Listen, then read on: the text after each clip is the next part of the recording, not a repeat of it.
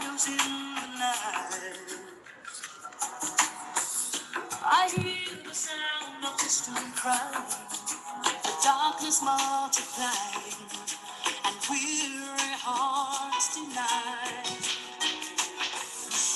All I feel is my heartbeat, beating like a drum, beating with confusion. All I hear are the voices telling me to go, but I could never run, because in my African dream, there's a new tomorrow.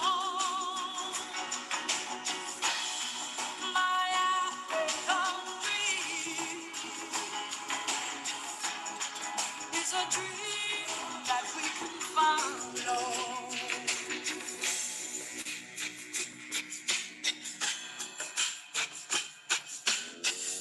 Now when the night begins to fall, I listen for your call.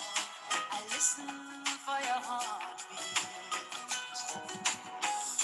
Alone, my dream is just a dream, another false illusion, a shadow in the night. All I want is for our hearts to be beating just as one, to silence the confusion. Then the pain and the illusion will disappear again, and we will never run. 'Cause in my African dream,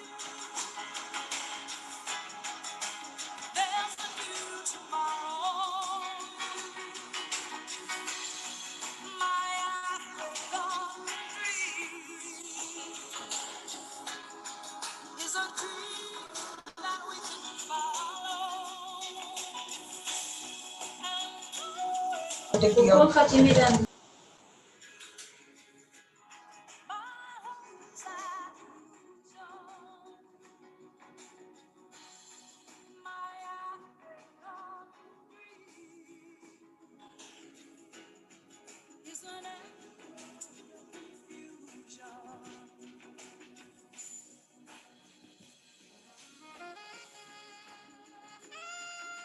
Nou gaan we ons hoor. Oké. Dus het haar daar zo. No sé si los voy a jugar, ¿no? Tu terari tu catizales en sacerdocio.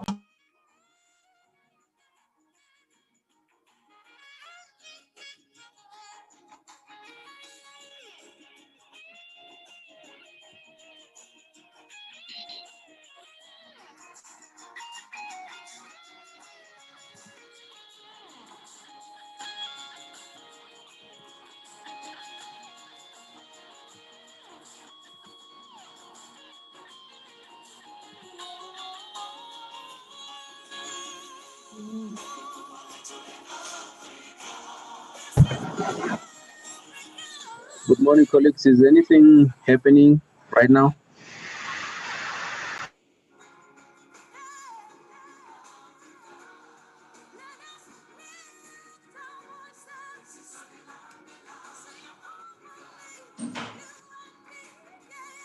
No, that means they are muting me. Yeah, then yeah, be saying. yes. So Just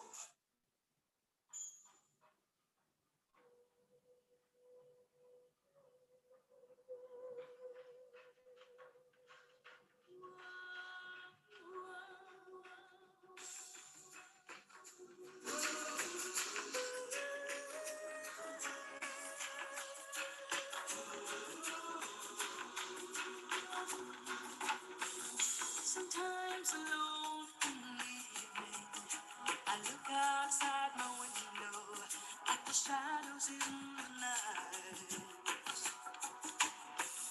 I hear the sound of distant crying, the darkness multiplying, and weary hearts deny. All I feel is my heartbeat, beating like a drum, beating with confusion. All I hear are the voices telling me to go, but I could never run. 'Cause in my African dream, there's a new tomorrow. My African dream is a dream that we can follow.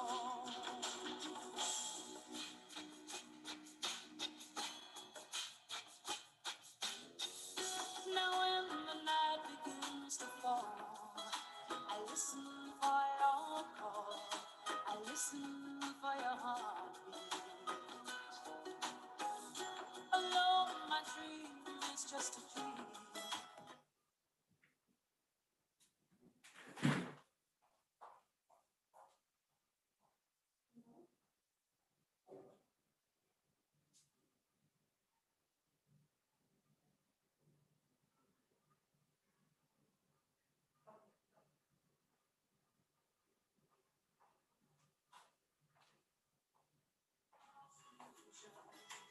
A shadow in the night.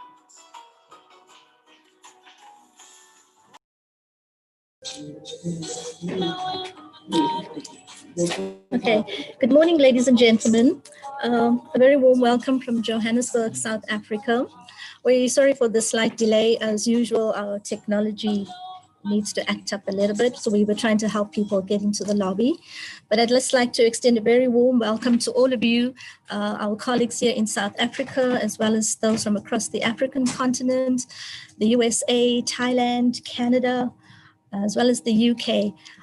This is the 5th Education Leadership Roundtable, and we have decided to theme it Education Leadership and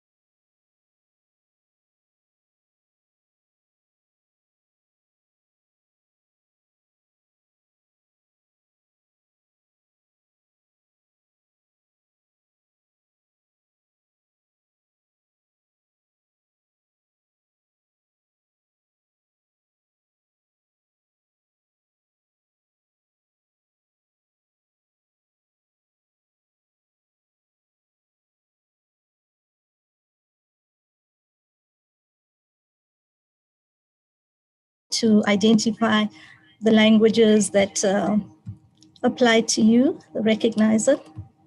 But I can say welcome. Welcome, Jumbo, Sambonani. Okay. Hello. Okay. So what I wanted to do here is to just give you a quick overview of how this whole project started. It actually started with a proposition that was put forward by Professor Philip Hallinger, who is a distinguished visiting professor at the University of Johannesburg.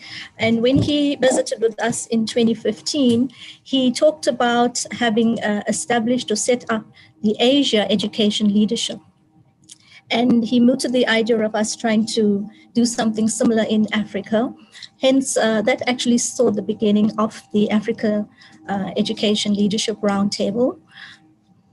And as you can see, when we initially started off, these were some of the goals that we had set in order to accomplish through the Africa Education Leadership Roundtable, to strengthen our network of scholars in education, leadership, and management at both the individual and institutional level, to develop an agenda for research on educational leadership and management in Africa. And more recently, we reached out to the African diaspora. So we would have colleagues today joining us from Canada, as well as the UK. And then, of course, we wanted to collaborate on current and future research projects on education leadership in these various areas, and to both enhance our professional relationships and form a foundation for future research and development. And we have actually started with this on some of the countries, notably Nigeria, Mauritius, and Zimbabwe. Just to give you a brief overview, through the years since we started in 2016, these are some of the issues that we have addressed. Just looking very broadly on education, leadership, and management in Africa, as well as the fourth industrial revolution, issues on cultural values within the African context, and of course this year the theme education, leadership, and management in the time of COVID-19. So we were reluctant to succumb to the COVID-19 restrictions, which has prohibited international and local travel quite significantly. And that is why we decided for the very first time that we would host our virtual roundtable. We want to apologize in advance for any technical glitches that may surface during the course of the day. This is uncharted territory for many of us, so we will probably get better as we navigate the technology. But just to say that crisis management is not new to education, leadership, and management.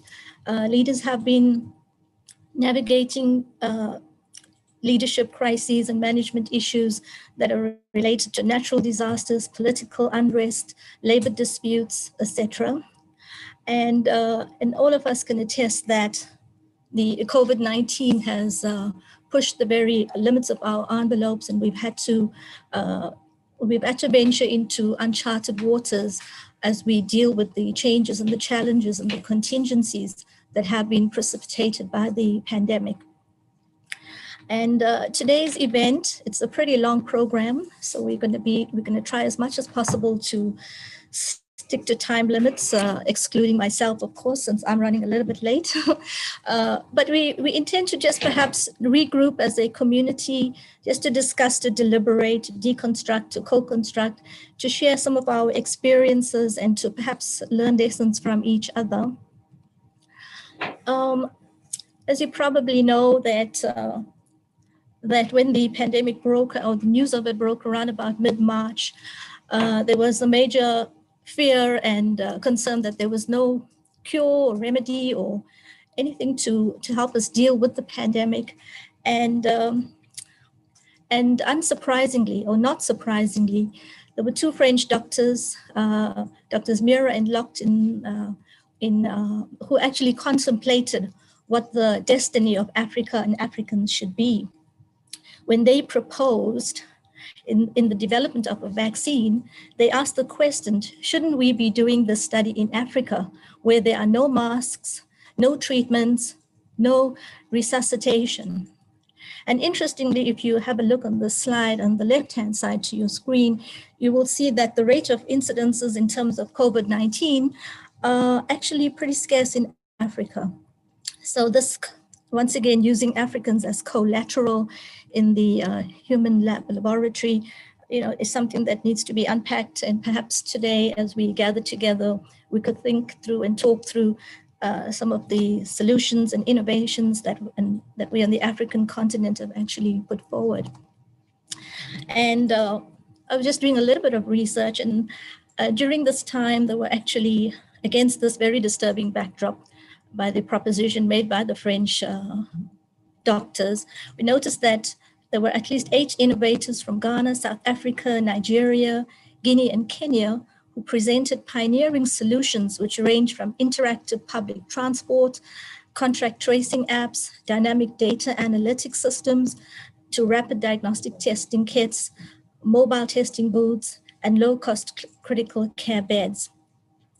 These innovations were already being implemented in their respective countries and showed potential to be scaled up across the region. But also, at the time the pandemic broke, and the craze, the Jerusalem Dance Challenge, actually also started to make its surfaced. And true to the African spirit, the South African spirit, whenever we are faced with calamities or joy or tragedies, we turn to music and we turn to dance. And so across the world, there was a dance challenge that was put out, and people took up the challenge, wearing masks and practicing social distancing, and it has become quite a phenomenon. So I just want to quickly review some of the themes and the issues that we have actually covered in the Africa Roundtable, and you will notice that not much has changed. It's just that the way we navigate this in a completely different environment. And so if we look through the program today, you'll notice that there are issues, topics that kind of address the dismantling of the dichotomous thinking. The either or mentality really has gone out the door, as everything that is possible to mitigate and to make progress has been put on the table. So we have to steer away from the either or dichotomous thinking in education leadership. Emotional labor and affective labor have also come to the fore.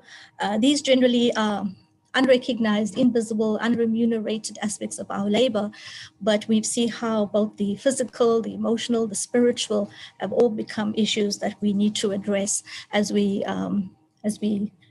currently navigate and think towards the future of education, leadership, and management. And then the issue of intercorporeality and transcorporeality. Now, that's difficult words to say in public, but hopefully I've got the spelling right. And that is just basically this whole quest to connect to people, human beings to human beings. And I suppose the pandemic has taught us that it's not just about our human interaction, but also our interaction with our environment, with our plant and animal life, and how that can impact and alter our destinies as well. And then, of course, leading through uncertainty in unprecedented times, talks about our own structure and agency, issues related to flexible work, working from home, telecommuting, generally mooted as preferred ways of working for certainly for myself. But what has come to the fore is the working from home begs the question: do you have a home to work from? What is the environment in your home? Especially, we've seen the rise in the domestic abuse, gender-based violence, and so those are issues that need to be taken up in terms of education leadership. And of course, the issues of intersectionality as it relates to race and class and gender. We've learned that the virus, there's an unequal distribution of the virus in relation to these identity variables. And perhaps as I conclude, I just want to read a quote from Bullard, who says that not all communities are created equal. COVID-19 is not the biological equalizer, reducing our socio-ecological structure to the bare strength of our bodies. Race, class, gender, and history matter in this pandemic. Many countries impoverished by colonial and neoliberal extractivism and exploitation have extremely weak health infrastructures. Epidemics do not occur in a void, acting instead in combination with the lack of food, insufficient sanitization, and poverty. And lest I be remiss, I would just want to, sorry to have to default to a kind of a somber mode, but just wanted to acknowledge the many friends and families, people that we have lost along the way, and just to perhaps observe a moment of quietness in remembrance of them. And finally, I would like to welcome Professor Sarah Gravitt, the Dean of the Faculty of Education. She will address you and also extend a warm welcome, warm South African welcome, a warm University of Johannesburg welcome to you. And I don't have much of a biography, except I thought these pictures paint 1,000 words about the spirit of Professor Sarah Gravitt. She loves children. She has dedicated her life towards the furtherment and advancement of education matters, teacher training in South Africa. And her profile says she is a teacher at heart, a teacher educator, and a student of education. With that, I would like to hand over to Professor Sarah Gravitt to address you as well. Thank you very much. I talk to you again in the course of the day. Thank you. Thank you very much, Juliet, for the introduction and for the warm welcome. Let me add then to say to all the participants, we are delighted that you are able to join us. And Sanbonani, Nimakulikili Kakulu, so my Zulu. I do speak some Zulu and I love speaking it. I don't speak it enough. Means for those who don't know Zulu, you are very welcome and we are very happy that you are joining us. I will only be a few minutes because what I actually would like to do is say a few thank yous and wish you very good and fruitful deliberations. But before I do that, just a few words. Our Vice Chancellor, Professor Marwala, runs a reading club at the university. It's quite interesting, the books that he would select, and then one would join in for discussions of those books. So this year, unfortunately, we couldn't have the discussions with a glass of wine and some nice company around us. We had to do it online, but we did it. And the recent book that he read was A Tale of Two Cities of Charles Dickens. And I thought how apt this very well-known quote from A Tale of Two Cities is. Namely, it was the best of times. It was the worst of times. It was the age of wisdom. It was the age of foolishness. It was the epoch of belief. It was the epoch of incredulity. It was the season of light. It was a season of darkness. It was spring of hope. It was the winter of despair. And one could spend a long time talking about how apt this quote is for the current situation. And this book, A Tale of Two Cities, as many of you will probably know, is an 1859 book that was set in London and Paris before and during the French Revolution. And the novel tells the story of the French Dr. Manet and his 18-year-long imprisonment in the Bastille in Paris, and he's released to live in London with his daughter Lucy, whom he had never met. I will not dwell on this quote in relation to the situation that we are experiencing in general now, but I would like to say a few things in relation to this quote that applies to what I experienced also in the field of education.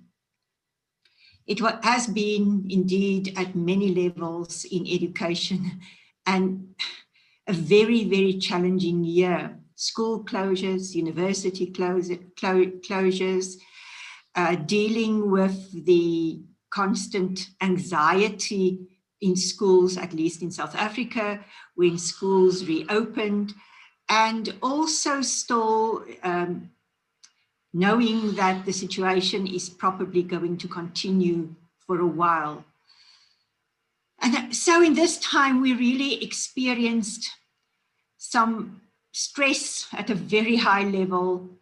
But what struck me also was the resilience that I saw in so many people in education, the creativity. And here, let me refer to my own institution, where staff members rose to the challenges in amazing ways, and sometimes in very, very creative ways, ways in which one would not have envisaged before. I saw the perseverance. I saw the care that one at my own institution, but also in many schools.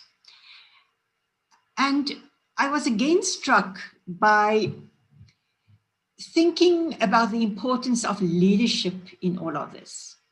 So those institutions that seem to be doing reasonably well during this time, if one looked at that institution, you would have realized that there was strong leadership also in that institution. Strong leadership and management prior to the crisis. So it was not the case that new systems suddenly had to be put into place. Yes, of course, we were confronted with challenges that we never envisaged, but there was a sense of we are able to deal with this. And dear colleagues, by that I am not underestimating the huge difficulties, particularly in many of our schools in impoverished communities. I'm not for one moment underestimating the loss that we had this year in terms of education in this country and also in many other countries in the world, and particularly in Africa. So this means that going forward, that we would really need very strong leadership and management to help us chart these waters that we don't know, and to help us to gradually move back to a situation in which we may feel more in control, but also in the process, taking our staff members that we work with and also our communities with us. So at this very difficult time, I really wish to salute all leaders in education and underscore again the very, very important role that leadership plays in education. And I really wish you all the best with this important deliberations today and tomorrow. I saw the very topical issues that will be discussed, and I'm hoping that these would contribute to your own environment to support you in the way forward. So all of the best with the deliberations. And then finally, from my side, a few thank yous. Thank you firstly to the organizing team, Professor Juliet Perumal from UJ, Professor Pierre Duplessis and Dr. Parvati Naidu. And then a big thank you also to the PricewaterhouseCoopers team, Mr. Dayalan Govender and Ms. Chanel Haupt. Much appreciated that you partnered with UJ in presenting this roundtable. And then thank you to all of you who are participating and who will be presenting during these days, but allow me also to particularly highlight our keynote speakers, and we are really delighted to have three of our distinguished visiting professors joining us, namely Professor Philip Hellinger, Professor Anthony Onwubuzi, and Professor Antonia Dada. Thank you very much for your involvement. And then also thank you to Mr. Dayalan Govender from PricewaterhouseCoopers, who will be the one of the other keynote addresses. Thank you very much, Juliet and colleagues, and all of the best to you. Colleagues, thank you very much. I'm going to start because I'm the moderator for the first session. I'd just like to thank the Dean, Professor Grabbett, for the welcome. Thank you, Professor Grabbett, and thank you for joining us today. Colleagues, as you know, we are on virtual time today, so I'm going to be very short in my rules. So when I introduce you as keynote and all the other presenters, please, colleagues, if I give you, I will give you an indication that you have 2 minutes, then you know that you must round off maybe or being very close to close your presentation. As it's a very long program, we cannot prolong it with going over time. So my request is that please, to all colleagues in the first session and during the day, to keep with your 10 minutes of your presentation. I know it's a very short period, but please keep to that. And I'm not going to be rude if they say 2 minutes, and I'm not going to be rude if I say stop, because we need to continue and try to keep to time today. Thank you very, very much, colleagues, and welcome to the first session of today. And I'm not going to prolong it. I would like to introduce our first keynote speaker, Professor Hellinger, who will be talking to us on COVID-19, leading for innovation in a context of change. Now, Professor Hellinger is a professor in management at the College of Management at the Mayodel University in Thailand, and also visiting a distinguished visiting professor at the University of Johannesburg. He has been a global leader in educational leadership and management for 40 years. His research focuses on school leadership, change, and innovative approaches to leader development. So, Professor Hellinger, welcome. Nice to have you on the program, and it's over to you. You've got 15 minutes for your presentation. Over to you, Professor Hellinger. Thank you. Well, good morning to everybody. I hope you're able to hear me. Somebody give a thumbs up. Soweto, can you hear me? We can hear you. Thank you. Okay. So I enjoyed the opening remarks from Juliet and from Dean Gravitt. It made me think about how quickly reality can change. In fact, right before COVID, my own dean was about to implement a new system of checking how many times a week and for how long faculty members were coming to their offices by using the card system that we use to enter and leave the building. So think about that mindset. And then COVID came, and I didn't go to the building for 3 months. So it says something about the paradigm that we operate under, and something that seems that it would be very normal or abnormal can change overnight. And that's what we had with this, what I'm calling disruptive change of COVID-19. Now, it's a paradox that we live in a world of constant change. Most of the changes are slower. Every day there are small changes in our lives. But if you look at this yin-yang symbol on the screen, it's true that not while change is the constant state in the world today, resistance to change is the natural state of people. And if you're an administrator or a leader, principal, administrator in any kind of organization, you tend to look at resistance to change as something negative and something to be overcome or rolled over, and people who resist are bad. But actually, resistance to change can be looked at in a different way, as something that tries to maintain a balance where people still feel comfortable, confident. If there's too much change too quickly, how do we feel?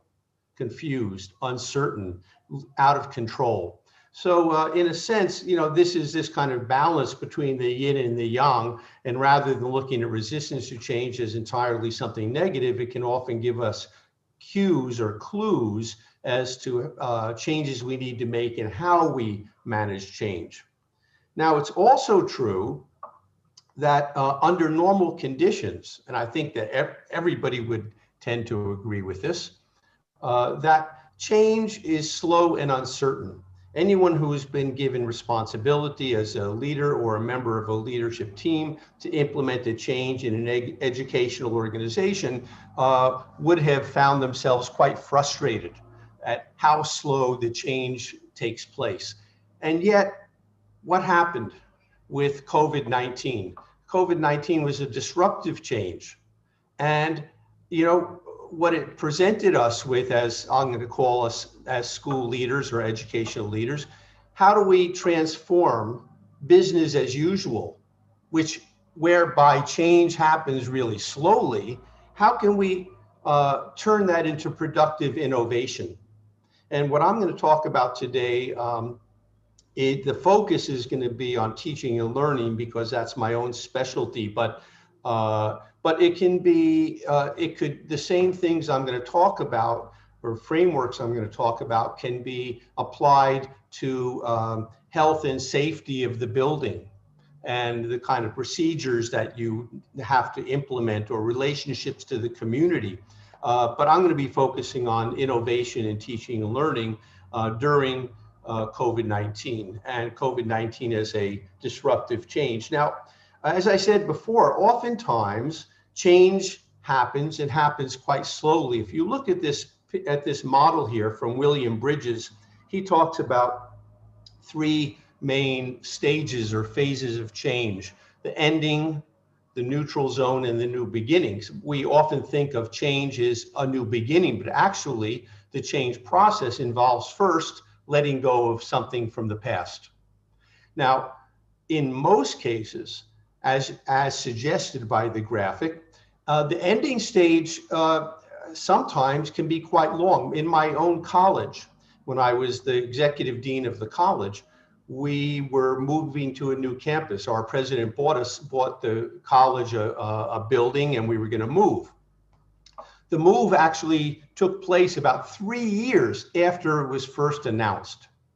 So so in that case, the ending period lasted about 3 years until we actually made the move. But for 3 years, we knew we were going to move, and we were in this very long, torturous, slow letting go stage. But with COVID, unlike most of the changes that we deal with, COVID was like almost overnight, a matter of weeks, really, months, weeks.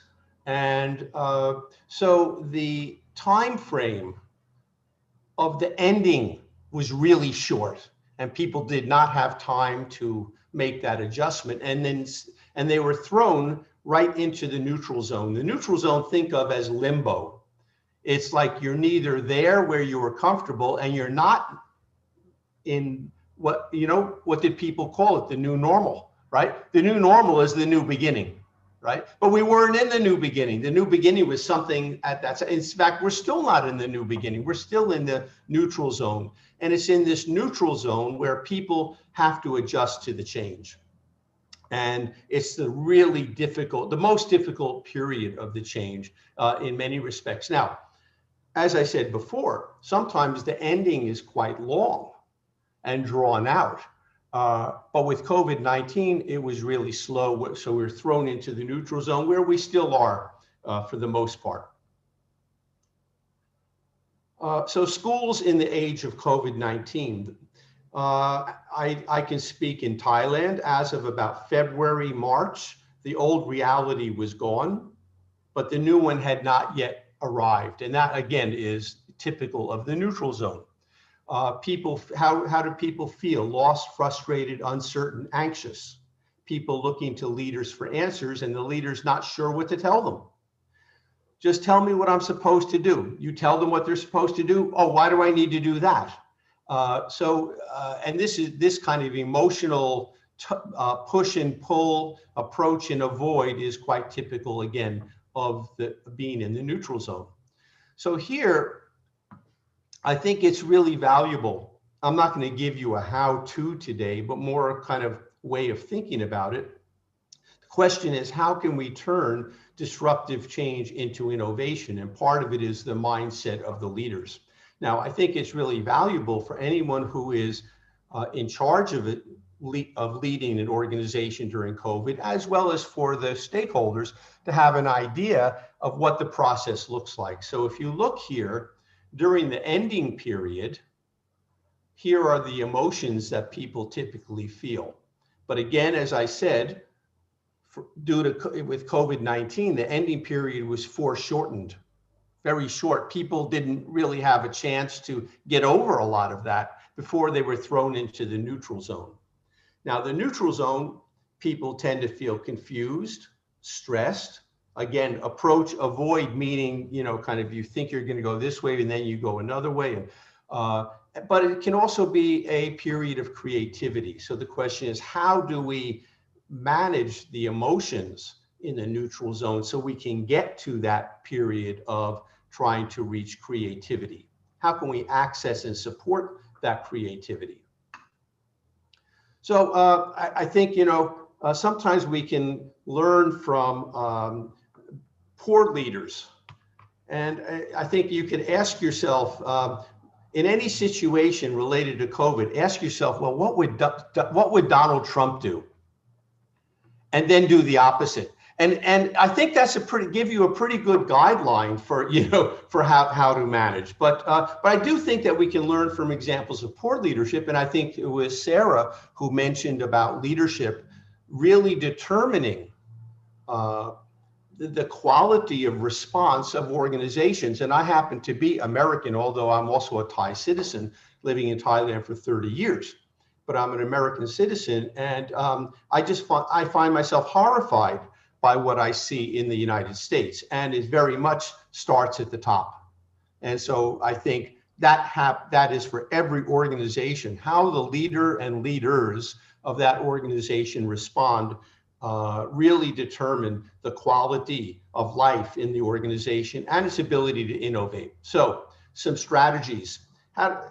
Again, back to this idea of you've got most of these people who did not have a chance to adapt to the fact what they were losing, and now they're thrown into this limbo of the neutral zone.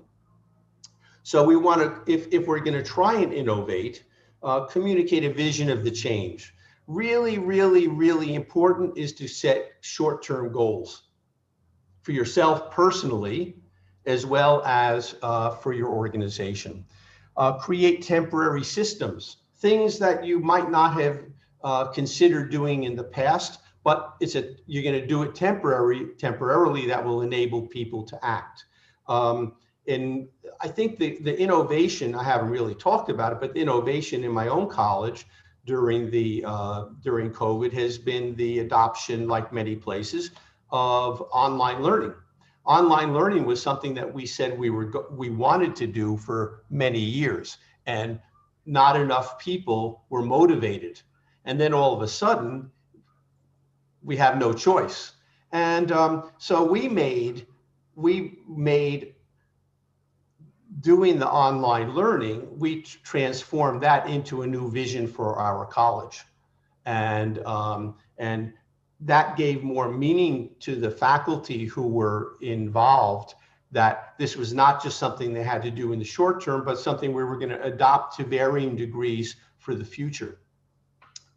Important to strengthen networks in order to reduce social life isolation. So leaders creating virtual or real social events so that people don't get isolated. Find quick wins and share them with people. We were in the second half of our winter term when COVID came, and we created a line group in our college with people sharing the things that we had. We did some training, but we also did some sharing of quick wins as we found them in our classrooms.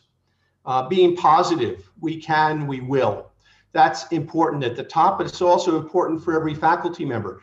When I started teaching my classes, I told them online, I said, look, the way we're going to learn is not going to be the same as before, but I am absolutely confident you will leave this class with just as much in the way of learning as if we had been learning face-to-face, although what you learn might be slightly different and the mode of learning will be different.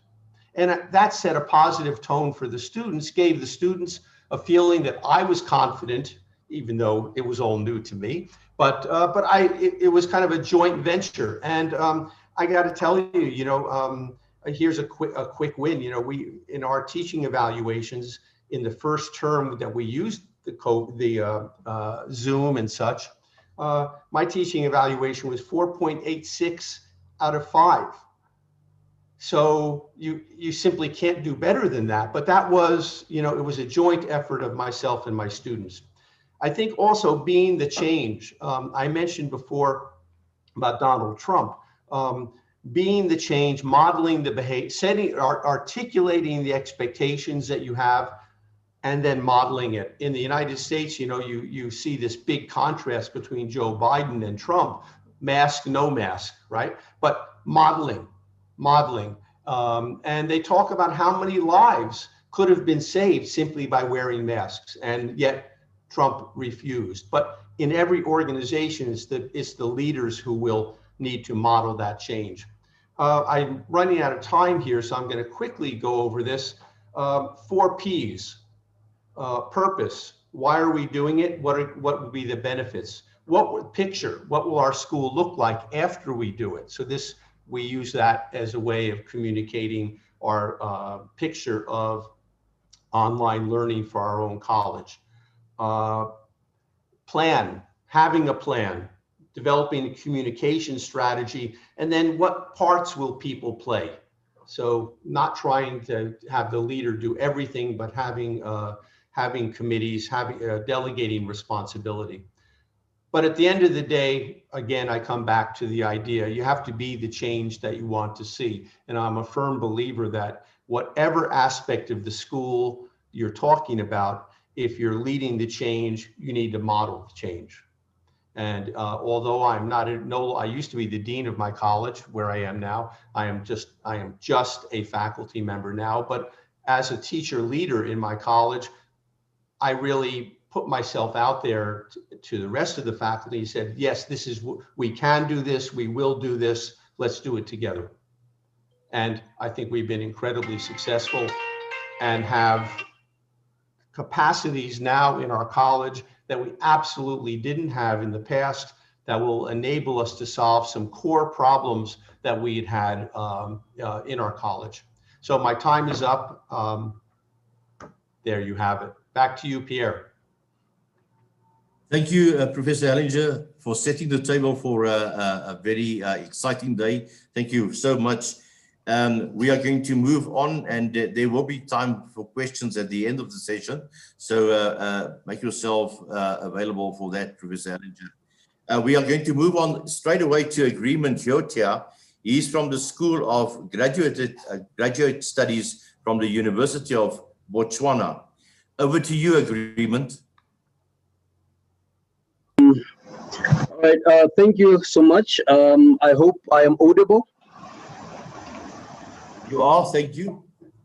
All right, thank you so much. And let me actually thank the previous speaker for having already covered my presentation. So you definitely won't have to worry about the issue of time because my presentation has already been done. The previous presenter has just presented on the issue of mindset of the leaders as very fundamental whenever we are supposed to see or implement change. And then also he articulated the fact that the leaders determine the quality of life that we are supposed to see.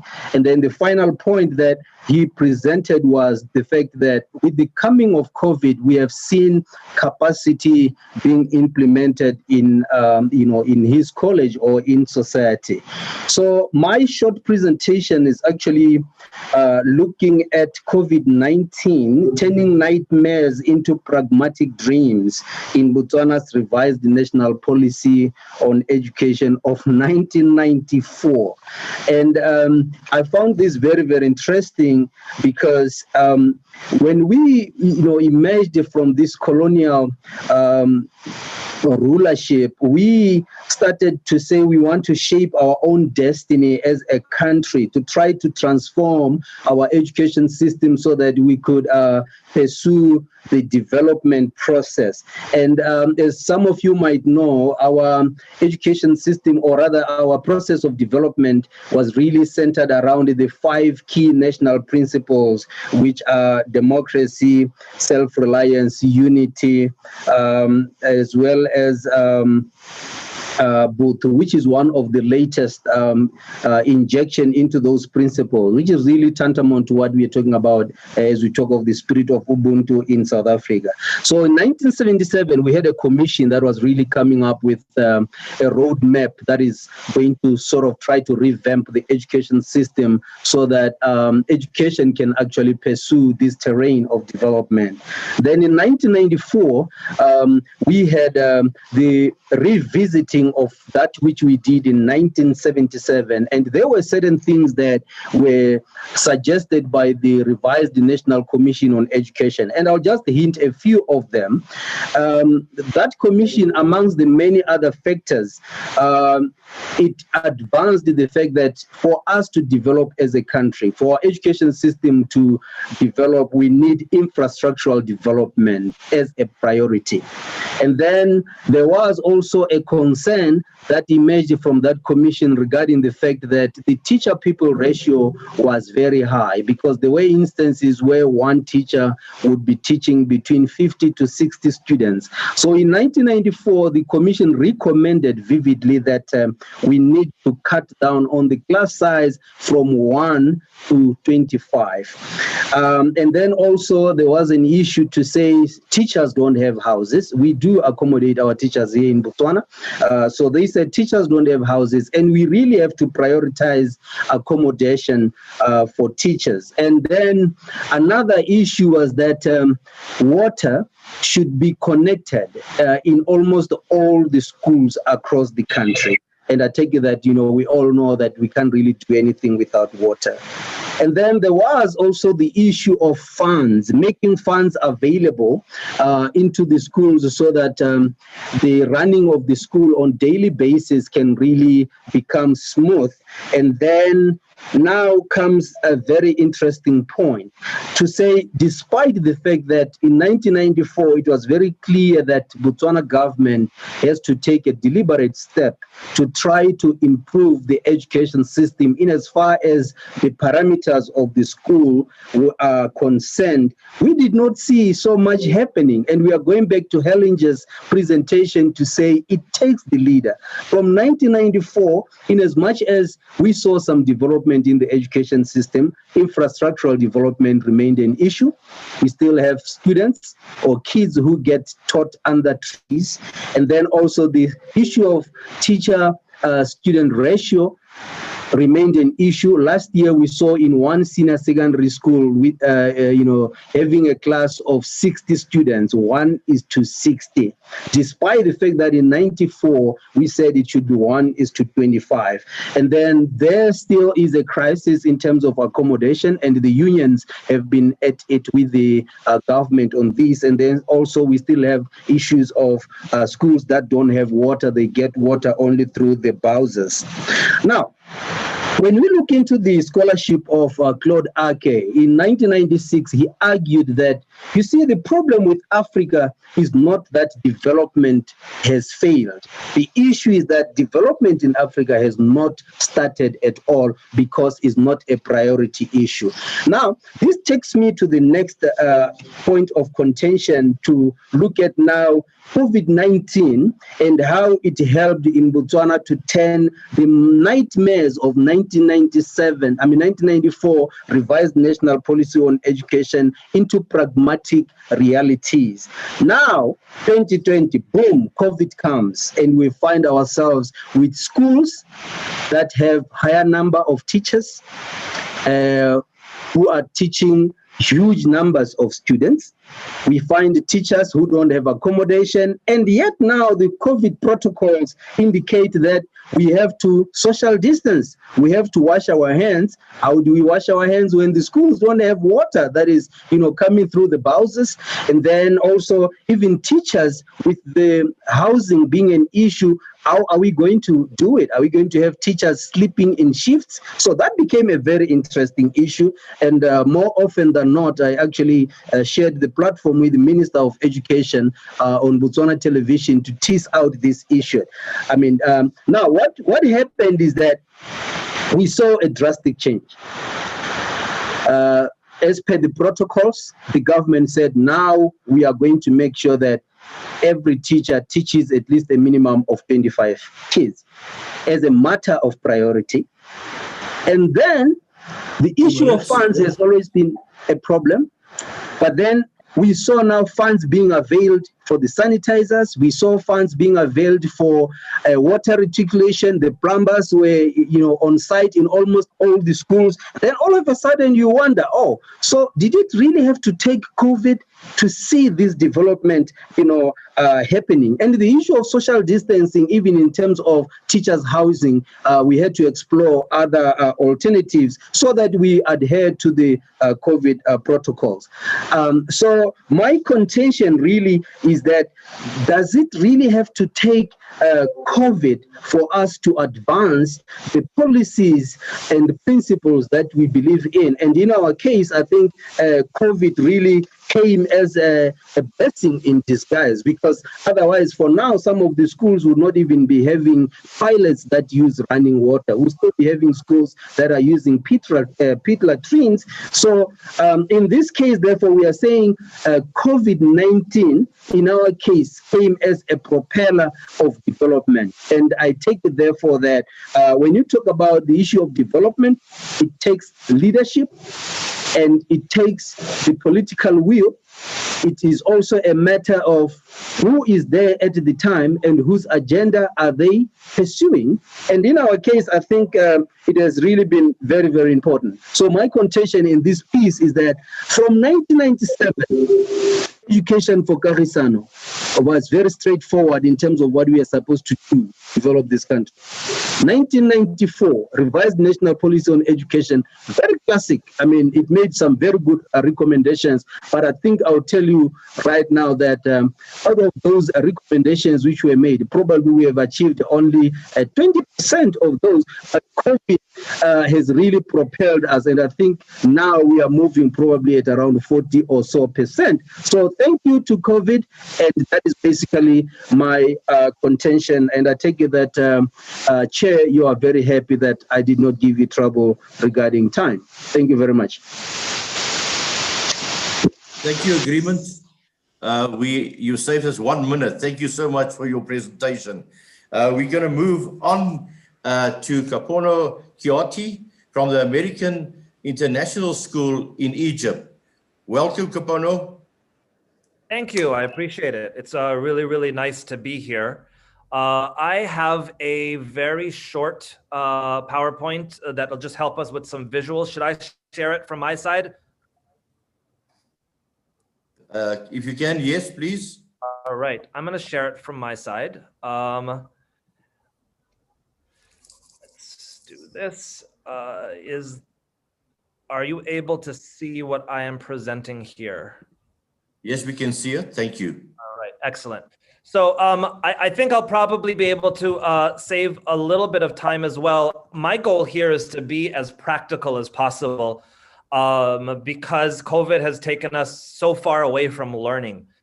I think probably most of you who are working in schools have felt this. I am a pedagogist versus a manager. I really love the art and science of teaching. I love talking to teachers about teaching. I love observing learning. And this is really where my heart and soul is as an educator. Yet I think so many of us have been pulled away from thinking about education and we're thinking about keeping kids and on our faculty and staff safe and healthy. So to pause for 5 to 10 minutes here, 8 minutes ideally, and to think about how COVID could help push us towards thinking about education again is important. And that's what I'd like to do. I'd like to be really practical.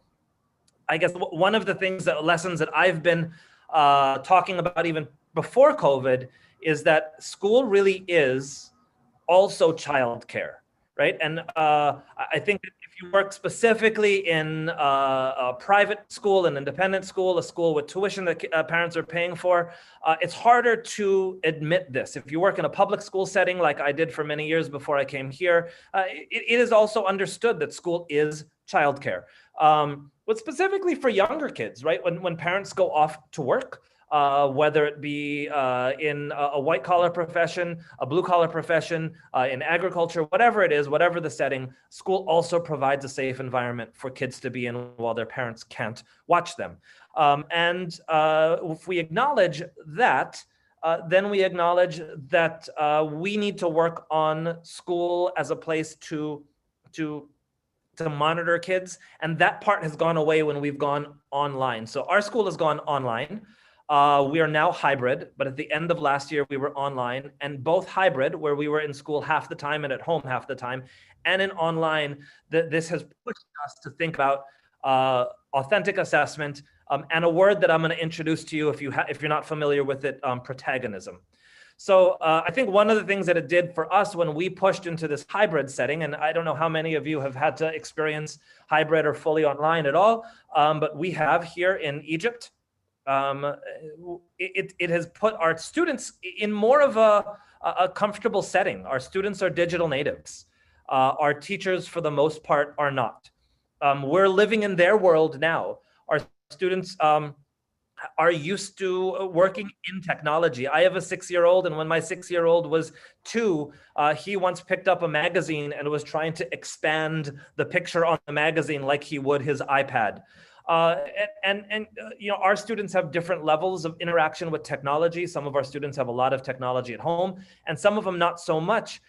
Yet even students who don't have the privilege of having an iPad at home have usually at least one parent with a cell phone at home. And this is actually quite different than when most of us grew up. I don't think many of us grew up with even a cell phone at home. I definitely did not. I grew up with a card catalog in the library. I grew up with a landline at home. I grew up with a television that I needed to turn the dial on and 4 TV channels. Even kids who don't have the luxury of a laptop or an iPad or home Wi-Fi are still growing up in a world with significantly more technology than we did. They are, to a greater extent, digital natives, and our educators, our teachers, are not. This opens up lots of opportunity for professional growth, individual teacher growth. We've used this as an opportunity to show relevance for certain professional development that we wanted our teachers to have. Google Level 1 training is very inexpensive. In our context, it's $10 a teacher. For us, at least, we can afford that. Google Level 1 certification is what we want all of our teachers to have to start working at our school.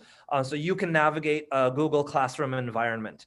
Google is free. It's a wonderful service that we use, Google Classroom, Google Slides, Google everything.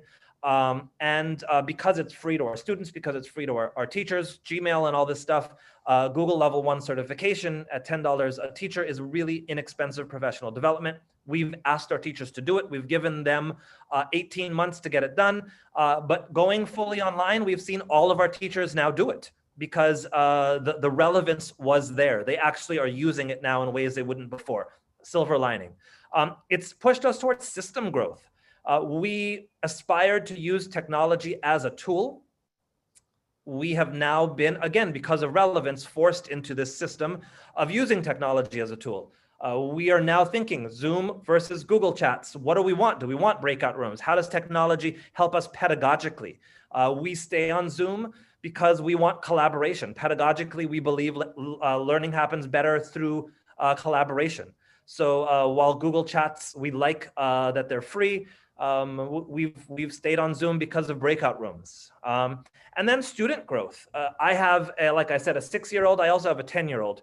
And my 10-year-old was in 4th grade last year. He's in 5th grade this year. And he was forced onto email. He was forced to become organized and learn technology, not just to play games, but to learn. And that learning of how to learn through technology, even though our students are digital natives, they don't know how to use technology in a structured and safe way.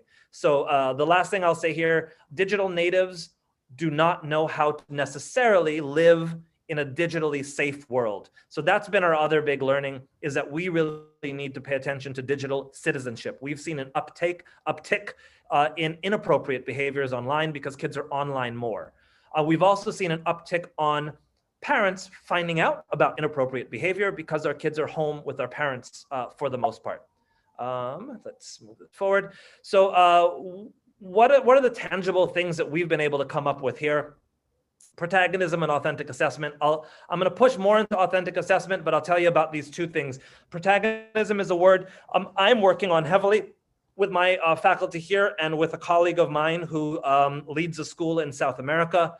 Protagonism is not a word that I used in English with regards to education, but evidently it's used in South American Spanish. It's kind of my term that we use in American English, student-centered learning. Student at the center of learning. So if you read about, you study American educational philosophy, John Dewey, or even more international education philosophy like Maria Montessori and these people, you're familiar with student-centered learning. I really like this term protagonism because it, like in a novel, the protagonist is the main character, right? And in American education, we're using protagonist, the official term, instead of main character now when we educate. So what does protagonism mean? It means a student is the main character of their own learning. Students seeing themselves as the main actor of their learning. Teacher as coach, student not just as passive learner, but the lead actor of their own learning.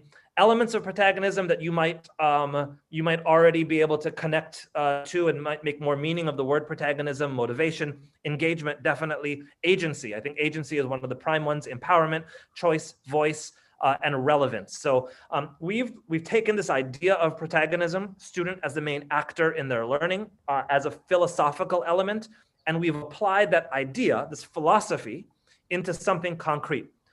Authentic assessment. What's an authentic assessment? Grant Wiggins, who writes about this often, he and Jay McTighe are famous for the curriculum planning called UBD, Understanding by Design. An American publisher, ASCD, has a lot of their works, but Grant Wiggins is a great author.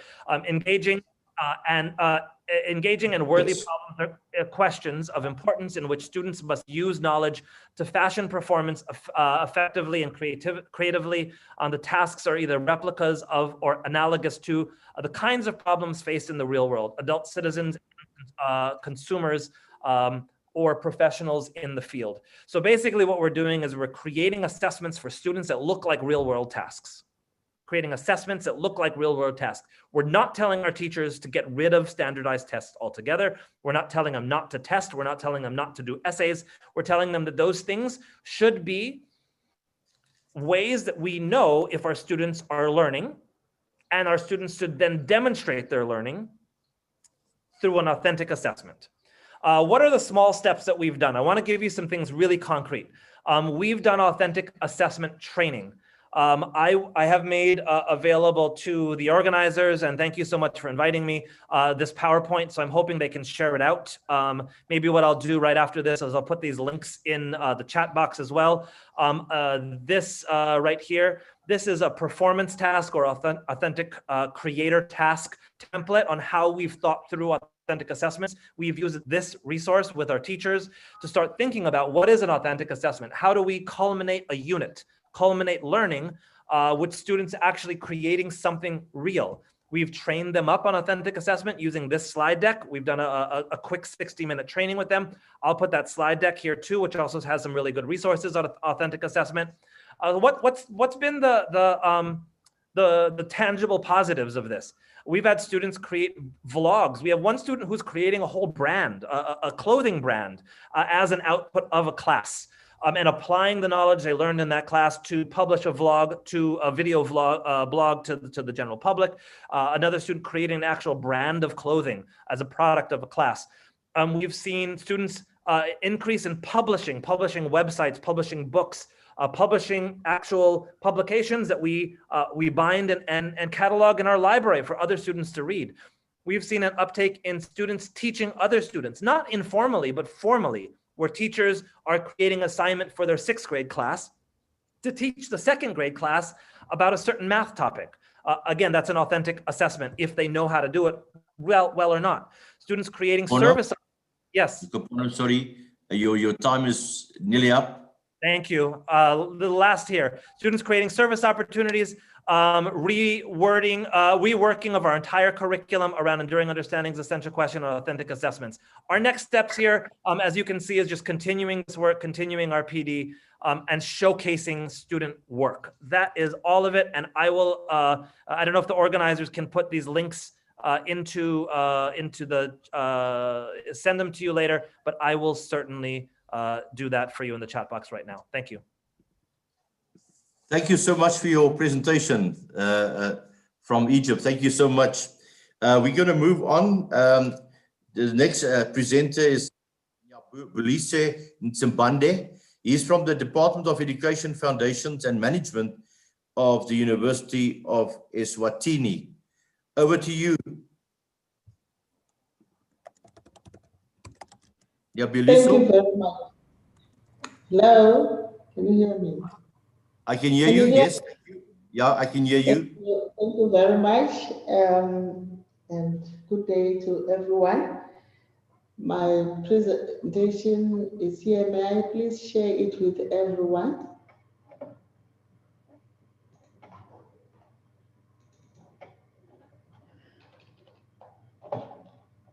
Okay. But I seem to be having a problem. Okay. Thank you. Yes, as shown in the title, I'm going to be presenting on the burden of school management during the COVID-19 using the lens of the chaos theory. The principles of the chaos theory have already been alluded to, and most of what I would have liked to say in the introduction has already been discussed in the previous presentations. But the aim here is to present the experiences of teachers, but mainly principals, not just teachers. Their experiences in the time of the COVID-19 era, and also to show how the traditional management thinking is challenged using the chaos theory in the context of schools. Some of the principles of the chaos theory have already emerged, like the issue of uncertainty, fear, resistance, looking at systems as non-linear and all. So all those were captured because they are relevant to what the schools were and are still experiencing during the COVID-19. I'm sorry, I seem to have people on my left, but I don't want that. I want a whole presentation. Where do I go from here? Okay. Yes.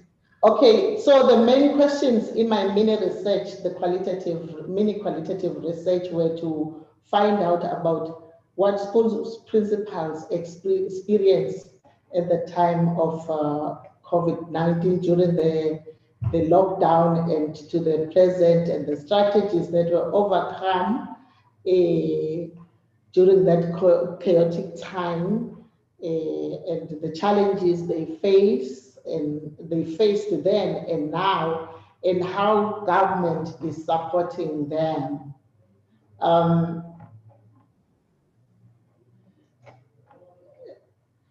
The methodology is that one which I used because I said it's a mini qualitative approach using 5 school principals, and it was responsive and convenient because I used principles that are in the leadership and management program that I teach.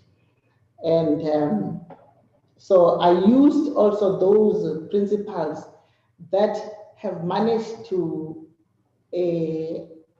turn their schools around, and they are already feeling like they have stabilized in increasing learner outcomes.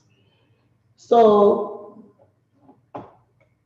after data saturation in the 5 school principals, these are some of the findings that I got. It's a pity I can't go to this side, and I don't know how I can be helped here to have my full slide. Okay, Let me share again and see if I can have a full slide. Okay. Oh. Okay.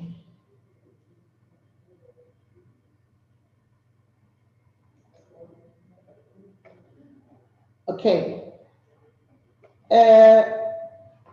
The findings. The findings are that, you know, like the concept of management, planning is from a predictable point of view, yet schools, thank you very much, sir. Planning is from a predictable point of view, yet these schools, like any organization, are open systems. They can be affected by the external environment at any time, just like the way COVID-19 came. So we are saying that this COVID-19 challenged the status quo in the way they were planning. It was unexpected change. Schools were thinking that things are going to be as normal as possible. And now we find that teachers are suffering, teachers, principals, and everyone is suffering from anxiety, depression, isolation. And as I have said that they plan from a stable environment, they distributed the books at the beginning of the year before COVID, before we were told that schools must be closed. So that was what came as a surprise to the schools. And already since the textbooks, for example, were already distributed in schools, government had not paid for those, and so schools had challenges in paying the suppliers, and government had already declared that it is cash strapped. And so schools were owing, and schools, parents were also not paying. The core, which is teaching and learning, was challenged. As when the schools opened, the focus was more on the health part, yet schools were also cash strapped because the government was also not providing any financial support. So also the parents were uncooperative. Parents were also making excuses that they were also retrenched and didn't have money. And again, one of the findings is that schools continue like before,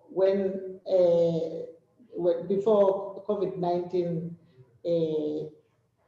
took place. They are managerialistic in their approach, and administrative. I was looking at the administrative theory, which is about just basic planning, managing, organizing resources, blah, blah, and then bureaucratic. So in other words, they were maintaining the status quo and added to the change, confusion, and communication was mainly about the achievement of the goals, and yet teachers, learners, and everyone were going through a lot. And they continued to micromanage the teachers. For example, supervision was no longer focused on teaching and learning, but it was about the login, log out experience, or that managing that system.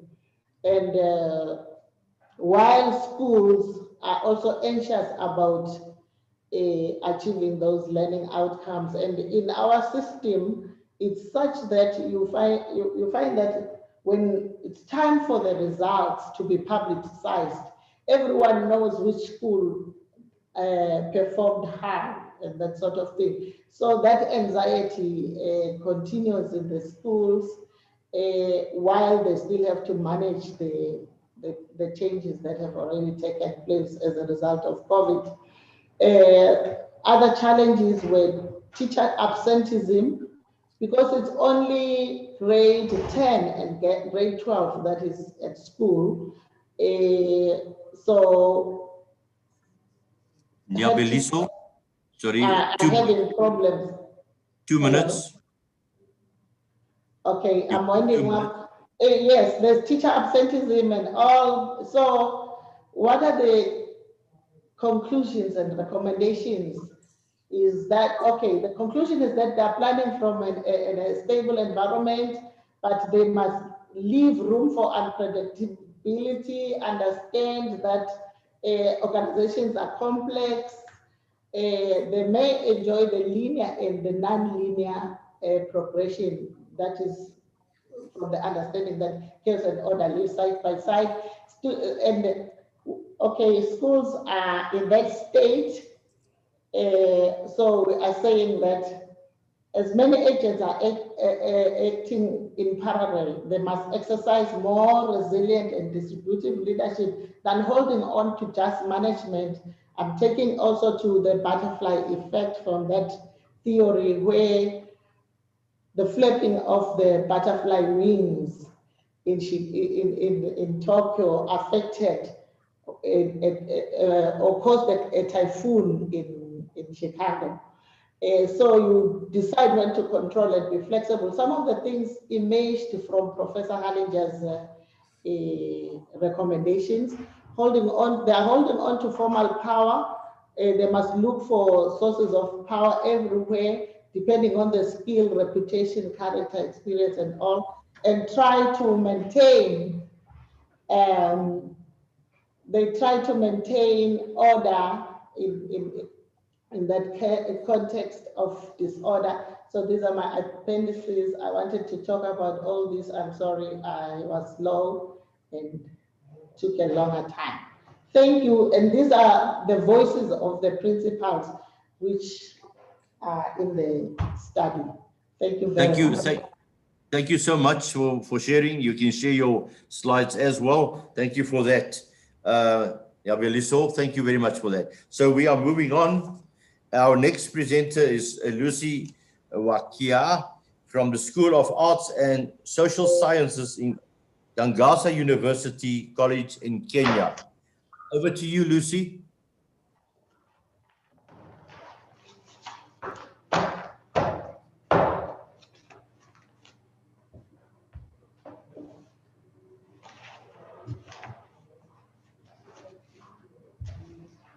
Okay, Lucy, thank you. Sorry about that. Just trying to set up. I hope everyone can see my slides.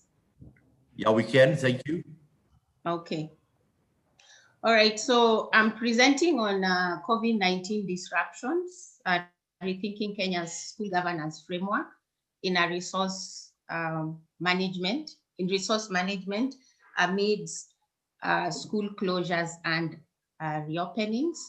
So when you think about school governance, we are thinking about the financial, human, and other resources used for the purpose of attaining short-term objectives and also long-term goals of the school.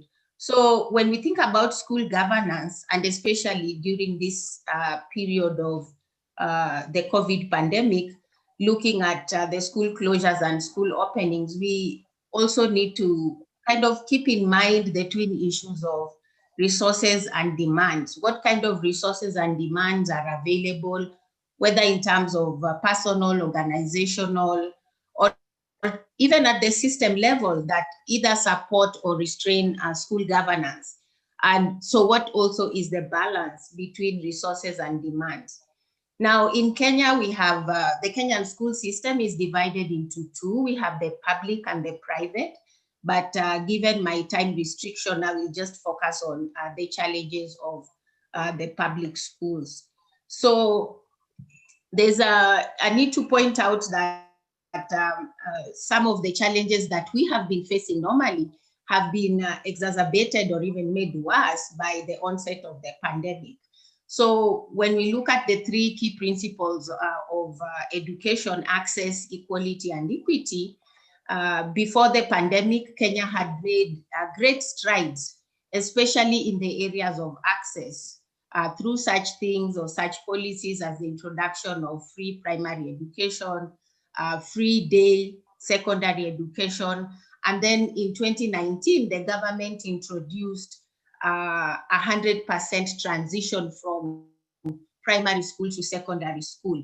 But then when COVID set in, it seems like we have gone back, we have regressed on the gains that we had made, not only in terms of access, but then also in equity and equality. So against this backdrop, what are some of the challenges that school leaders are currently facing, keeping in mind issues of resources and demands? So I had them in two sections. We have the challenges that came about during the school closures, and then the challenges that came about thinking of school reopenings and when we actually did reopen the schools. So the schools were shut down on March 15th, 2020, just as soon as we had our first case of COVID, and then the schools were shut down. As I've already talked about, there was regression on those three areas. The other thing was with the kids at home, how are they going to be engaged? What was the status of the virtual learning? And this is where we saw a great divide between those who have access to technology and those who don't. And I think this has already been mentioned even earlier on. I think Kapono mentioned something like that. Then the issues of teacher empowerment. Once again, we see a big divide, especially between teachers who are in well-resourced schools and those teachers who are serving in the high-density urban schools and in the rural areas.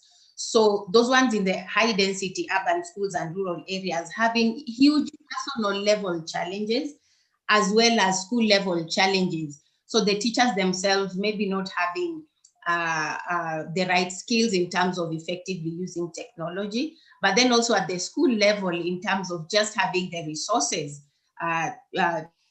technological resources. Though we find that there were some principals who were very creative, brought their teachers and students together and started even WhatsApp groups. So especially for the examination classes, so that they could be able to provide them with some remedial learning support. And then the role of the principal in managing the human resource was also another challenge. So you find like there are some teachers who don't really teach in that they teach in that school, but they don't live there. So when COVID happened, they had to move away back to their, what can I say, their initial homes. So then bringing them back, when you think about issues of school openings, was proving to be a challenge. So when the schools eventually did open, we had a phased opening, which began on October 6th, with certain classes, grade 4, standard 8, and form 4. And the rest of the classes are going to come back next year, January 4th, 2021, which is almost, this group of students are almost a year out of school. So some of the challenges that have been experienced before and even with this first opening of the schools is issue of resources for learning. So it's in terms of meeting the Ministry of Health protocols of social distancing, providing masks, hand sanitizers, and so on.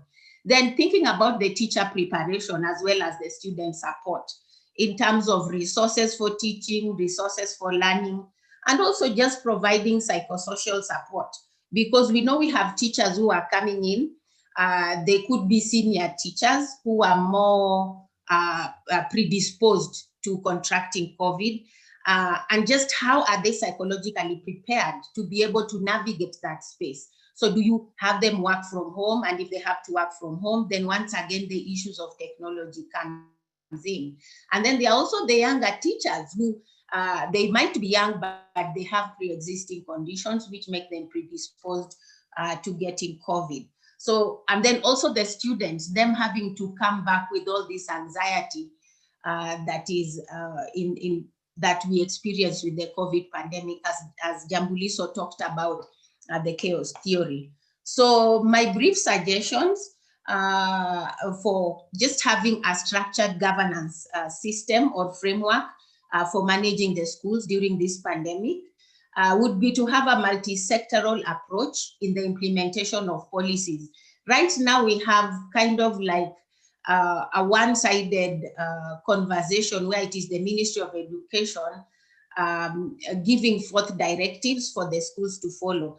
But there needs to be a concerted effort between the Ministry of Education and other ministries, as well as the National Disaster Management Unit, to be able to just create a conducive learning environment.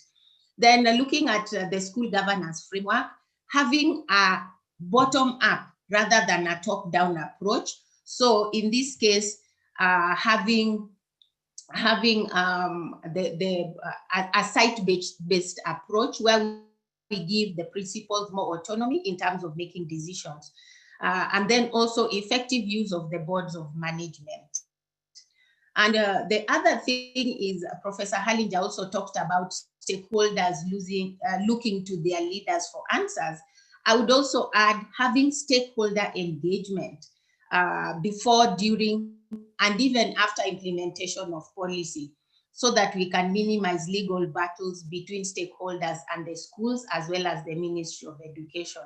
We had an incident whereby the ministry introduced a policy of community-based learning, and they were taken to court by a parent. But this would have been minimized had these parents been on board.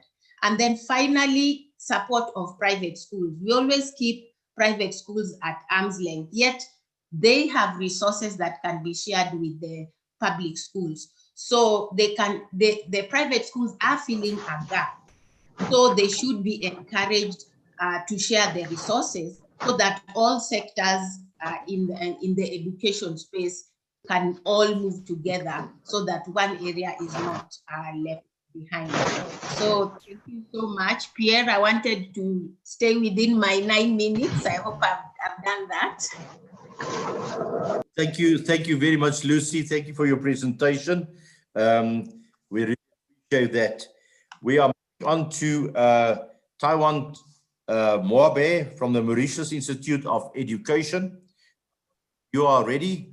You can start. Thank you so much and welcome. Good morning, colleagues, or good afternoon, colleagues, to some of you. I'm Tejwant from the Mauritius Institute of Education, and I'd like to thank the presenters before me for really posturing a really nice linear yet intersectional argument, which also aligns with some of what I'll be discussing briefly with you this morning.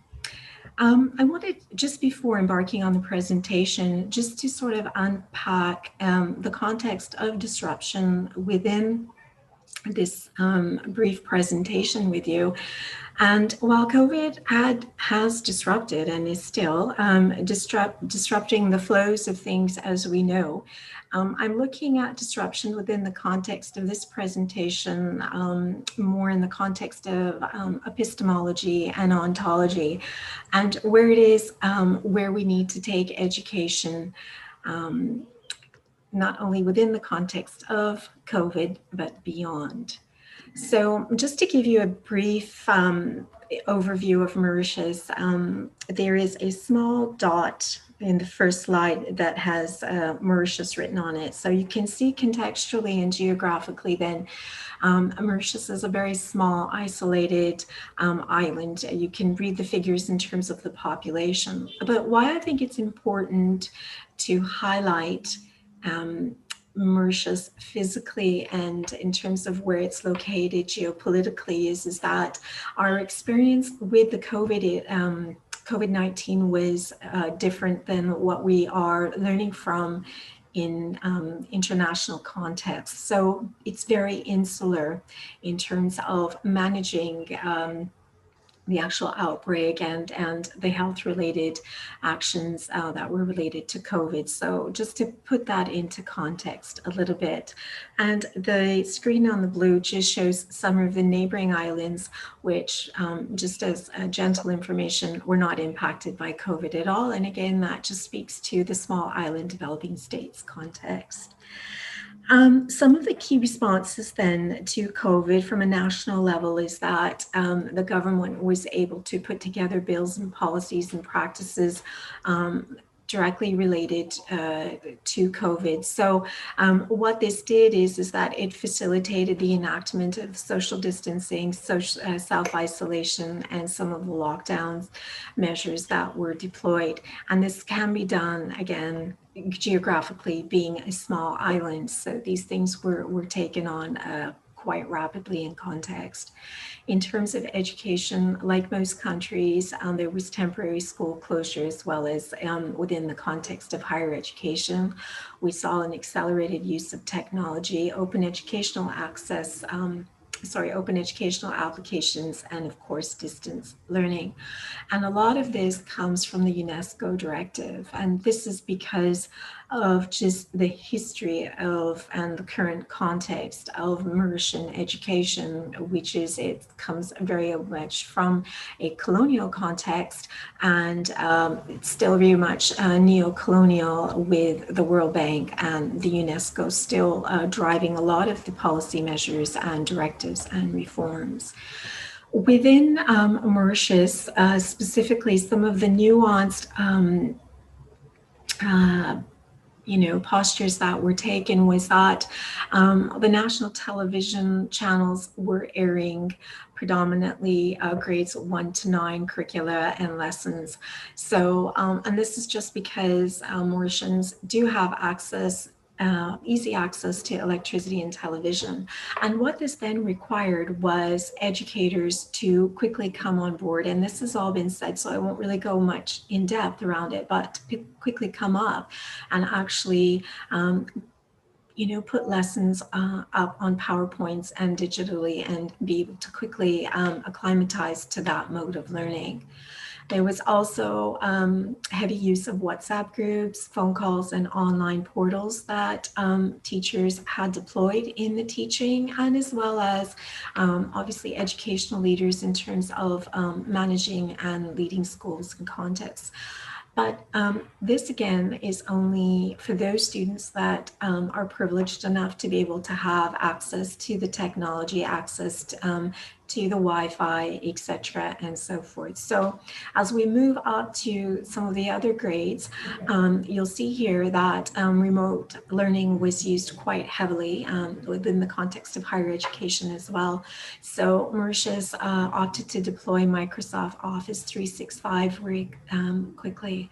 And the reason for mentioning the big corporate giant of Microsoft 365 and the UNESCO directives is that it's taking me into the next set of questions that I want to raise in this presentation around really looking at the macro frameworks that are leading the spaces of education. And I think really disrupting their roles within the space of education and asking more critical questions around agency and where agency is at and how agency has been driven and whose agency is being driven, etc., and so forth. So we know certainly through Microsoft, for example, there's a big marketplace for a lot of what Microsoft is doing now. So just also posturing different questions around the roles of corporations within educational spaces today.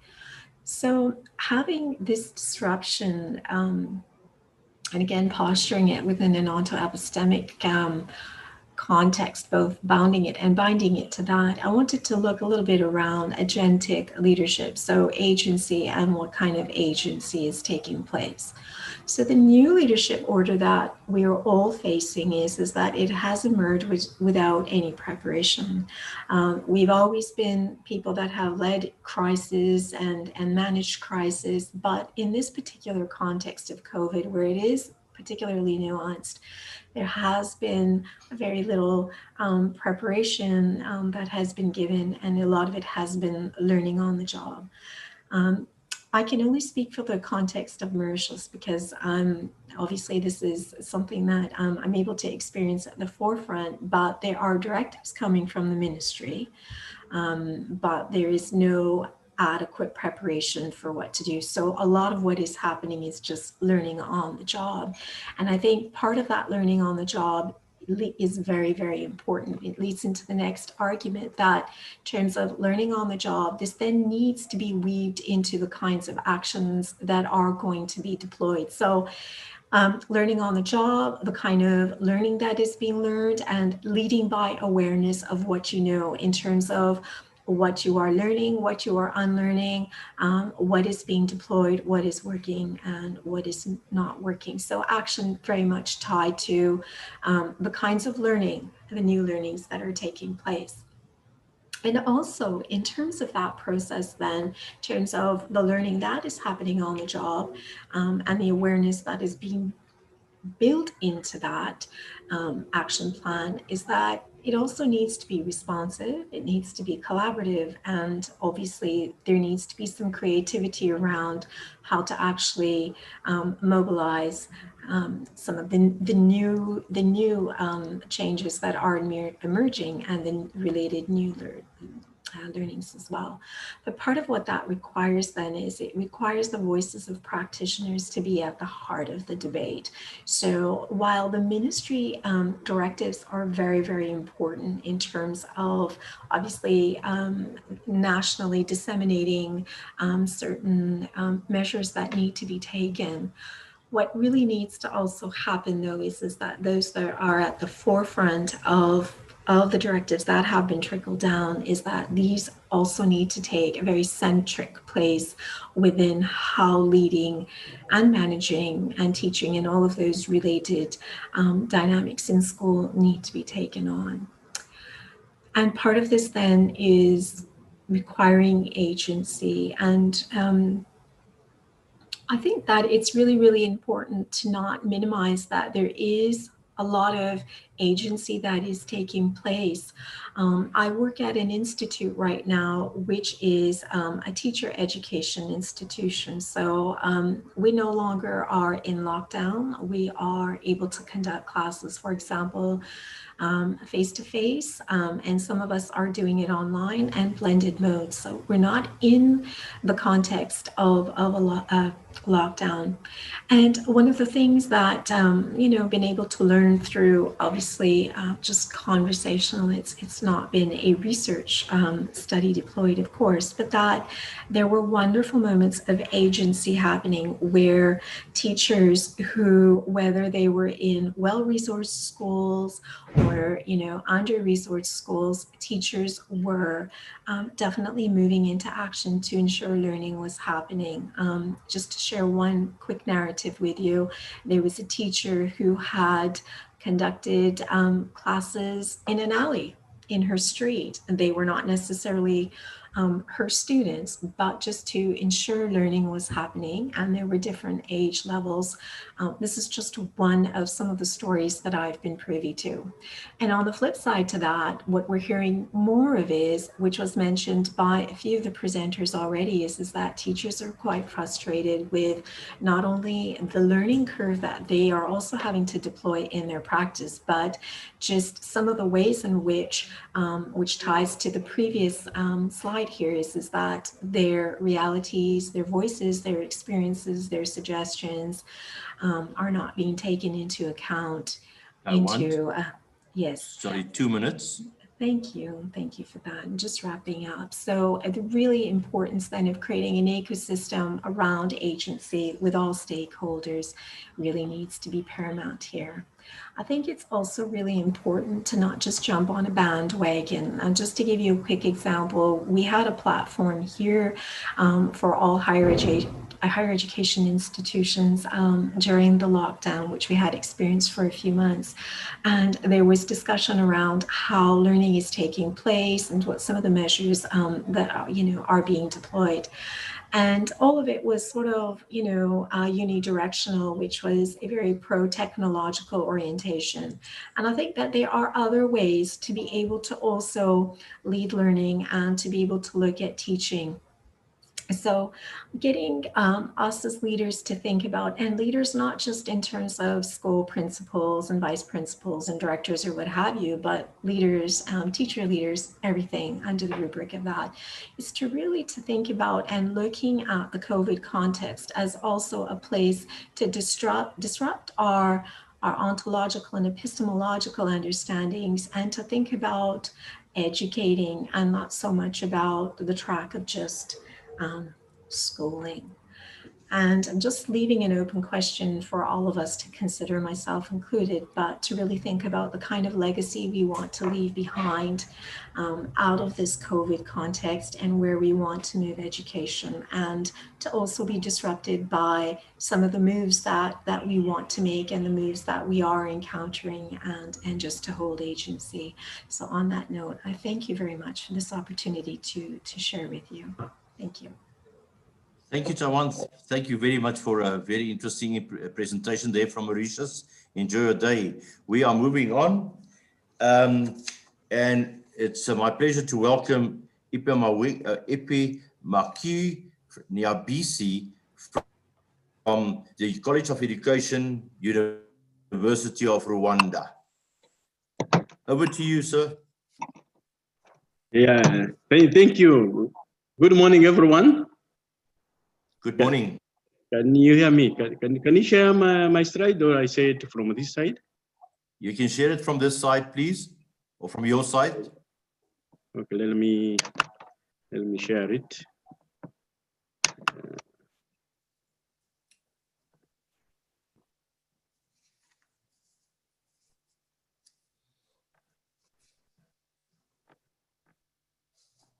Yeah, can you see it? I'm sharing it.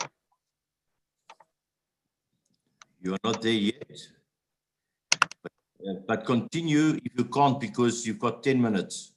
Yeah. There it is. Thank you. Thank you. Yeah, I think you can see my slide now. Thank you. We can. Yeah. Thank you very much. I'm Epimac from Rwanda, the University of Rwanda, and I would like to share with you, experience on education leadership in Rwanda in the era of COVID-19,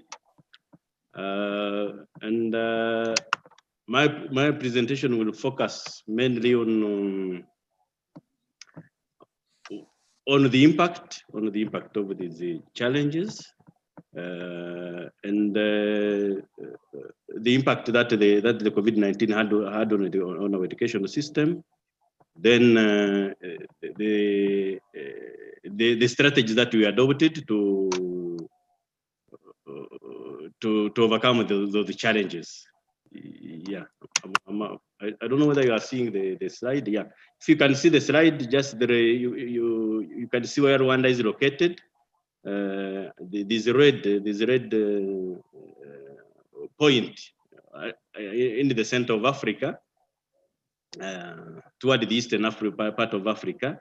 I would say that like any other country, Rwanda also experienced this the effect of COVID-19, and in various aspects. That's why I was saying that I'm going to share with you some of these challenges and the strategies we adopted to overcome those challenges and the situation now. And I will conclude my presentation with a kind of what I call the educational lessons that are drawn from this pandemic. Yeah. I have to say that in Rwanda, the lockdown started immediately on March 16th. Then we closed all the schools for 7 months. So it reopened recently, And when it came to reopening, we did it in phases. So we started on 19th October. Then we started with the mature students, specifically at university level. Then we started in phases at primary and secondary school level. Learners and teachers were, of course, affected. As you all know, they were affected intellectually, emotionally, and even health-wise. But one lesson that we learned from COVID-19 is this kind of shift, because everybody, and anyway, even the previous presenters have indicated, almost all of the schools in different parts of the world, we were bound to move from the physical and the paper-based learning. And most of the schools opted for online teaching, online learning. And for us, we added the TV and radio program to make sure that students continue to be engaged. That's what one of the strategies we adopted. The government, specifically the Rwandan Ministry of Education, and the Rwanda Education Board, which is catering for schools, they made sure to keep the learners active, even during the lockdown. They were learning from home, using all possible platforms, all possible forms. Then we strived to. We managed to put almost most of the material on e-platform to enable learners, at least those who could access internet, to continue learning. Then the much emphasis was put on teaching on using TV and radio programs. Then again, the teachers were somehow, they continue to get engaged by helping students, of course, in this learning, using the radio programs or TV programs that I have indicated. But again, at the same time, the teacher they were engaged again, because the ministry, of course, put in place some training to help to keep the teacher engaged, like English proficiency courses, digital literacy courses, which of course were offered online, to help again teachers to continue engaged. And the other motivation is that again, the teachers' salary, even though it took a long period, just they continue to get their salaries, and which was somehow different with the public school, private school. I mean the public school, I think the government made sure that the teachers' salary is maintained, but in private schools you can see some could not afford to continue paying the teachers' salary. So which was somehow challenging.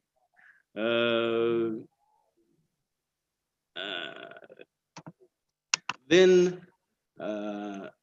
lastly, there are some two lessons that can be drawn from this COVID-19, specifically the closure, and here with the experience that we observed here.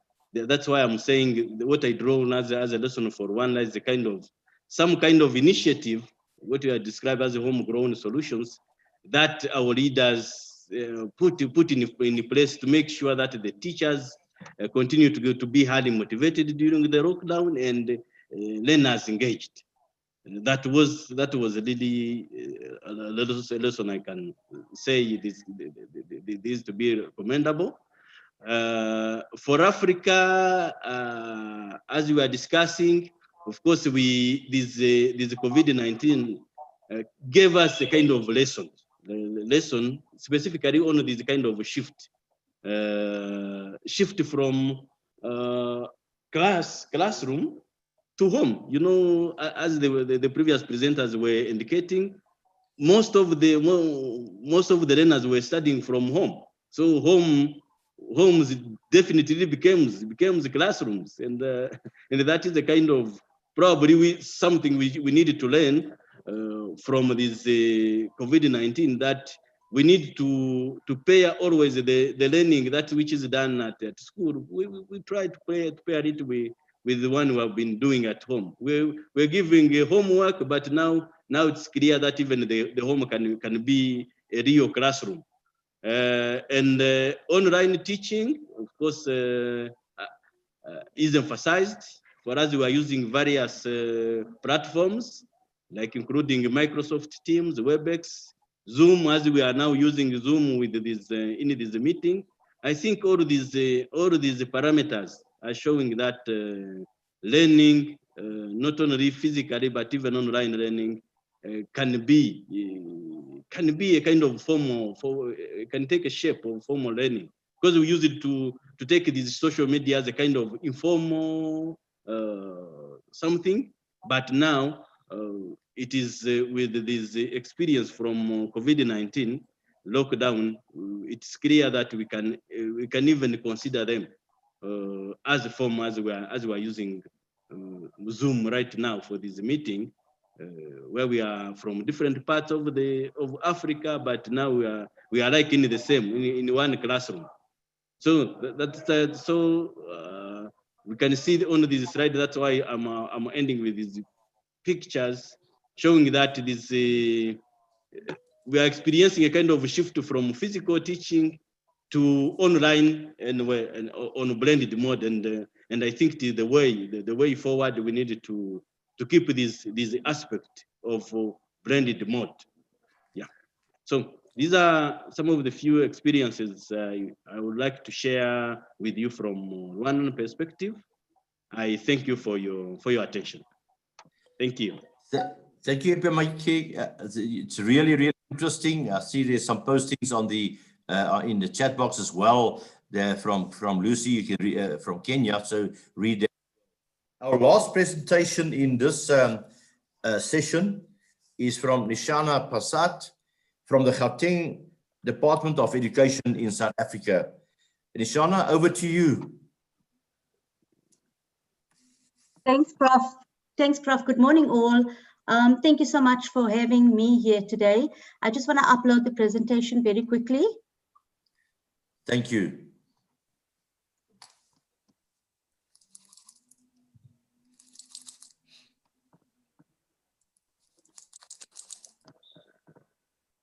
How do I stop now?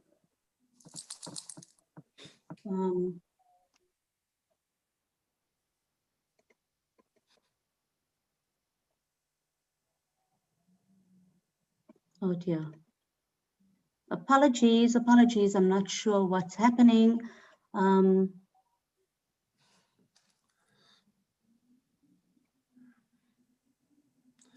it on COVID, Nishana. Oh man, I'm so sorry. And oh no, this is terrible. Okay, let me not waste any time, Prof, because I think I can also load it on the chat. So let me not do that. Oh dear. Nishana, I think continue, and if you let me continue. Okay. Yeah, thank you. Okay. So, ladies and gentlemen, leaders, thank you so much. I want to look at the critical shifts that we need to make in education. And I've indicated that we need to begin to look at a results-driven approach to education.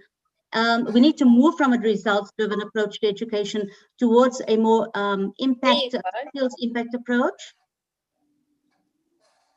And that means that we need to move to quality improvements. We need to move away from just leaving learners with thought that they are at 45%, for example, in a particular subject. It's critical because this quantitative attachment that we leave learners with, it begins to move conversations away from real feedback and real remediation. It begins to take us away from interactive processes where learner knowledge, skills, and capabilities are demonstrated individually as well as collaboratively. It reduces feedback on learner performance and growth. and it obviously limits mentorship and coaching and other kinds of educational foci that's very important in the development of learners.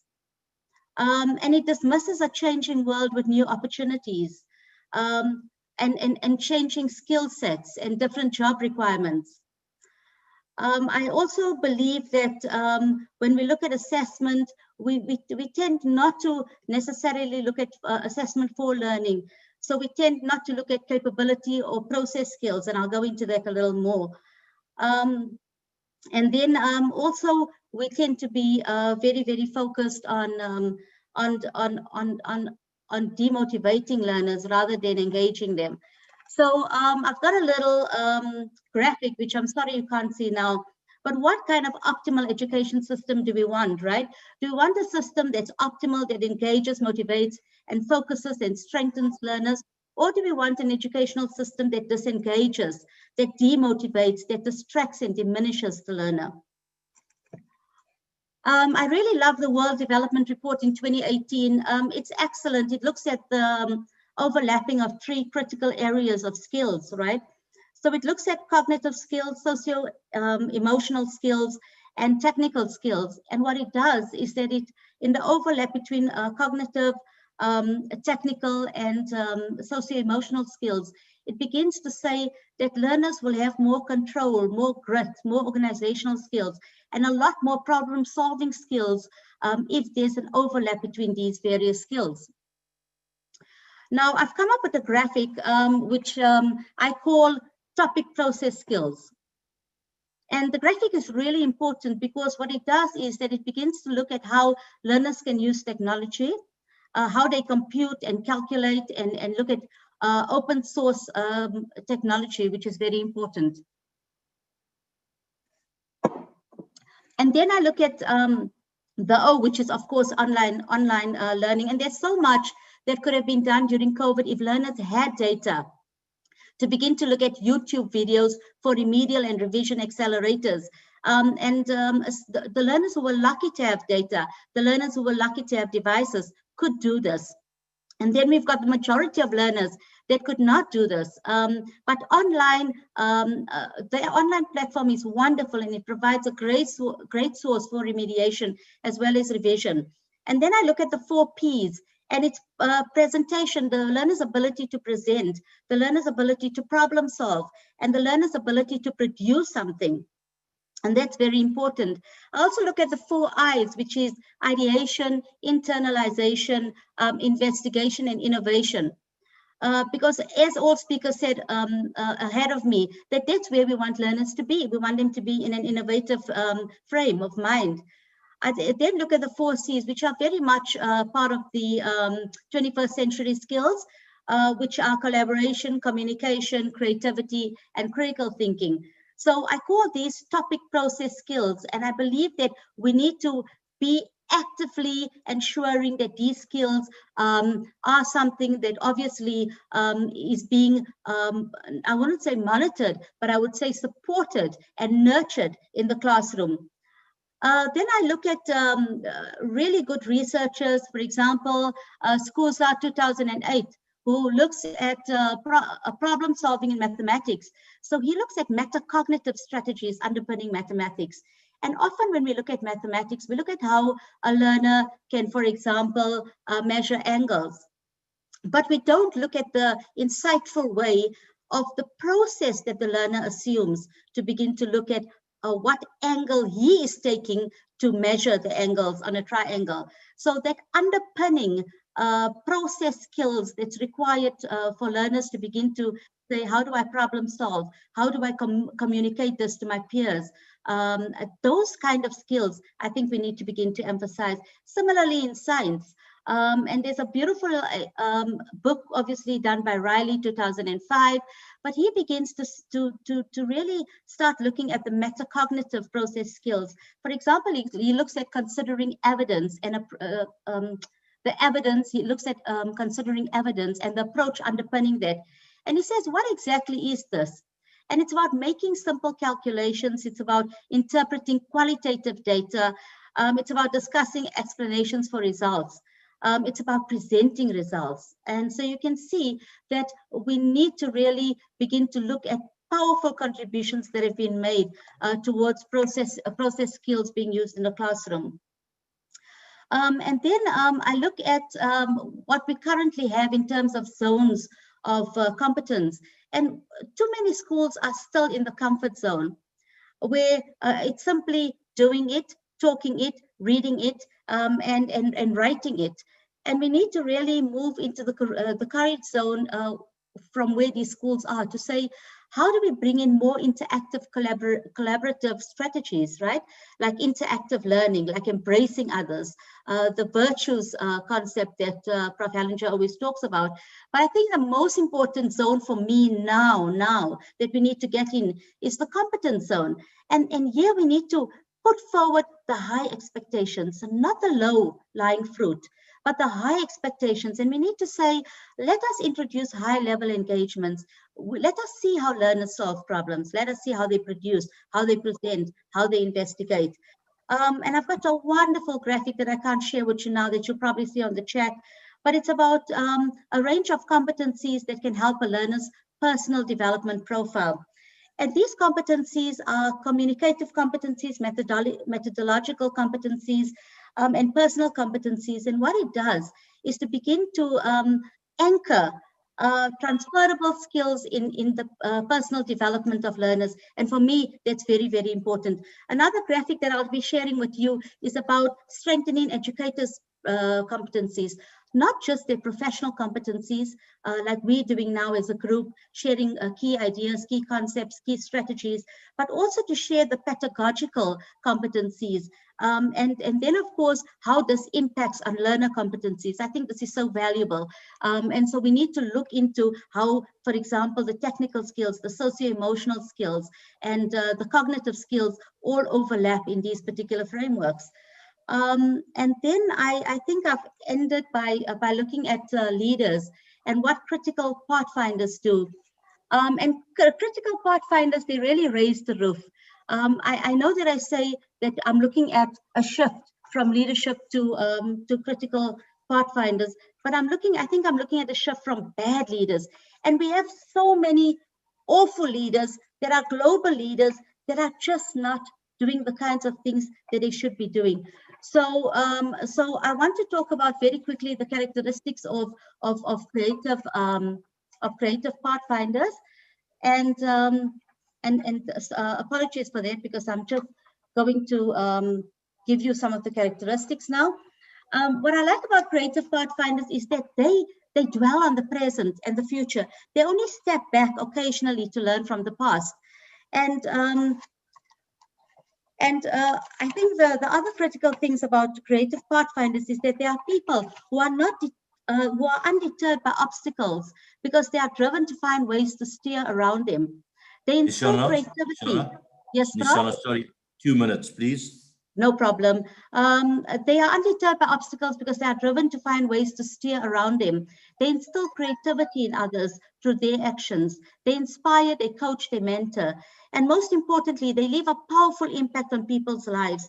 And creative pathfinders craft new pathways, and they seek new resources to share. They know that authentic creative value means redefining what you know, what you do, and what you accept to be the norm. They think out of the box, they raise the roof, and they thrive on being different and seeing the world through a different color lens. They love to change the paths that they have taken and to carve new paths to innovation and change. Thank you all. Thank you, Nishana. Thank you to rush you at the end, but thank you very much. And apology for not be able to share your presentation. Colleagues, we have time for questions. I've got two. I'm going to take the two questions and I'm going to put it to the panel in the first session. And anybody in the panel in the first session are most welcome to respond. I will read the first one and I will take two responses from the panel, and then the last one I will take a little bit more responses on the on that question. So to make up a little bit of time, colleagues, I'm going to only pose two questions, and then we can then take it from there. The first question to the panel in the first session is now, unfortunately, it's in a South African context, but the question is to other countries as well. In the South African, in South Africa, the timing of returning to schools issue of consultation between teachers, unions, and government in early stages of the pandemic, but turned into collaboration and innovative leadership displays in the face of the crisis. What has been the experiences in other countries?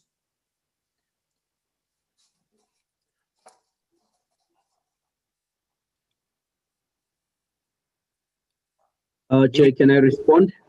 Agreement, thank you very much. Yes, as I indicated in my presentation, before the reopening of schools, the Ministry of Basic Education, as well as the Minister for Tertiary Education, that is for tertiary institutions, they engaged all the stakeholders, and especially in case of the basic education, the trade unions were involved, and there were a chain of meetings where actually the trade unions were even making a case to say, if you are not going to give us a classroom space where, for instance, we could teach at a minimum number of 1:25, we are not going to go back to work. So the government in this case, then they had to barge and find alternatives, and they actually came up with some form of a contract to say, we are only going to open schools when 1, 2, 3 have been done.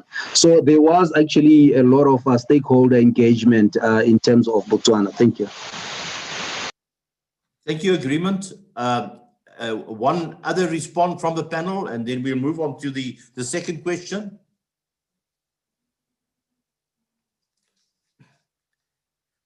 Nobody? Then I'm going to go to the second question. I think maybe there will be more responses to this one.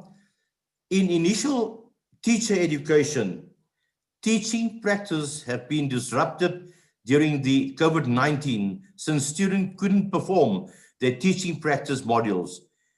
How did leaders in institutions dealt with this, and how did school leaders dealt with students, teachers, when they did receive students for their teaching practice at their respective schools? Over to the panel.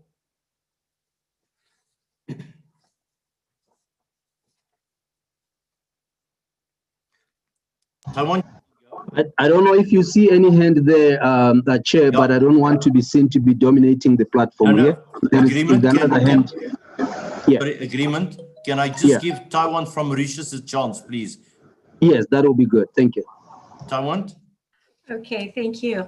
Very briefly, in the Mauritian context with regards to teaching practice, because this is a parastatal which belongs to the ministry, our program designs are much aligned with how the school system is set. So even though we had returned back, the Teacher Education Institute and the teachers had returned back for those that are learning here in the program, some schools still continue to work online. But what we've done is that we've extended our programs here to accommodate the teaching practice, and schools have been very accommodating. So there wasn't that rigidity in the program. So in addition to making adjustments in our teacher education programs, we aligned that with what schools were saying. So our teachers were very much allowed in schools. And very quickly, I wish to inform you that we had to go through comprehensive testings. So all of our student teachers had to go through comprehensive testing for COVID, and as well carry a paper. And sometimes they were allowed in schools, sometimes they were not. That was at the discretion of the school leader, but they kept us in touch in terms of protocol. So we've made adjustments to our programs as well. So giving you both sides. Thank you. Thank you so much from the Mauritius perspective. Any other perspectives, colleagues? Agreement? Yes, thank you, Chair. Very shortly, please. Yes, please. I will be very short. In our case, what we did is that at the University of Botswana, we engaged the Ministry of Basic Education, where the students are supposed to go for teaching practice. And what we agreed was that only the completing students who were actually supposed to graduate in October went into teaching practice. And that became a very fruitful exercise. So we only dealt with the completing class, and they have since completed teaching practice and they have graduated. Thank you. Thank you, Agreement, for that short response. Thank you very much. Any other responses?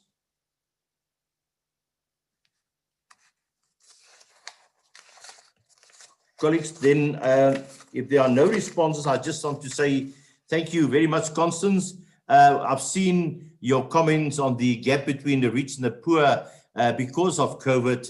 And we say ditto to that, to the structural injustices at the moment. But I've seen some comments from colleagues all over in the chat box that are actually on top of the game, that are trying to really improve that, especially in our rural areas in South Africa. But thank you for your comment there. I've seen that. Colleagues, we came to the end of session one, and I just want to say thank you very much to Professor Hellinger, Agreement, Kapono, Niabulusi, Lucy, Taiwan, Ipamek, and then Nishana as well at the end. Thank you very, very much, colleagues, for a very informative session. Sorry for the short time, but it was very informative and a platform laid for the rest of the conference virtually. Thank you so much. I'm signing off as chair of this session, and I will handing over to my colleague, Dr. Naidu, that will take us forward into the second session. You may have 5 minutes break quickly if you need to run somewhere else for coffee or maybe for a comfort break quickly, but thank you very much.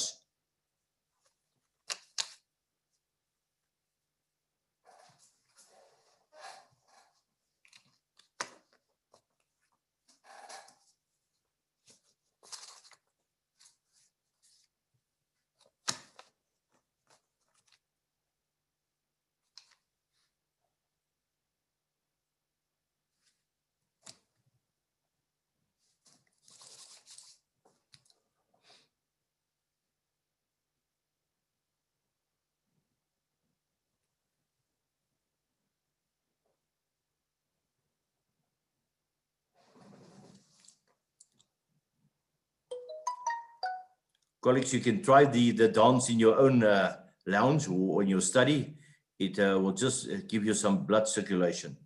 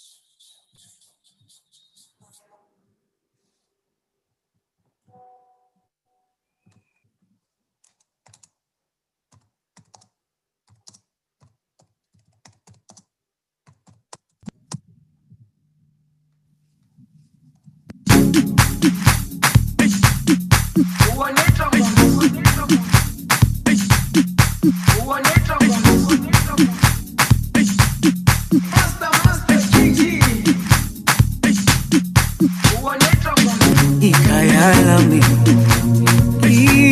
ilondoloze uhambe nami zungangishilana dawo yami ayikholana buso wami awukholana ilondoloze zuhambe nami dawo yami ayikholana buso wami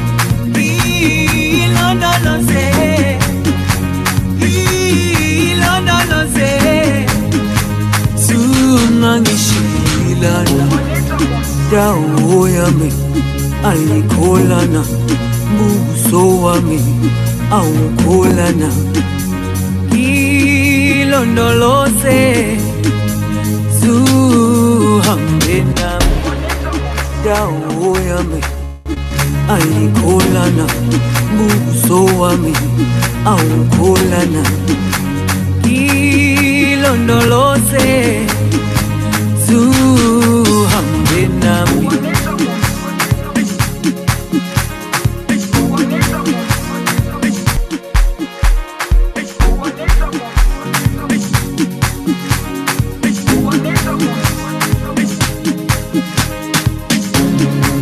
Jerusalema ikayalami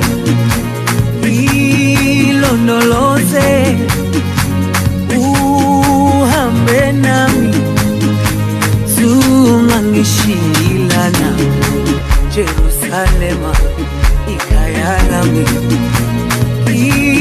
ilondoloze uhambe nami zungangishilana dawo yami ayikholana buso wami awukholana ilondoloze zuhambe nami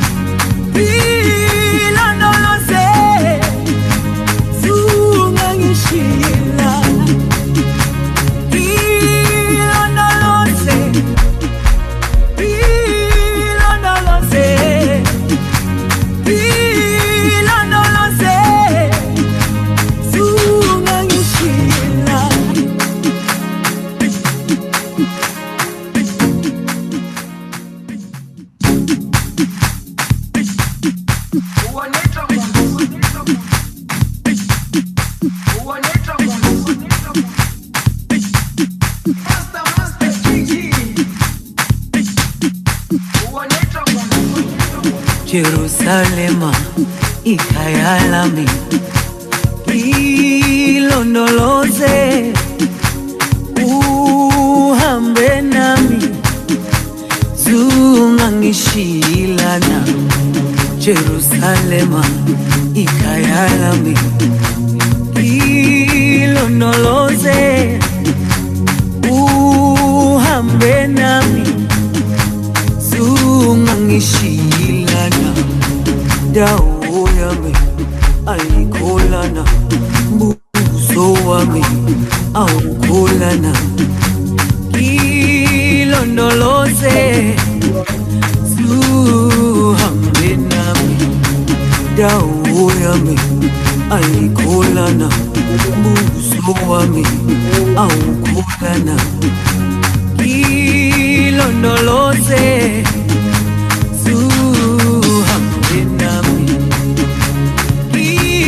ilondoloze ilondoloze ilondoloze zungangishilana ilondoloze ilondoloze ilondoloze zungangishilana dawo yami ayikholana, buso wami awukholana. Ilondoloze zuhambe nami, dawo yami ayikholana, buso wami awukholana. Ilondoloze zuhambe nami.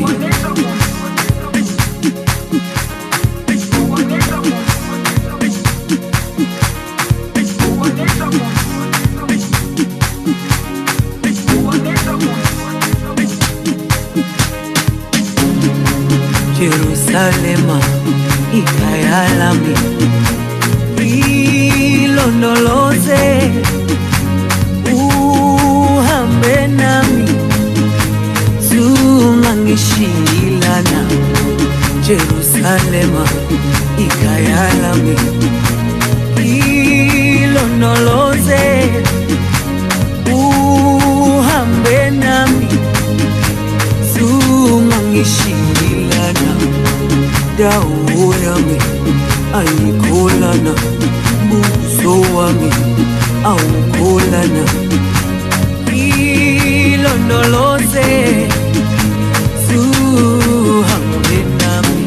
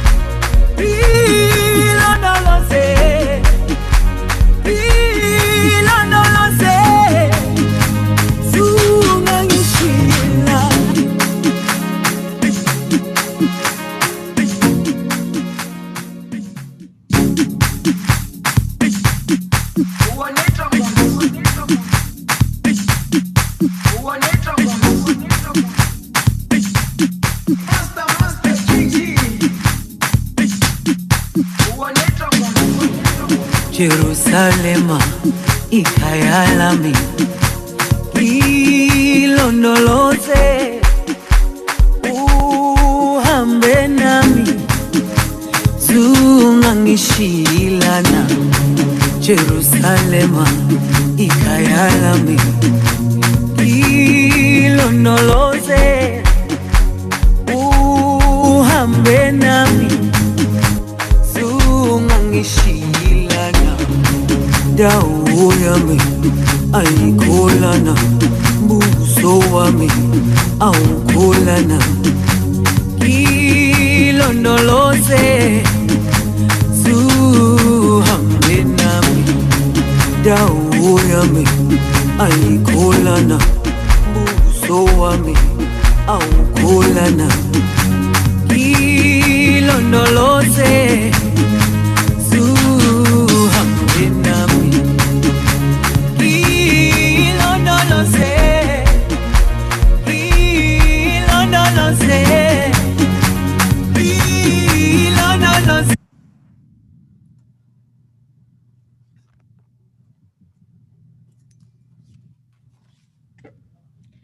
A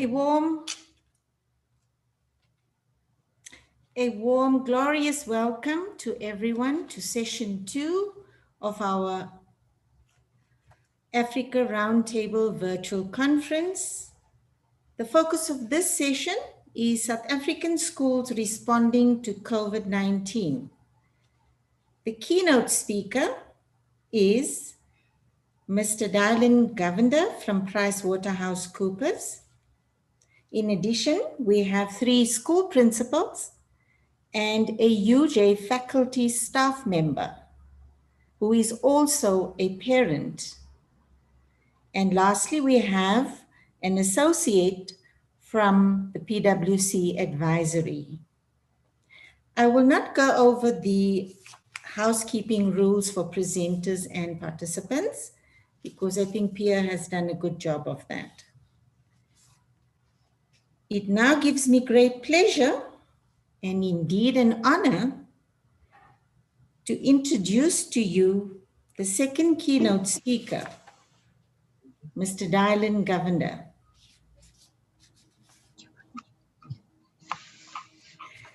Dylan is currently a partner in PwC's advisory practice within HR transformation. He holds a wide range of qualifications in the areas of education, human resource development, organizational development, and change management.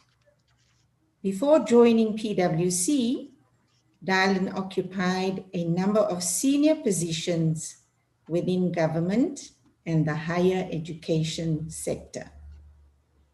He has served as a senior training advisor at the SA Police Training Academy, assistant director at the South African Management Development Institute, and a lecturer at Technikon South Africa and UNISA, working as a regional academic manager.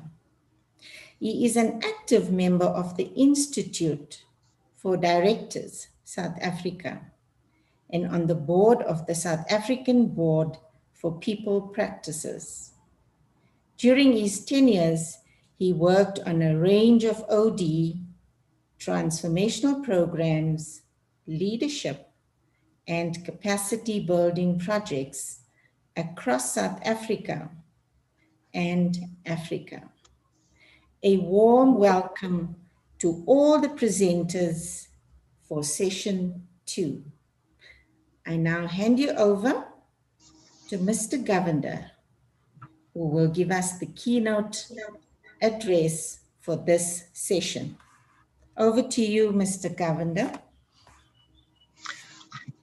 Dr. Nadu, thank you. Sorry, we just got a bit of an echo. Give us a second, please. Yes. Okay. Sorry, I think we've got Yeah, there is still an echo, Dylan. Let me just try that again. Dr. Okay. Nadu, thank you very much for that wonderful introduction. I must say it's a real privilege for me to be presenting here, together with the University of Johannesburg. So it's a real honor for me. I've got a couple of slides I'd like to take you through, but maybe just a little bit of background and context. I think what I'd like to share with you is some of the research that as a firm, as PwC, we have done globally, as well as relating to South African context as well. We do a lot of work in the education space. So I think a lot of you know PwC as an auditing firm. I certainly don't come from an auditing background, as you heard from my introduction. I work in the advisory consulting part of PwC and really focused a lot in the education space at higher education, doing a lot of work in the TVET space and also at basic education. I'm quite passionate about education, and that's why I continue still to be involved, although my PwC in the education space. So maybe just to kick off the discussions, I mean, I think this is no secret that higher education has been disrupted drastically. And often people talk about COVID and about lockdown, but I think the disruption has started much before that. We saw fourth industrial revolution coming our way. We knew there's going to be a lot of disruption, not just from technology, but the whole way of learning. And I just want to touch on a couple of these things. I guess the first one is really on the top left-hand side, you would see that, the digital threat to traditional methods of teaching, and obviously it brings its own set of challenges as well. In terms of, the whole teaching and learning, how that's changed now, how technology has kind of brought about those big change. Digital has brought about those big change. The second part is really around the evolving student expectations. And many of you that are in the higher education space, working at universities, you know that the expectations are changed. Never before has students become so vocal in many respects. They also have become much more digitally savvier. And obviously that brings itself new challenges and new expectations. There's almost this big demand for personalized and flexible learning, where learners want to learn at their own pace, at their own rhythm, in terms of having chunks of information to digest and making sense of that as an ongoing basis. We're also seeing a lot of focus on the greater focus on graduate prospects. And we, having done a lot of research, globally, we see that universities are starting to respond accordingly, that almost looking at preparing learners for what the world of work looks like, the changed world of work. Really looking at how do we equip our learners, obviously with a strong sense of the academia, but also in terms of getting them work ready. So there's a lot of focus in that area. We're seeing a plethora of this online alternatives that are available in the market, with massive open learning online courses, universities across the globe, not seeing the geographic locations as being any hindrance anymore, operating in that space. And I was quite interested, I think it was Constance from the previous session spoke of this divide.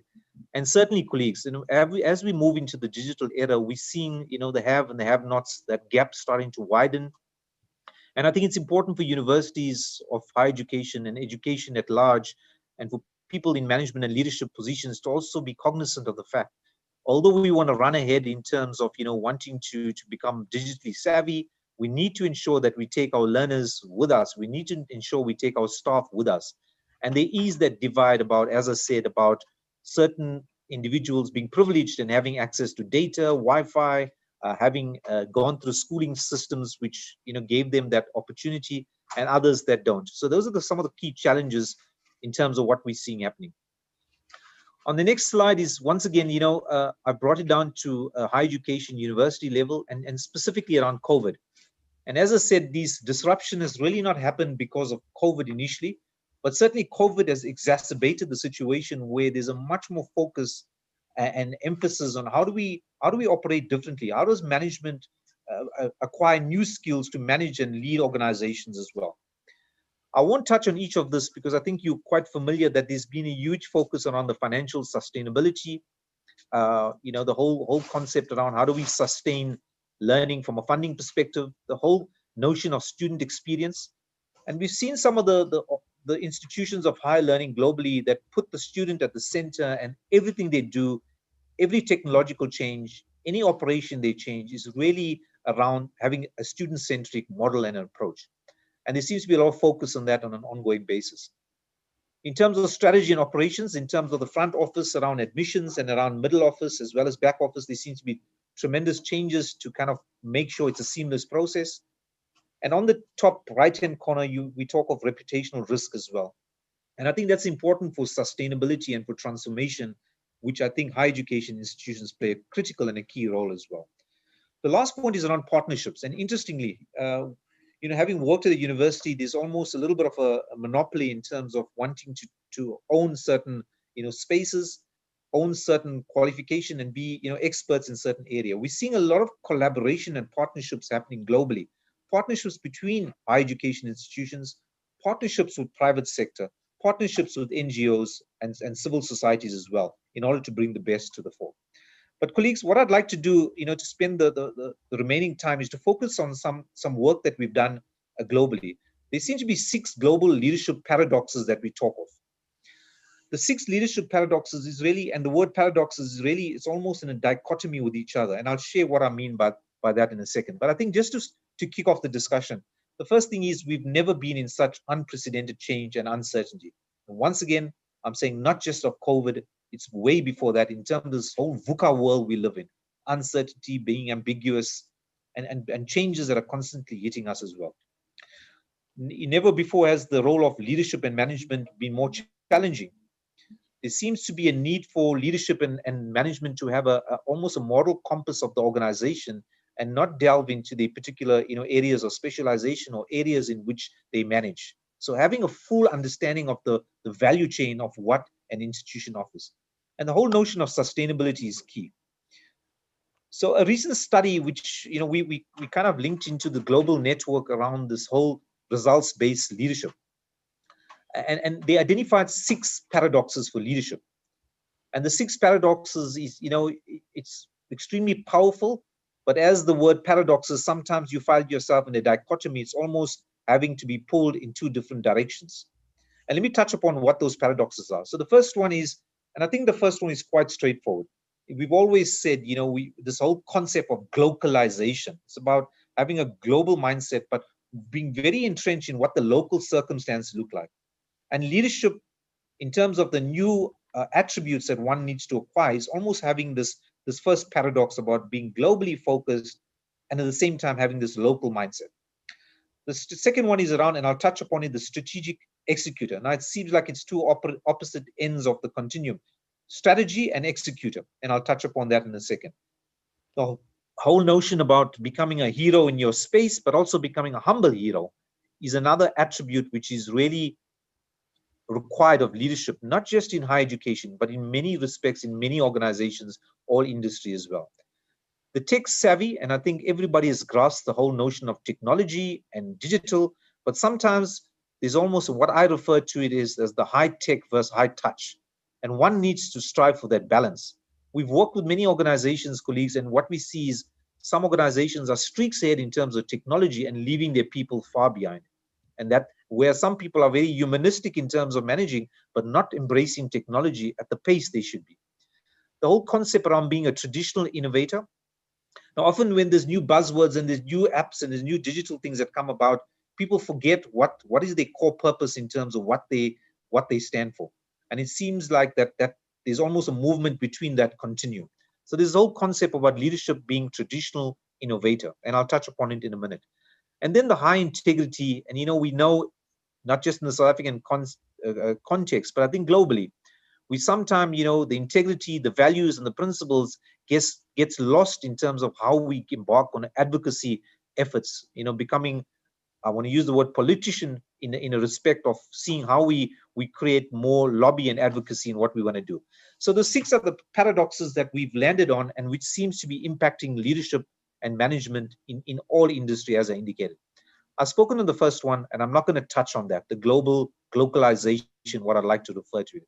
The second one is the days, and where we find leadership going is that the days where leadership went away, did a boss parade, landed on a strategy, and came back and handed it over for another team to implement does not exist anymore.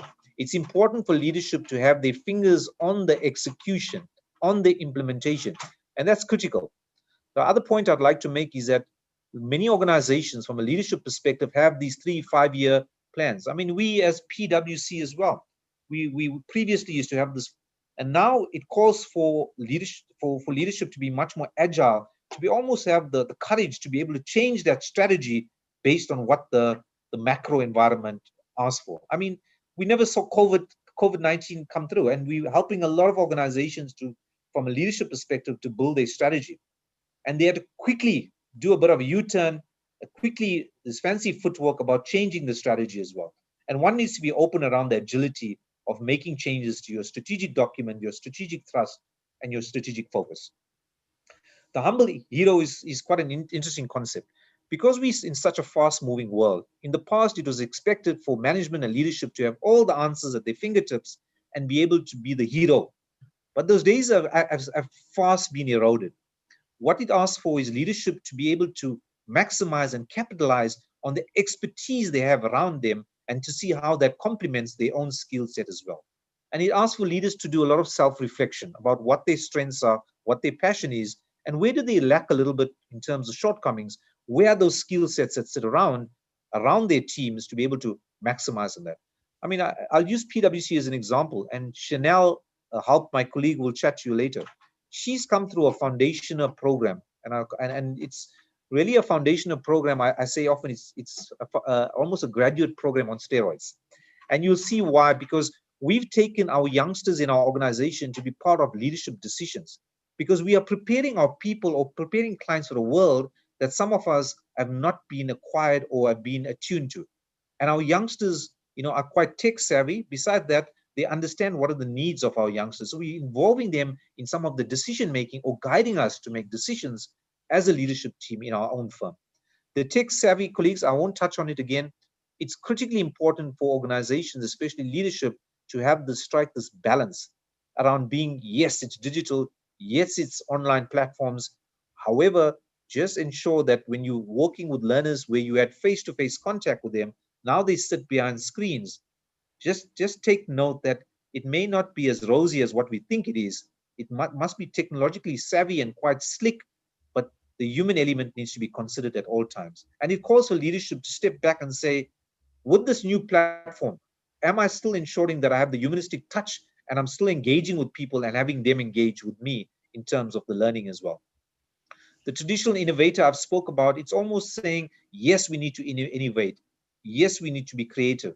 Yes, we need to come up with new ideas. But what's important is that to almost understand where is your niche area. And I guess all institutions need to do that, to find out where the niche area and how do they stay true to that niche area. How do they make sure they don't lose sight of the niche area or the area which they've been recognized for many years. But at the same time, not sitting back and thinking that that's going to be taking you through the new work, but it's about innovating on a continuous basis. Colleagues, I spoke about being, the whole concept of integrity. We've seen too many times the values and the principles of around integrity seems to be eroded or seem to be weakening because there's so much of advocacy that needs to be done. And this paradox is highly about, you're working in a politicized environment. People can often lose their integrity. Much time is spent on meeting the needs of others and managing the plans to get this done. And one needs to be careful in terms of the integrity. And we know there's no surprise in South Africa, across Africa, most of our state-owned entities that were supposed to be upholding integrity, that's supposed to be the element of trust, it seems to be eroded. And we're seeing a lot of, revolutions that's happening on the ground. We're seeing a lot of unrest happening on the ground. We're seeing a lot of protests happening around service delivery and stuff, because it seems like the integrity gets lost as well. And it calls for leadership, within our education environments, in education settings, to take note of this paradox as well. Colleagues, I think I know I was allocated 15 minutes, but I just thought I'll plant those couple of seeds in your mind as we proceed into this next session. But certainly, the one thing I needed to mention is that we embarked on quite a large survey, and I'm happy to share that Dr. Naidu with the bigger team. It was the Vice Chancellor's Pulse survey we conducted. And it was quite interesting that some key findings that came out of there in terms of where Vice Chancellors find themselves from a leadership perspective, what's keeping them awake at night. And certainly, I'm more than happy to share that document. But the last comment I want to make is those 6 paradoxes are what's required of leadership in organizations, and to be able to find that balance between that whole dichotomy that we find ourselves in this new world. Colleagues, with that in mind, I'd like to just pause there and just perhaps hand back to Dr. Naidu. Okay, thank you very much, Dylan, for that wonderful presentation on the 6 paradoxes of leadership. We certainly will take home lots of information from your presentation. Our next presenter, colleagues, is Johan Wehan. He is a principal of Linden High School in South Africa. The title of his presentation is The Effect of COVID-19 on the South African Education System. Over to you, Johan. You have the platform. Thank you, Dr. Naidu. Good morning to everyone. If I look at the effect of COVID on the South African education system, I need to start off with what is happening and how the things sort of unfold in the process. If I look at the education system, and I look especially at section 38A, 35.1, and also section 39.7, it states that the national minister determined the quintile system in the school. The reason why we start with the quintile is that that's where problems in the education system in South Africa took place during COVID. If I look at the South African system, we have an average of 23,000 public schools, 2,000 private schools. That gives us a total of 25,000 schools with 410,000 educators who are supposed to serve the schools. If I look at the quintile system, the quintile system was designed in order to look at equity, and it also looked at how to assist schools best. If we look at quintile 1, that's the poorest schools that you have in the country, and you have a quintile 5 school that is less poor than the other schools. The schools are, if we look at the quintiles, schools are divided in the 5 categories, and according to the national funding model, these schools are equally distributed. If I look at that about 86% of the public schools are falling in the no-fee schools, because quintile 1, 2, and 3 do not pay school fees, while quintile 4 and 5 have to pay school fees. 97% of the school population falling in the category 1 to 3, or the quintile 1 to 3. If I look at lockdown, because that's where I'm going to start, if I look at quintiles, it means that with a lockdown, certain schools were advantaged and certain schools were disadvantaged. Schools in the quintile 4 and 5, due to the fact that they have a lot of resources in order to support their way of doing things, especially education, in comparison with the quintile 1, it's important to see and understand that the curriculum and the focus, especially at high school, is your grade 7s at primary school, and at high school, the grade 12s. With the lockdown that was announced by the president, what happened is that it was a surprise to everyone, and suddenly everybody had to come up with plans. Some schools did go in lockdown where no education took place, where other schools, especially in the quintile 5 and 4 schools, where they came up with plans.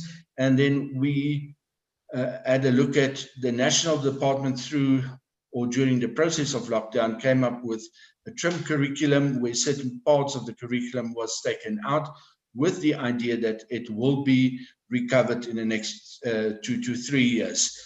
What was important is that the schools came up with innovative plans, especially schools who have the technology. If we look again at Stats South Africa, is that around about 4 out of every 10 schools do have a form of computers or have the ability to make use of technology.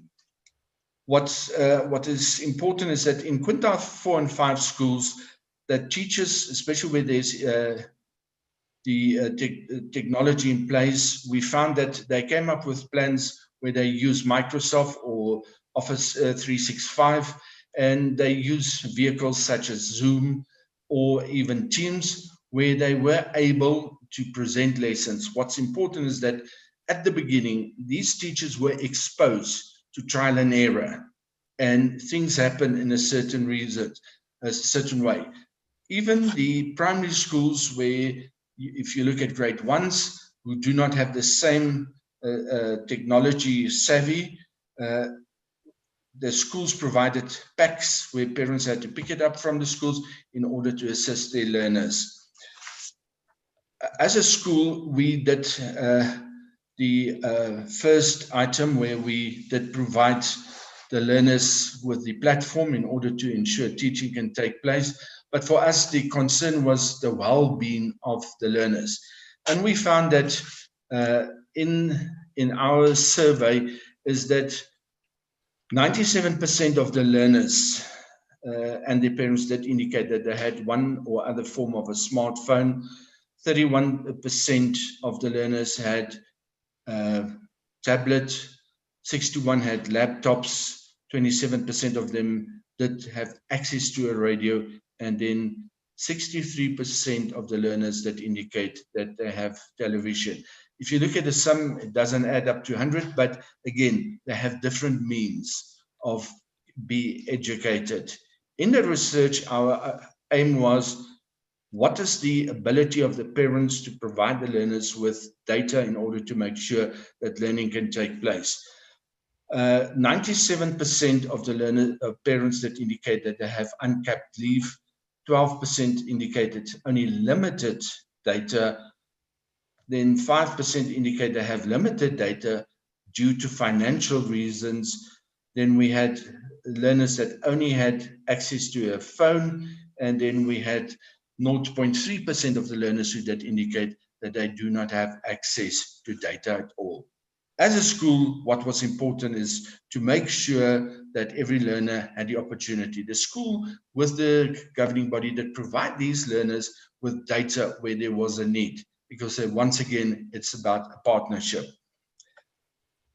In our research, we did ask the parents, because it's all about the well-being during the lockdown period. What was important is that we did ask the parents or the learners first. The question was, what challenges do they experience from an academic point of view? And then we did receive a variety of answers. The first one is the indication of a new way of education, the fear of falling behind from an academic point of view. Then suddenly they were faced with a time management problem, and they were unsure about what's going to happen in the June exam or later in the year. From the parents' point of view, that they were unsure about the academic performance of their learners at the end of the year due to the lack of assessment. They also were concerned about how will the learners' marks look like, especially grade 11, when they have to apply in grade 12 for university acceptance. Also, what was important is that they fear that their child might fall behind. Taking that in consideration, what was the teacher's biggest problem from an academic point is that they cannot control the participation. When learners use Teams, you don't know if all learners are on the same page, same paragraph, and they weren't sure that the learners did grasp certain concepts that was explained. And also the other factor was they couldn't give feedback to the learners. Taking that into consideration, this led to the next question that we asked them is the well-being of the learners or the families per se, because it's important that you need to look at a household. The learners that indicate that 60% of them are happy with these difficult times. They are coping, where 41% that express that they feel positive and happy, but they're not sure. And then 18% because felt anxious about the future, what's going to happen. The same with depression that was suddenly indicated, that it's a symptom that the kids experience due to the fact that they were locked down, they didn't have contact with their friends because of the human nature of being a social human being. Sorry, Johan, you've got 2 minutes left. Thank you. In conclusion, I'm going to jump to the conclusion. If we look at the quintile 1 to quintile 5 schools during the lockdown process, the quintile 1 to quintile 3 schools were disadvantaged because they didn't have the same resources as the quintile 4 and 5 schools. The question can then be asked with the philosophy and the slogan that the education department have, that we do not leave any child behind. The question remains, will these learners that were disadvantaged due to what happened in the past, the inequalities, will they be able to catch up and be on par with the other learners that were more privileged than the other learners? Thank you, ma'am. Thank you so much, Johan, for that wonderful presentation. And also thank you for sharing the results of your research with us. Colleagues, kindly have your questions ready for Johan. You can either pop them into the chat box, or you could have them ready for the question and answer session at the end of this session. The next presenter is Karen Kara. She's the principal of El Dorado Park Primary School, South Africa. And the title of her presentation is Coronavirus, When the School Principal Falls Ill. We look forward to your presentation, Karen. Over to you.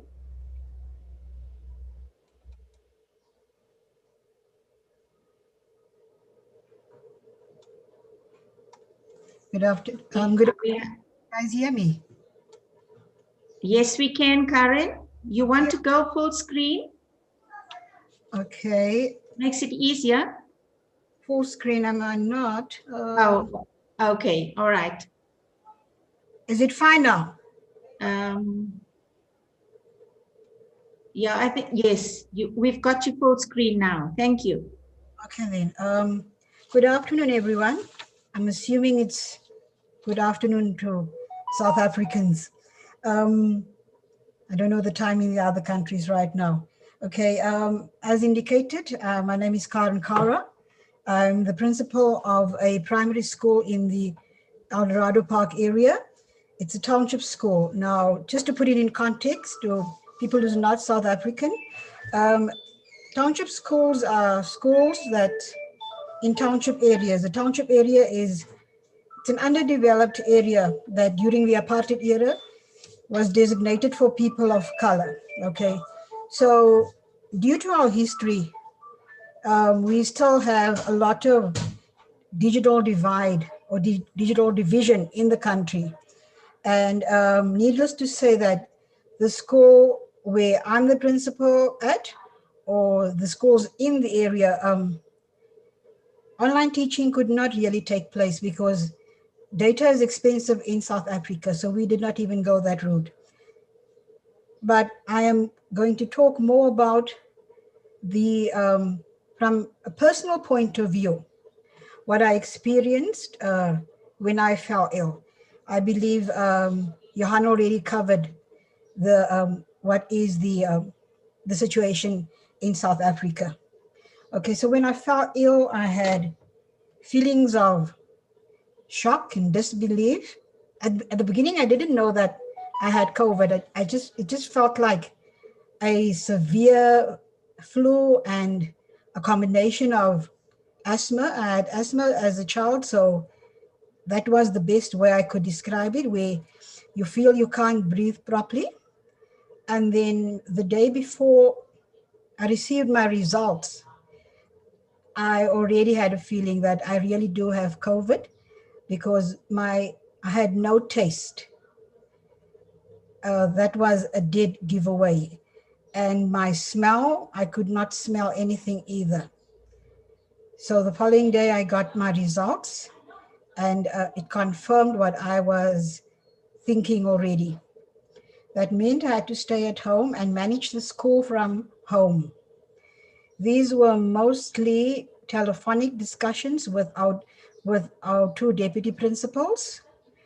There were days where I was lucid, and there were days where I thought I was lucid, but I actually had hallucinations because I would go into this deep sleep and I would get phone calls and I would have discussions. And then afterwards I would wake up and I would wonder, did I really speak to these people or was it part of my dream? There was also a lot of brain fog, body aches, death thoughts, because at some point I became so ill that on two occasions actually, I became so ill that I thought that maybe I'm not going to make it. Yes, and then, so all of these things, it impacted what you think of yourself as a manager. That way you're thinking, am I doing the right thing when I'm having these discussions with my deputies, all of those things. Can you move the screen to the next slide, please? Yes. So after the 14-day quarantine, at the time it was still 14 days before it became 10 days, I didn't feel better. So I went back to the doctor and I was booked off for another week. In the beginning, the doctor only booked me off for 3 weeks, and I thought to myself, I know I'm not feeling better and I'm not a hypochondriac. I hardly go to the doctor. I don't even like medication. So after the 3 days, I went back. Then they discovered I have severe bronchitis. I can't even remember the other illness I had, but it became so bad that I thought that I started reading medical journals as if I'm a doctor. And that is where I discovered about there's something called post-COVID. And at the time, nobody actually, there was very little information about it. So me staying at home longer than the 14 days now going into 3 weeks, and then the 4th week, I had feelings of guilt, like I am not, people are thinking maybe I'm play acting, like the kids would say. And then I started forcing a recovery where I would get up and I'm thinking I'm going to walk around now, but I would be so fatigued and I would have body aches that I would just, after 2 hours, I had to lie down. There was also the feeling of isolation and loneliness because I'm staying alone, and I have a sister that's staying in the same complex, but she could obviously not visit me. And at one stage, one night, it became so bad that she was knocking on my window, my bedroom window, and she started crying, and we were just watching each other and crying through the window. Eventually, I thought I needed to speak to someone. So I called a friend, and I thought, obviously, I can't go for any counseling because people would be scared to interact with me. And I have a friend who studied industrial psychology. And then I thought, okay, this is the best I can do. And he came to see me. We started talking. It made me feel better. And then after 5 weeks, I was finally ready to go to school. I would say, in hindsight, I was 3/4 ready to go back to school. Now, our school, as I've indicated before, our school has 2 deputy principals. And the one is already in her 60s and she has quite a lot of comorbidities. So she was scared when I came back. And she requested that I need to go for a second test, stating that I am really now COVID-free. And then I had to, and while I was ill at home, she also went to go and test herself because she thought maybe because I contracted COVID and I was in close proximity with her, she could be ill as well. But luckily she did not test positive. However, she did ask. And when I went back to the doctor, they said, no, that they don't do a second test anymore because what they've discovered is that they sometimes the person would feel much better, but there would be traces in the test showing that you still have COVID, and therefore they don't do that anymore. And then when I returned to school, I rather decided to isolate myself because I already thought if one person is feeling like that and requested me to retest again, I don't know what other people would be feeling. So sorry, Karen, you have 2 minutes left. Okay, so I stayed mainly in the office, and recently, and I still had lots of bouts of fatigue, and recently I went for a general checkup just to see what is happening, and the outcome was that my white blood cell count is not normal yet, and that is why I still have these bouts of extreme fatigue. But otherwise, I think if I compare myself, my recovery in terms of what happened to other people, I think I'm fine. And that is the end of my presentation. Thank you. Thank you so much, Karen, for that heartwarming presentation. I must admire how courageous you are. Thank you so much. The next speaker, the next presenter is Michelle Batchelor, and she's from the MC Karwai Special School.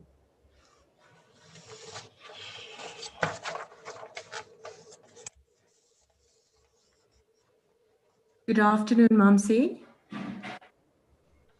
Good afternoon, Michelle. You can go ahead. Okay. Is my presentation visible? It's not showing yet, Michelle. Okay, do you want to show it from your side? Yes, we can try. Yes, yeah, here you go. It's showing now. Okay. Good afternoon, everybody, all attendees and fellow presenters. As was said previously, my name is Michelle Batchelor, and also like our previous speaker, Madam Kara, my school, MCK Special School, is also in a township area. MCK School is a special needs school catering for learners with high needs support. Learners who have specialized learning needs and are unable to access the curriculum successfully within mainstream schools. These learners are placed in special schools. MCK School caters for deaf learners who, with support, access the National Curriculum Statement, the CAPS Curriculum and Assessment Policy Statement. So even though they may be deaf, they still access with support and adaptations our national curriculum. MCK School also caters for hearing learners with academic learning barriers, and this group follows the TOC curriculum, Technical Occupational Curriculum.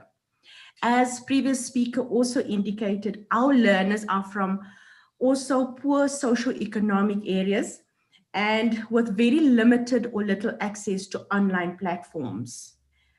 Many special schools across South Africa focus on specialized curriculum offerings. Next slide.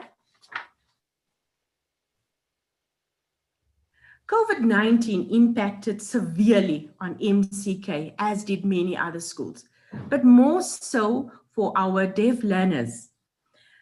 Special education hinges on the support system, comprising of specialized staff, the parent component, adaptive learning environment, and a crucial element, the school-based support team.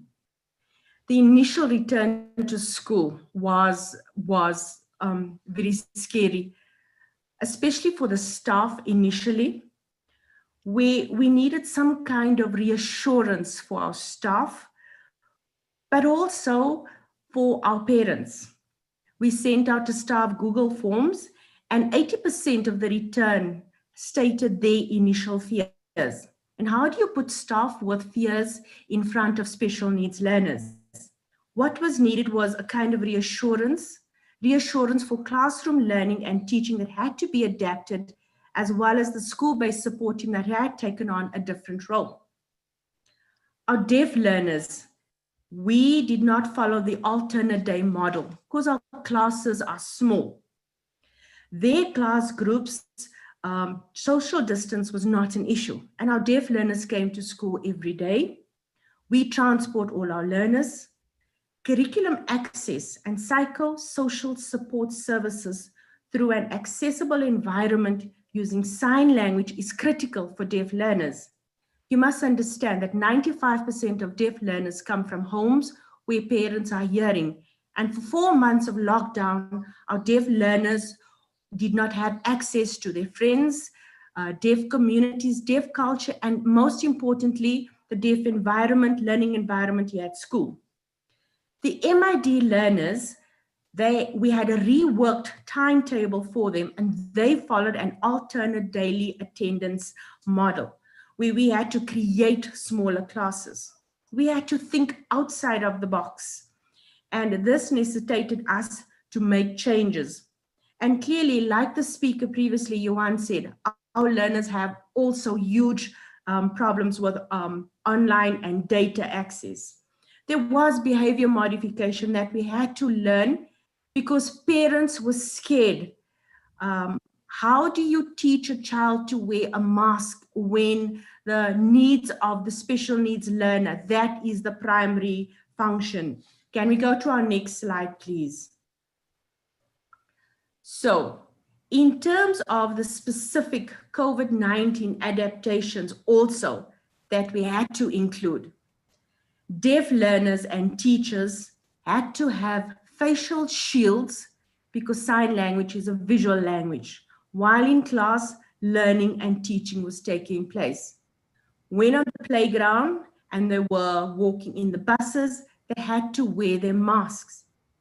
And we increased our learner on the transport as well. The visual curriculum we had to provide, we gave our learners USB.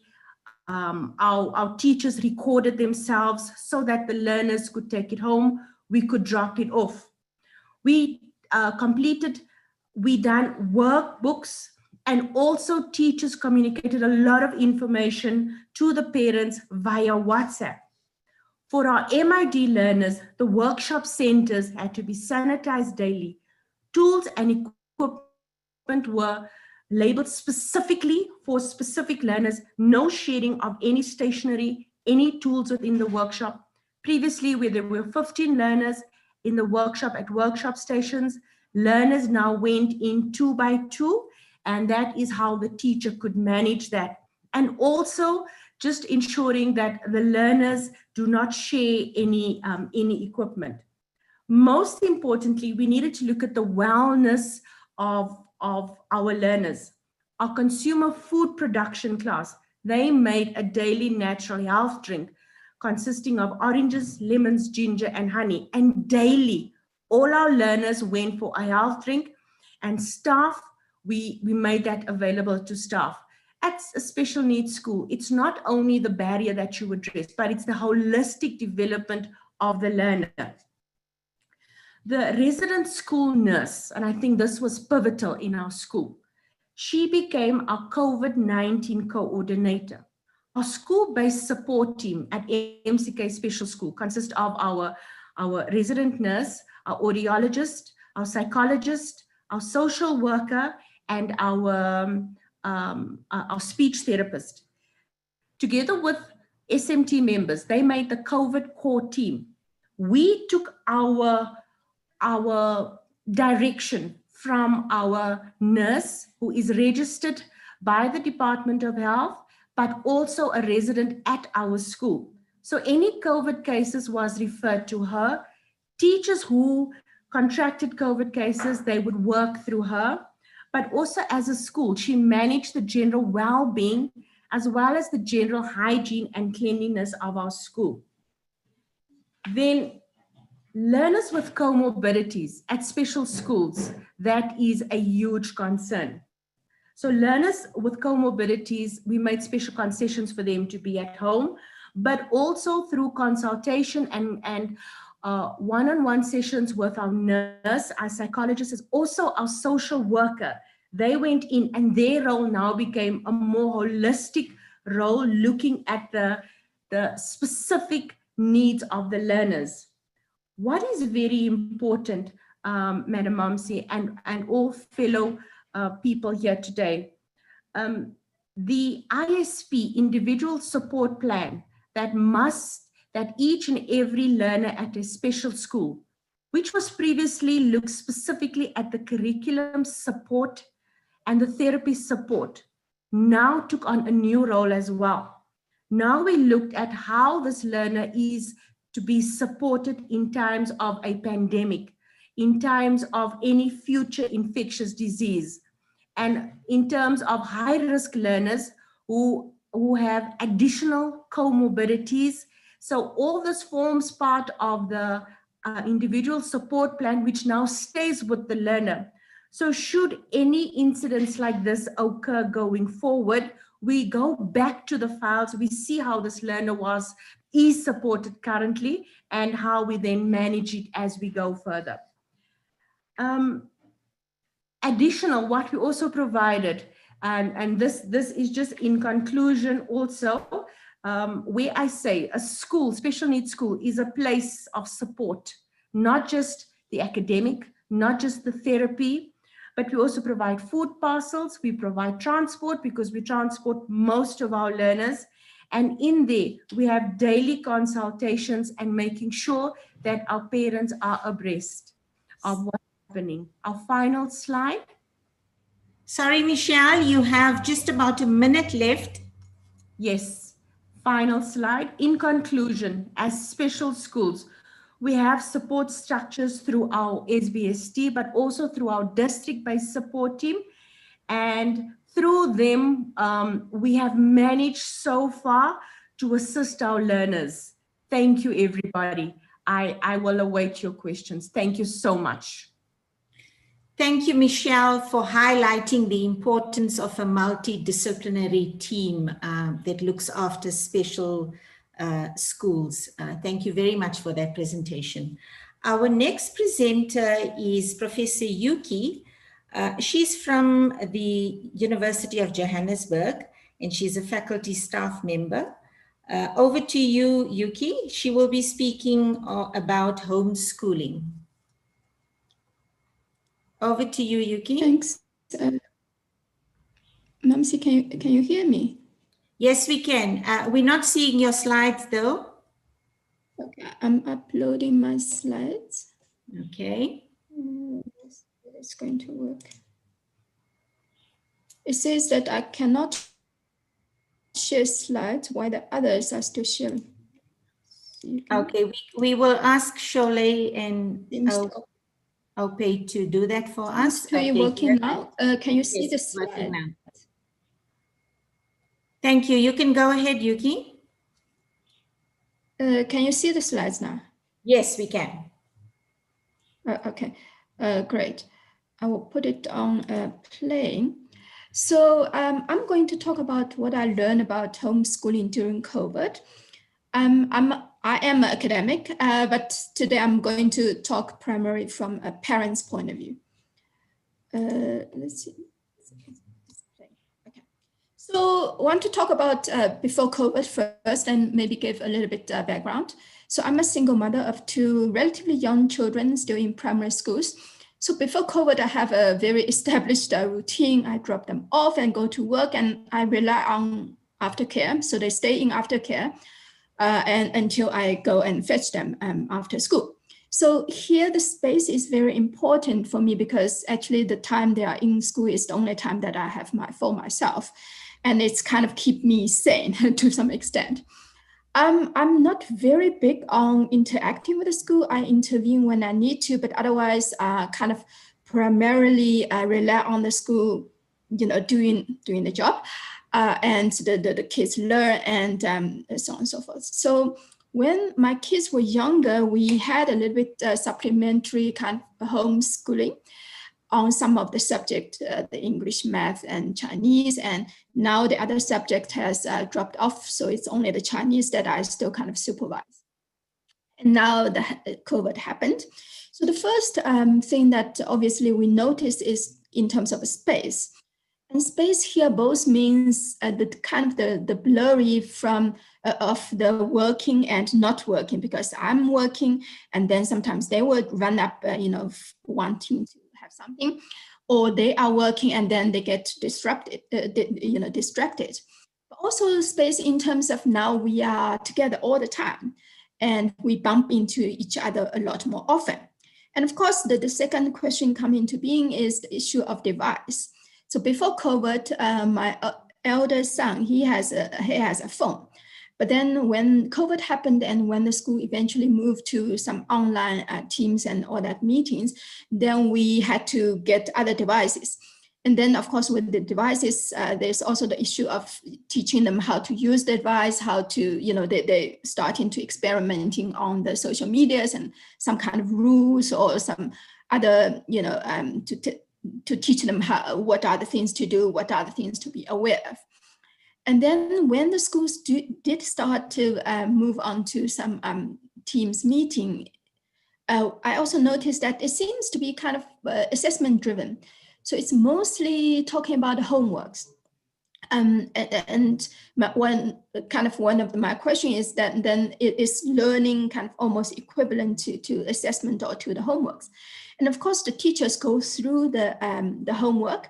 So it's structured around the homework and the assessment.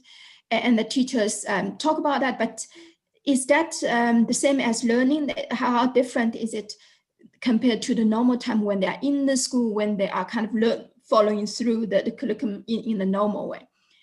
And I did notice that the hours they spend on those Teams meetings are probably not enough all the time they spend on the homeworks. So I suggest that the kids do some self-study, some hours a day, just to add a little bit into, also the part that the teachers wouldn't cover. And I think the other thing that a big disruption is the social part. Because now they don't have friends, they don't see the friends and they don't meet them. And my daughter at some point was telling me that actually one of the reasons why she, get onto the Teams meeting, some kids don't or they can't, is that it's not necessary that they follow the teachers, but they have some kind of side chats with other friends because all the friends will be on the Teams. I found it almost amusing. And this is the time that we're kind of starting to talk about homeschooling. Of course, there were homeschoolings. I know parents who does homeschooling before COVID. Those are mostly, they follow some curriculum, and mostly it's one of the parents will be staying home to kind of supervise. And during COVID, we also heard other switchovers. And they mostly kind of go on to some online schools also with the curriculum, with structured kind of online sessions. And some of them also have individual kind of tutor sessions. And later when the rules relaxed, some of the tutors could also go to the homes and have kind of one-on-one sessions, especially with the younger ones. So we kind of have a big chat among the three of us in terms of whether homeschooling is for us or not for us. One of the considerations is on the academics. And from my point of view, whether it's kind of more teaching or whether it's more about monitoring whether the kids are doing work and studying, I think it's still kind of a little bit too much for me as a single mother. So during the normal time, like I mentioned, I don't really engage too much with the schools, but there's a side kind of monitoring is okay. But if it's homeschooling, it feels like they will be requiring a lot more monitoring and seeing how the kids are progressing, how the kids are doing and all that. The space is another consideration big for us, because if it's homeschooling, obviously they will be at home. And then the issue is also whether I will be at home, I will have to stay home with them, or when I go to work, then do I leave them at home? And when they are at home all the time, how much time they will be spending on studying, or sometimes you just get to do other things. And of course, for us, the other aspect is the social aspect, because I don't have an extended family here. We don't go to church. They have some extramurals. So school is in a way important for them in that sense of having friends. They spend quite a lot of time in schools with the friends, and it's a very important part in their interactions. So it's kind of starting to make me think about what schoolings are for. And Fedo and the colleagues published this book in 2015, talk about a different kind of aspect of schooling.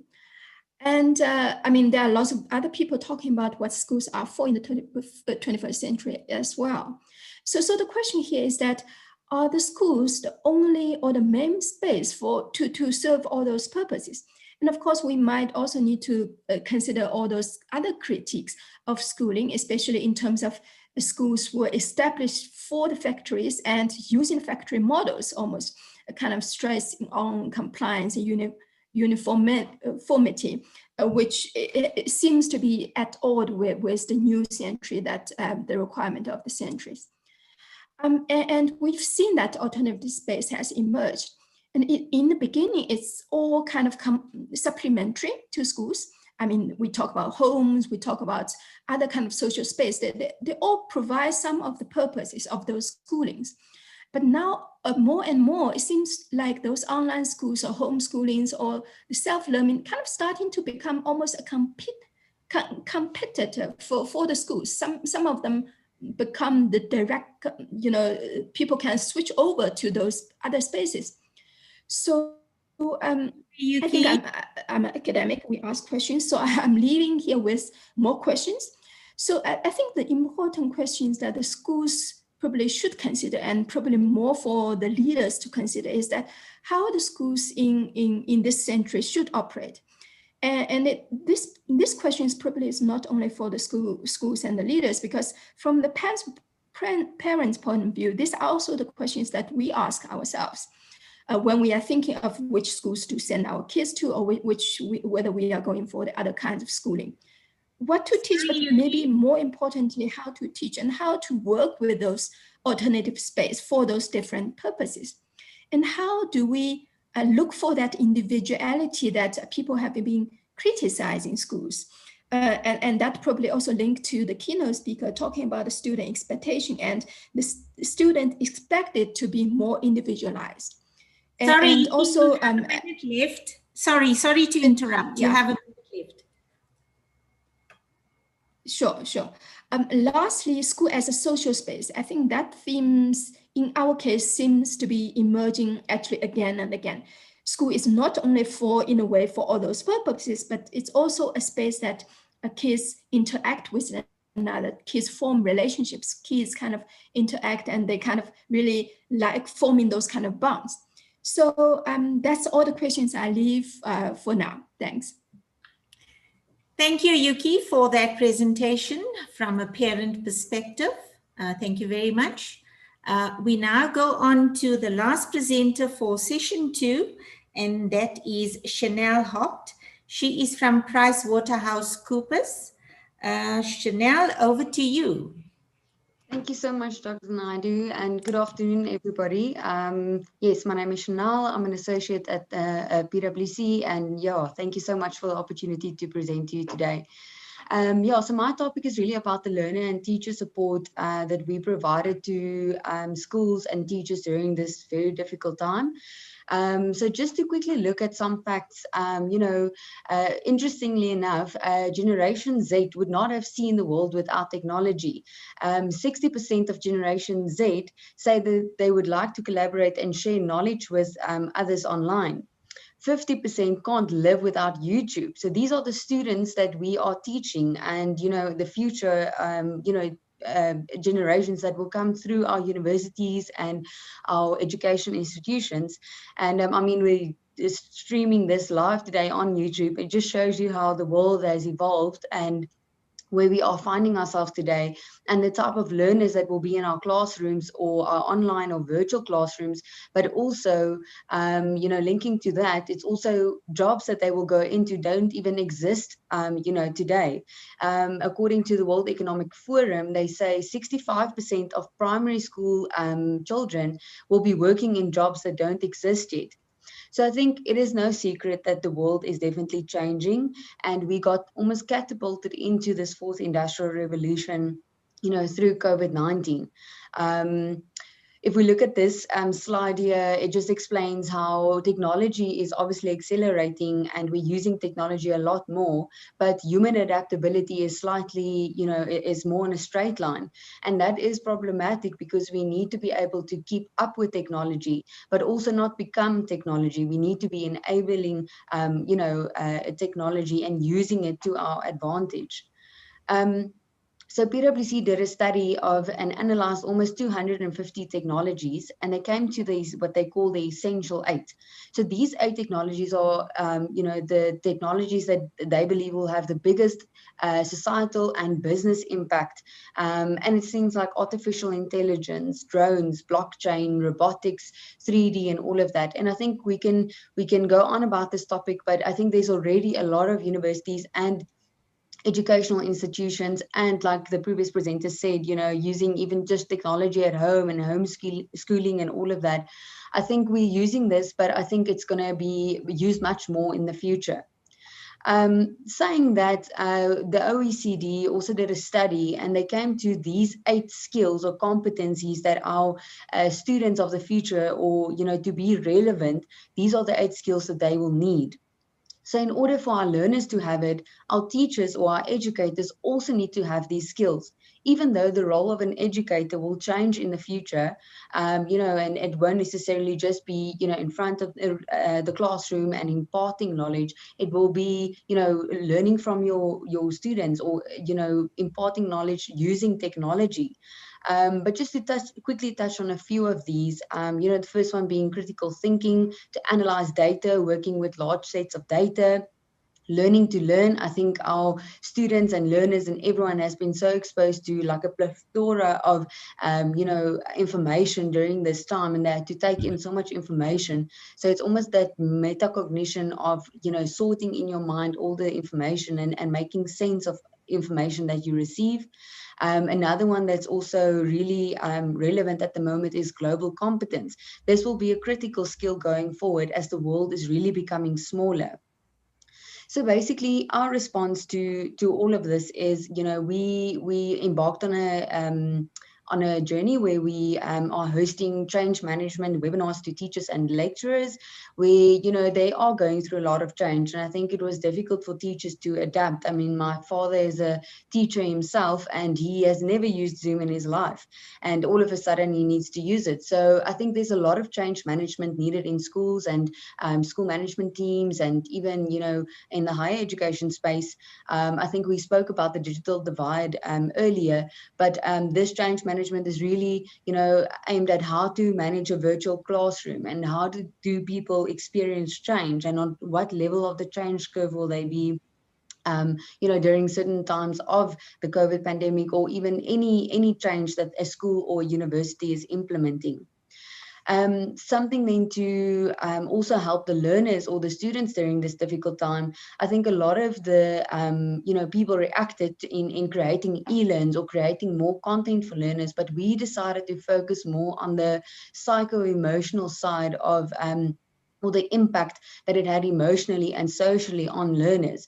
So what we basically did is we created an initiative called You've Got This, really just, and we distributed these placemats. So we did designed 21 placemats to share with learners, and these are freely available. So if you have students that you you know, have access to or anything like that, it's available on our website. And these are really like top tips and trick one pages, very easy to read, and really you know, engaging placemats to build skills, more social skills and emotional skills such as resilience, how to cope with change, how to do mindfulness exercises, and so forth. But then also to build some of those digital skills that we need to, you know, as we are going into this fourth industrial revolution. PwC has also launched their digital fitness app. So this is a fantastic app that anyone can download. It's available free of charge on your Google Play Store or your Apple iStore, and you can use this code LEARNALL. Basically what this app is doing is you do a digital fitness assessment in the beginning. So it gives you a score of what your digital fitness is.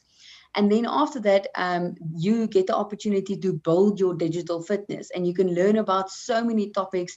There's podcasts, there's short videos, there's articles, there's basically anything that you can think of on any topic available on this app. And it's bite-sized content, it's curated content, that you can go through and really build your digital fitness as you get used to this new world that we are living in, and grow yourself, you know. And this is also available to your students or anyone. So I would really encourage you to go download this app, go look at the You've Got This placemats. And basically that was the last slide. And I just want to also touch on this slide. It has a few of the thought leadership articles that we wrote during this difficult time to also just contribute to society and to the industry. We have a fantastic article on the World Teachers' Day that we published on skills that the educator of the future will need. And then there's also, you know, a whole thing about upskilling, about the divide, the digital divide. And then there's also the Vice Chancellor's survey that Dylan referred to in his earlier presentation. So you're welcome to, I'll share this presentation with you, and you're welcome to go read some of these interesting articles and thought leadership that we have published. Thank you so much. You must have a great day. Thanks, everyone. Thank you, Chanel, for sharing the lovely work that you are doing and the lovely work that PwC is doing. I now open the floor for questions from all the attendees. I see there's a question that was posted on chat box, but I think before we get to that, I'd like whoever has a question to maybe ask at any time. You can go now, ask. Are there any questions? It doesn't seem like. Okay, can I just read the first question? From systemic change system theory point of view, all stakeholders are expected to take part in a change process. If the leaders are not willing to initiate and lead change or resist change, what can other stakeholders do? And Peter Olaba would like to hear from Prof. Hellinger or Mr. Dylan. If one of them is still available, and I think they are, if they'd like to provide a response to that question, or we could take responses from anyone else as well.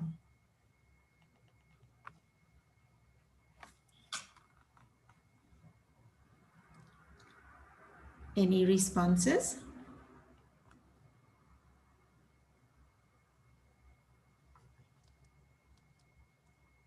Is Prof. Hellinger still around?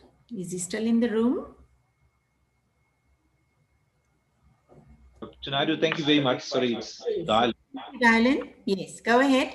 No, thank you very much. I think it is a challenge, and thank you very much for that question. I think it's a very relevant question. It's often leadership has a certain vision and so forth, but often there's a miss, or rather a disconnect between leadership and management and the rest of the organization. I think it is, we've seen it in many organizations where, you know, there is a bit of resistance or reluctance from leadership per se in terms of driving certain agendas around digital transformation and so forth. What is important that, you know, we often say leadership rests in the hearts and the minds of individuals, but I think it's a collective thing. And you know, if you take an education institution as an example, it's important for people to be able to put their viewpoint forward in terms of why there's a need to change, not just for the individual, but for the organization and in the bigger schemes of things, the success. And I use a typical example where you've got, let's take an higher education institution.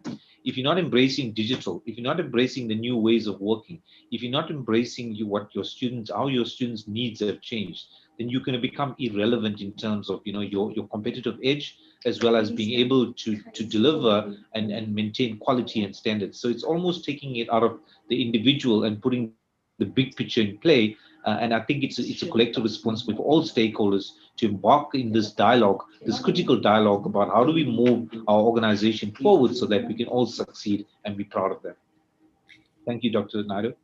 Okay, thank you, Dylan. Any other responses? Okay, I'll then now go on to the next question from Constance Malachi. My major concern is in the question Johannes asked, and that is, how are the learners that are left behind by the COVID pandemic lockdown are going to be brought to par with the rest? I look forward to responses from any of the presenters or any attendee. School principals, I think you were thrown into the deep end when it came to creating the balance of instruction. So one of you would like to respond?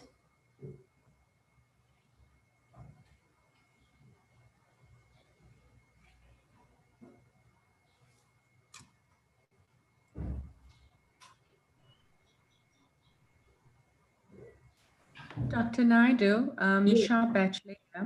Yes, I Michelle? just think the role of the principal during pandemic changed completely. Where we were at the forefront of leading curriculum management at the school, we were now at the forefront of holistic health for staff and learners, because that became paramount. And that had to balance against curriculum management, curriculum being streamlined, and that had to balance against the fears as well as the departmental requirements within this period. So in terms of the principal at the forefront of curriculum management, it actually changed completely. We were more of a emotional support, just basically ensuring that if you have a staff who feels that they are able to manage and they are healthy, that they then can be with the learners and they are able to teach and manage the curriculum. So the role of the principals during this period has really changed, my opinion. Thank you, Dr. Naidu. Okay, thank you, Michelle. Thanks for that lovely response. Any other responses from any of the other presenters or any of the attendees, participants?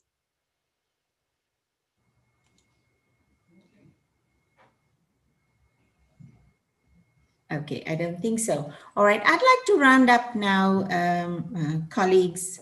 I want to take the opportunity to thank very sincerely Dylan Govender, Johan Wehan, Karen Kara, Michelle Batchelor, Yuki and Chanel for their excellent presentations, and to the principals for especially contextualizing the triumphs and the challenges that they've experienced in their schools, and the measures and the interventions that were done to address or sort of respond to the challenges of COVID-19.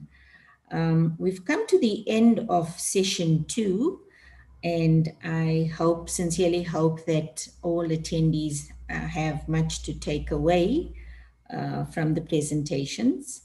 And I just want to remind you that there will be a lunch break and a social lounge, which can be accessed via the More option on your screen. Right at the bottom of your screen, there is a More option, and M-O-R-E. And when you click on that, it will take you to the lounge, to the networking room.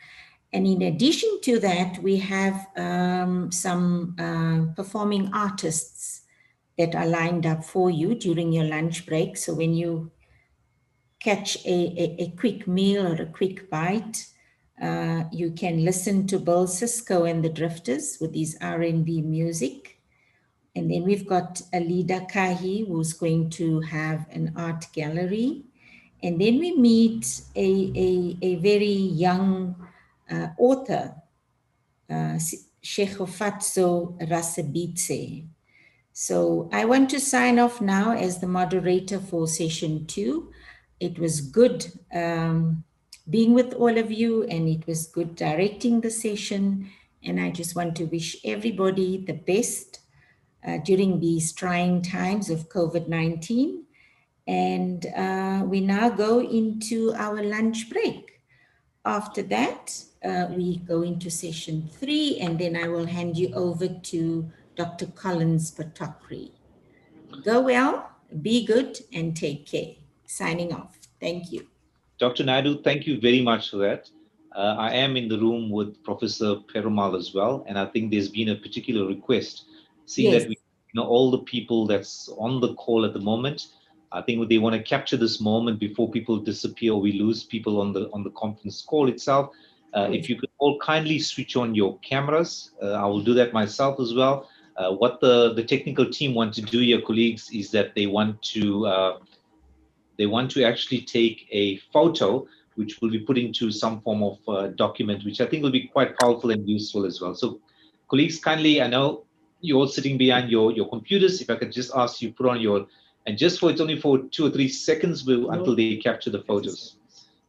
That's a wonderful idea, Dylan. Thanks, Dr. Naidu.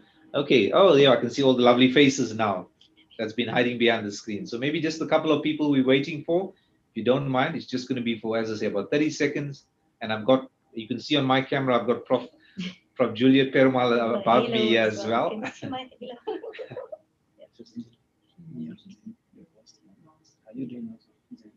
All right, I'm just checking with the technical guys. If they're all good, you need to tell us. 20 seconds. Hi, Juliet. Hi, Maxi. Okay. Good to see you. Okay, the technical team says please give them at least 5 to 10 seconds more before they get everybody and capture a nice photo. So just we get everybody on board. Absolutely. I see Nishana. We're waiting for you, Nishana. Don't be shy to put on your camera now. Is Karan there? Yeah. Once in a lifetime opportunity. Lovely. One more. Okay, I think we're waiting for one more. Sorry, who's one more person? Is it Karan? Yeah.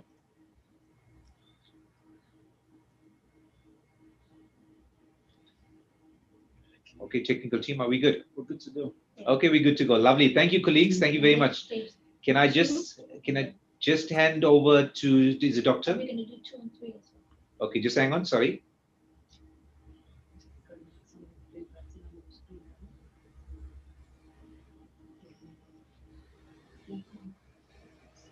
Okay, let's just see next. Sorry, I'm controlling the main screen here. Give me a second.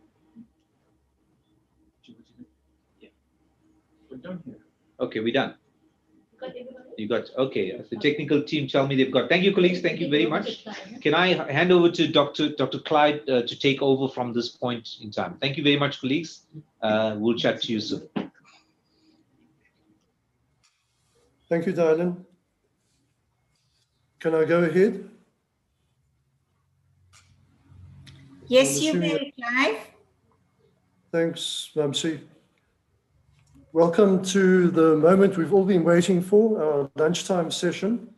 Mamsi has already mentioned the name of the three presenters that we're going to have.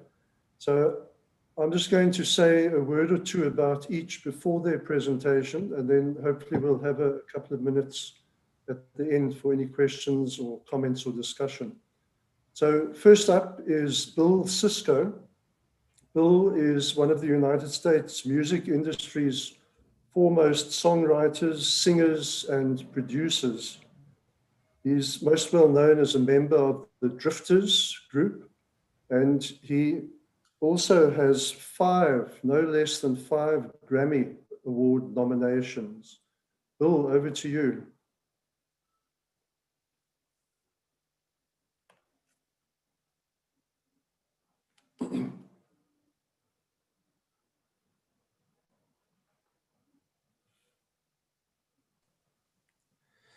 Clive, just make sure Bill Trump didn't mute him.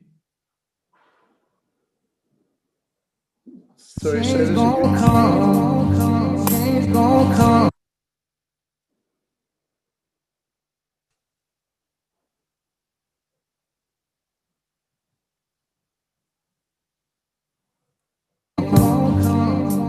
I was born by the river in a little tent, and oh, just like the river, I've been running ever since. It's been a long time coming, but I know change gon' come. Oh, yes it will. It's been through hard living, but I'm afraid to die,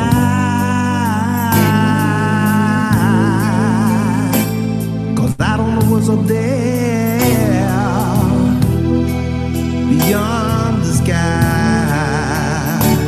It's been a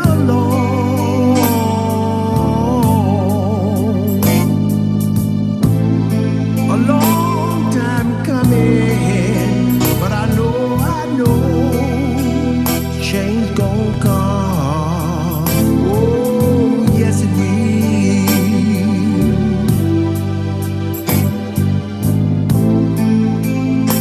Said I go to my brother, and I say, brother, won't you help me please?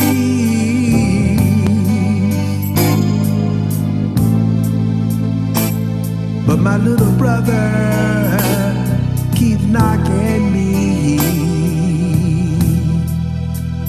back down.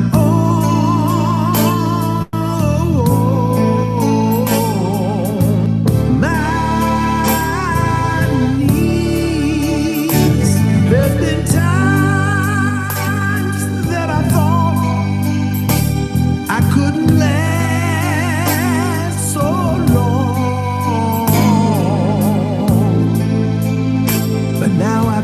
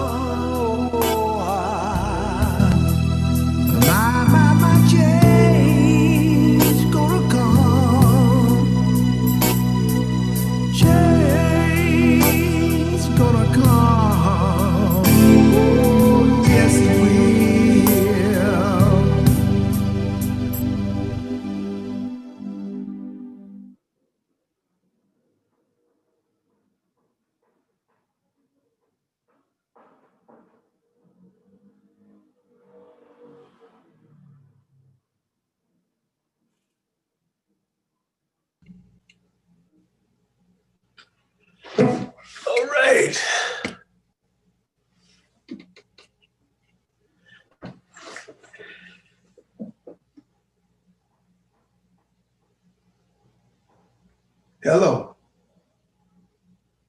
Hello, Bill. Hey, Dr. Clive, how are you? Excellent. All the better for seeing you. Good for seeing you too, man. Listen, that song was a song that I performed at Juliet's professorial inauguration. The next song that I'm doing is a song that I co-composed. It's called "Ain't No Stopping Us Now." It kind of celebrates women's liberation and progress made in gender equality.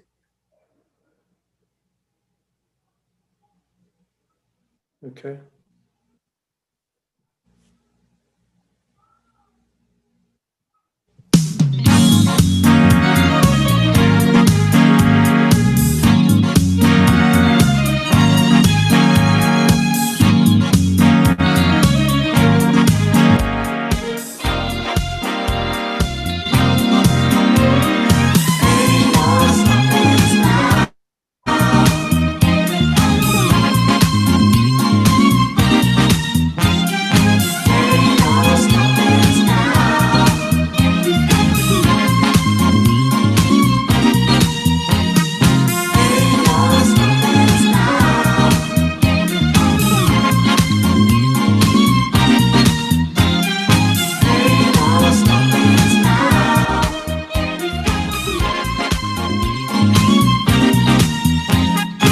There's been so many things that's held us down, but now it looks like things are finally coming around.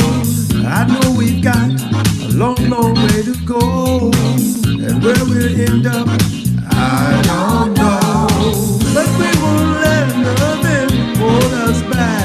We're putting ourselves together, we're polishing up our act, yeah.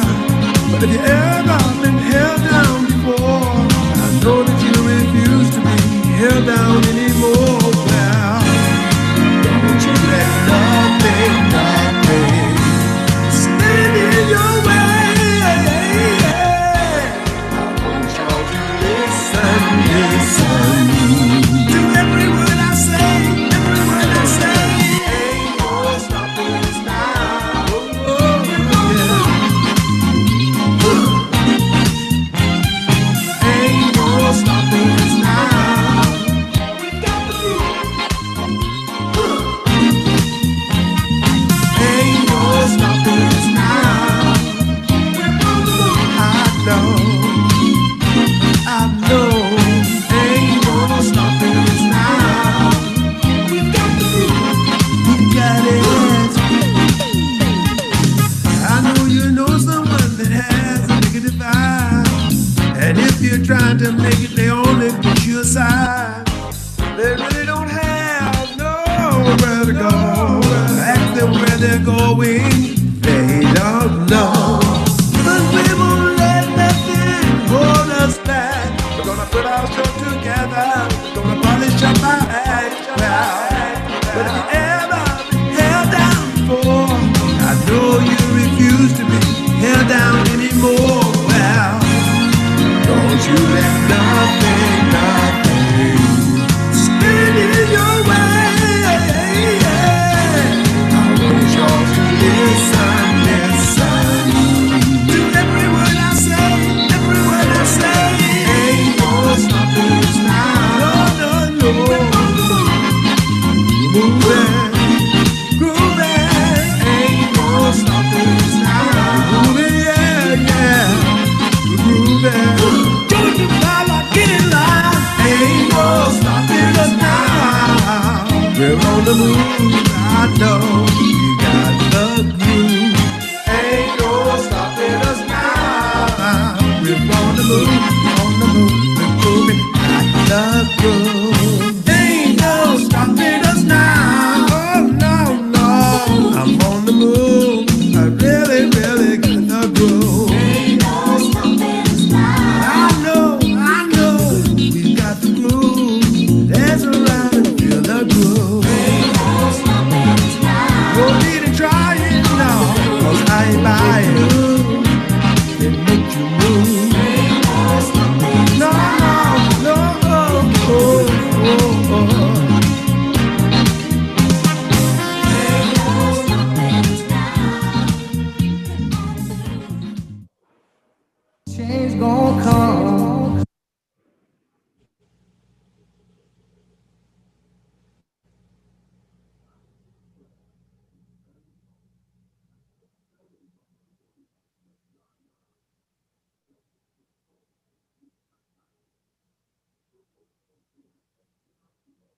You're back with us, Bill?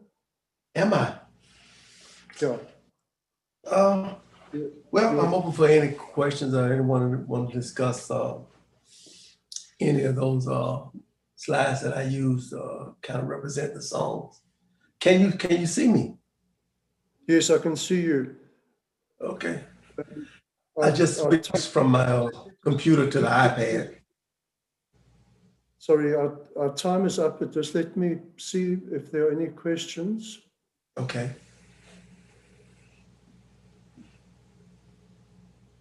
I don't see anything for this session. Okay. Thank you, Bill, for your very moving presentation. And as you say, many pictures, many thousands of words expressed through your presentation. Thank you. Hi, Clive. It's Dylan. Sorry to interrupt. I saw that Bill had his keyboard out there, and I'm very keen to see maybe he can play us something on his keyboard since it's right in front of him, even if it's a short one. That'll be great. Can we save that to the end after the other presenters? Yeah, I think let's move on to the next presenters, and then we'll see if we can squeeze in something. Thanks, Bill. Thank you. To move on now to Adele Kahi. Adele, I hope I'm pronouncing your name correctly. Adele is a Johannesburg artist. It's actually a leader. A D, say it again. A leader. Oh, okay. Sorry. Thank you. Adele is a Johannesburg artist who has a particular penchant for expressing emotion through art. And she also has a taste for color and texture. Adele, thank you. Please, will you carry on? Okay, right. Clive, you're supposed to be playing a short little video on me that's ready to be played. Okay. There we go. I am Alida Kai. Welcome to my home and into my world of art. My journey began as a child. For as long as I can remember, I've always loved drawing, painting, and being creative. As an adult, I now realize that I live my creativity expressing it in my fashion, my cooking, and my home. For many years, I've devoted my life to bringing up my two beautiful children, and only 3 years ago did I start taking my art seriously. I enjoy working with all mediums, but my preference is acrylics. I paint a wide range of subjects, such as women, harbour scenes, Hollywood icons, and pop art, to mention a few. A lot of thought goes into each piece that I produce. I take great satisfaction knowing that my work hangs in many homes and offices across the world.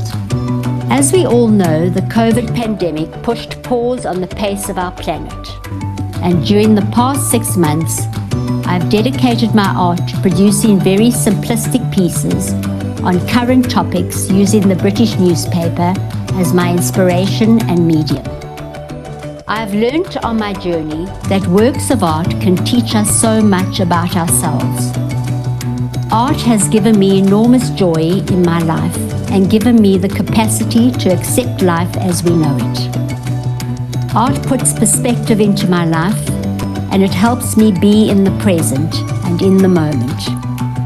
My love for art has enriched and enlightened my life.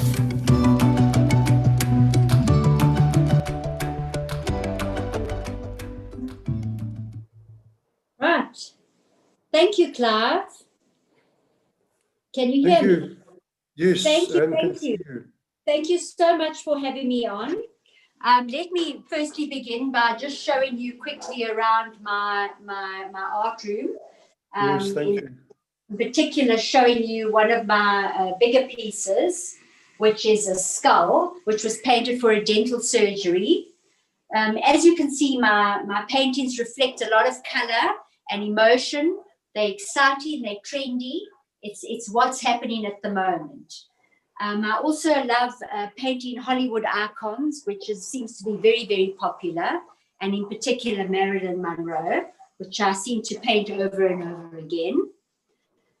What is very, very popular at the moment is pop art. And this is comic pop art. And it's full of color, which I find young people love and very expressive. I also have Kate Moss over here, which is beautiful. And our all-time favorite, Nelson Mandela, which is one of my most well-known pieces. I have Marilyn Monroe again over here in the corner. Okay, but let me tell you, first of all, that through COVID and through lockdown, I ran out of canvases.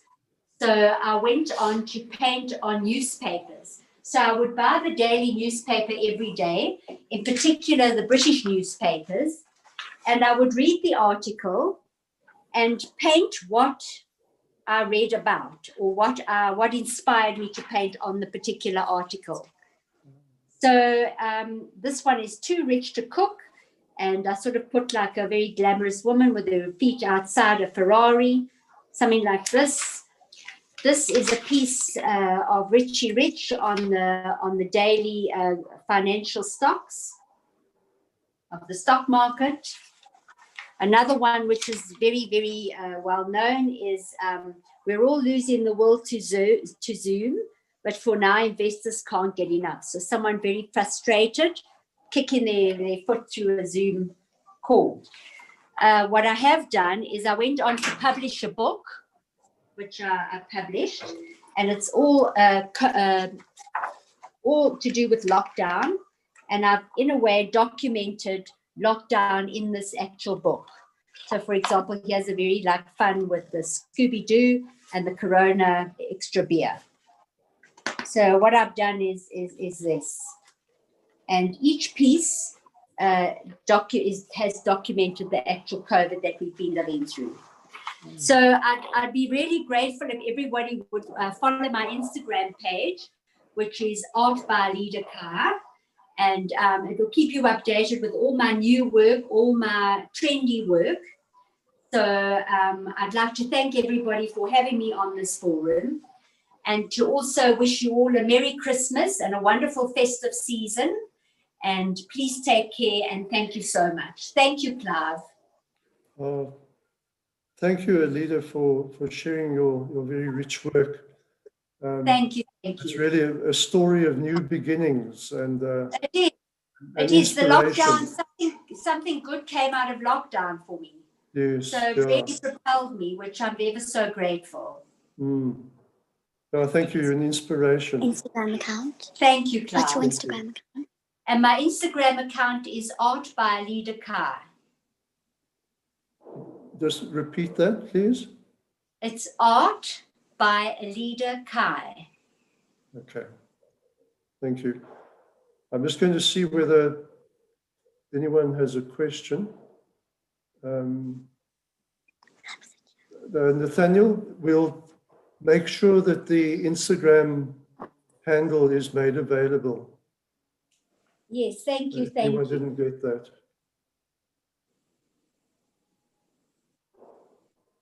Okay, yeah, that looks like it. Thank you, Alida. Thank you, Much Clive. Thank you for the honor. Take care. Thank you. You too. Have a blessed Christmas. Thank you. Thank you. Thank you.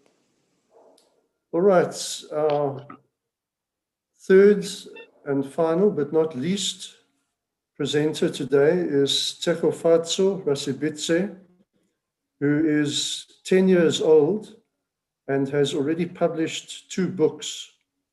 Tekofatso is going to share a little of herself with us, and she's also going to share a little of her work with us. And I'm sure we're going to be inspired by her as well. Tekofatso, over to you.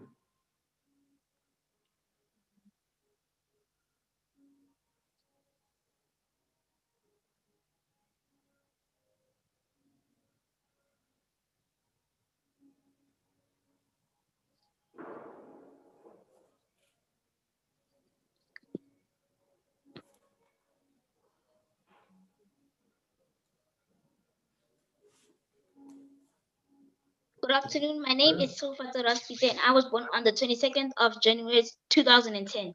I am a grade 5 learner at Christchurch Prep School and College. I am based in Johannesburg, South Africa, and I live with my parents and brother. I am passionate about cooking, waxing lyrical in rap music, soccer, and books. The Dream Thief was birthed in 2018 after my mom published a book called Fit for the Master's Use in 2017. My mom encouraged me to write a book, and I liked the idea because I wanted to shape our future generation. My dad always encouraged me to write and promised to give me 50 Rand for every chapter I write. Through The Dream Thief, I would like to raise the awareness on the seriousness of human trafficking to children. In The Dream Thief, I highlight the dangers of taking a shortcut route to success as the longest way to get there. The Dream Thief is about child traffickers kidnapping innocent and helpless children. The purpose of this book is to encourage society to find ways of fighting against or stopping human trafficking. The title, The Dream Thief, indicates that children's dreams are being stolen through human trafficking. It is therefore crucial that we take a stand against this enemy. The poetry book was birthed in May 2020 during hard lockdown. It focuses on life, school, family, and God. The poems are short, simple, yet profound. The purpose of this book is to reduce anxiety and fear that came with COVID-19. The book seeks to also encourage people to love more, have fun, and enjoy life. Through this book, I also had to first encourage myself to be fearless and trust God that there is light at the end of the tunnel. As a young leader, I have learned that time management is very important. We had online school during hard lockdown. I had to divide my time between learning and writing, which means I played less. This was not easy as I had to be disciplined and ensure that I complete my project. My advice to the young leaders is that dedication and discipline are important keys to success. This year, at the end of my grade 5, I received a silver certificate. From 2021 onward, I intend to get gold certificate. And I would also like to earn a scholarship.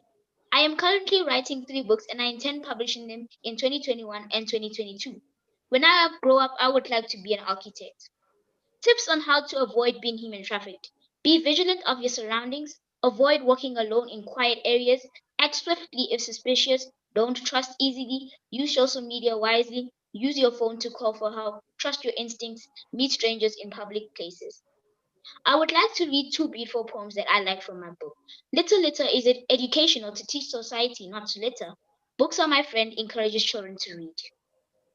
Books are my friend. When I open my book, I open my mind. When I open my book, I open doors. When I open my book, I open a new world. When I open my book, I fellowship with the author. When I open my book, my life is forever changed. Little Litter. It's a small piece of paper I threw through the window. The wind carried away. It ended in the seas. The fish ate it and choked. The little litter. It began to pile in the streets. It was just a little litter. Now it's a little late to save the environment for a little litter. Thank you. Thank you, Tsegofatso. Let's see if there are any questions for you. Super inspirational from Dr. Naidu. Tsegofatso, can I ask you, I'm glad we can see you. Can I ask you a question? How do you fit all your writing into the rest of your life with school and all the other things you are busy with?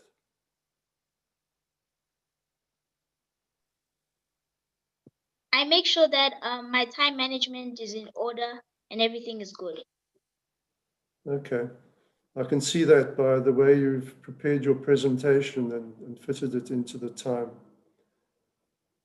Thank you very much to our 3 presenters. There was a request that Bill perhaps give us a short rendition on the keyboard.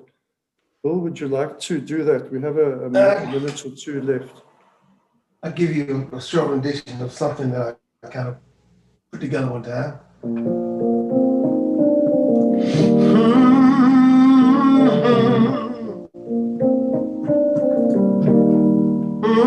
I'm going to dedicate this to my wife. Sunshine, blue skies, please go away. My girl is in South Africa and she's gone to stay. And with or with my future. My life is filled with gloom. Day after day, I stay locked up in this room. But I know to you, it might sound strange, but how I wish it would rain. Oh, that's a short rendition. Thank you, Bill. You're welcome. Yeah, I don't know if all the participants are aware that Professor Juliet Perumal is your wife. Well, yes, Juliet, she's my lovely wife, and I miss her so much. Thank you, Bill. You're welcome. With that, see there are no other comments besides those that I'm not sure whether all the participants can see the comments, but appreciation expressed to all the participants for their inspirational presentation. So thank you, Bill, thank you, Alida, and thank you, Tsecho Fatso, for sharing yourselves, your very beings with us today. Thank you to all the participants, and have a good session this afternoon.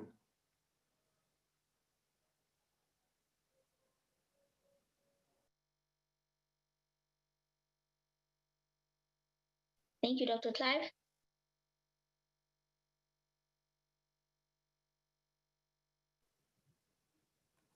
Thanks, Julia.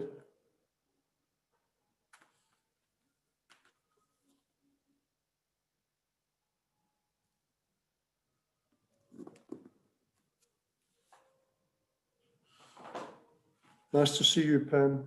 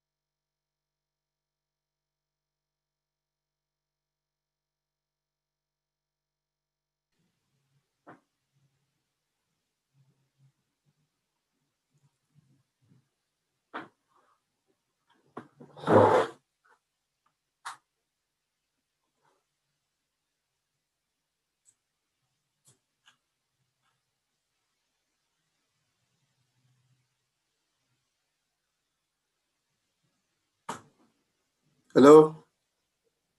Over to you, Collins. We can hear you. Okay. Thank you so much, Dr. Clive. I want to say a very good afternoon to all using South African time. I'm not sure what the time is in other places, but in South Africa here, we are by afternoon already. So thank you and welcome to the Roundtable for this year. COVID has not in any way prevented us from doing this, but it has made us to think outside the box, and now we are doing it in a different way. But I'm glad that we are all here. And many thanks to Professor Juliet Perumal and the organizing team. Welcome to section 3. As you may have read from the program, our keynote speaker for this session is no other person but Professor Tony Onwubueze. Yeah, it's got a very lengthy citation. I'm going to try to be fast about it. Professor Tony Onwubueze is a senior research associate at Cambridge University and a distinguished visiting professor at the University of Johannesburg. His research areas primarily involve social and behavioral science topics. including disadvantaged and underserved populations, such as minorities and juvenile delinquents. Additionally, it writes extensively on qualitative, quantitative, and mixed methodological topics.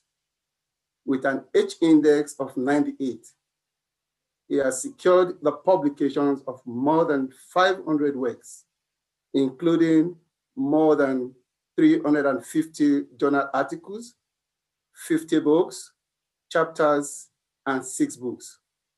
He has delivered more than 1,000 presentations, 250 methodological workshops, and 50 keynote addresses worldwide. He is the former editor of Educational Researcher. Currently, he is editor-in-chief of the International Journal of Multiple Research Approaches. He is the past president of the Mixed Methods International Research Association. Professor Onwubeze was a recipient of the 2018 National Research Foundation NRF Top Honors Awards in the science and research field, receiving an A rating. So please join me in welcoming this renowned and distinguished professor. He will be talking to us as the keynote presenter for this session. You're welcome, Prof. Onwubeze.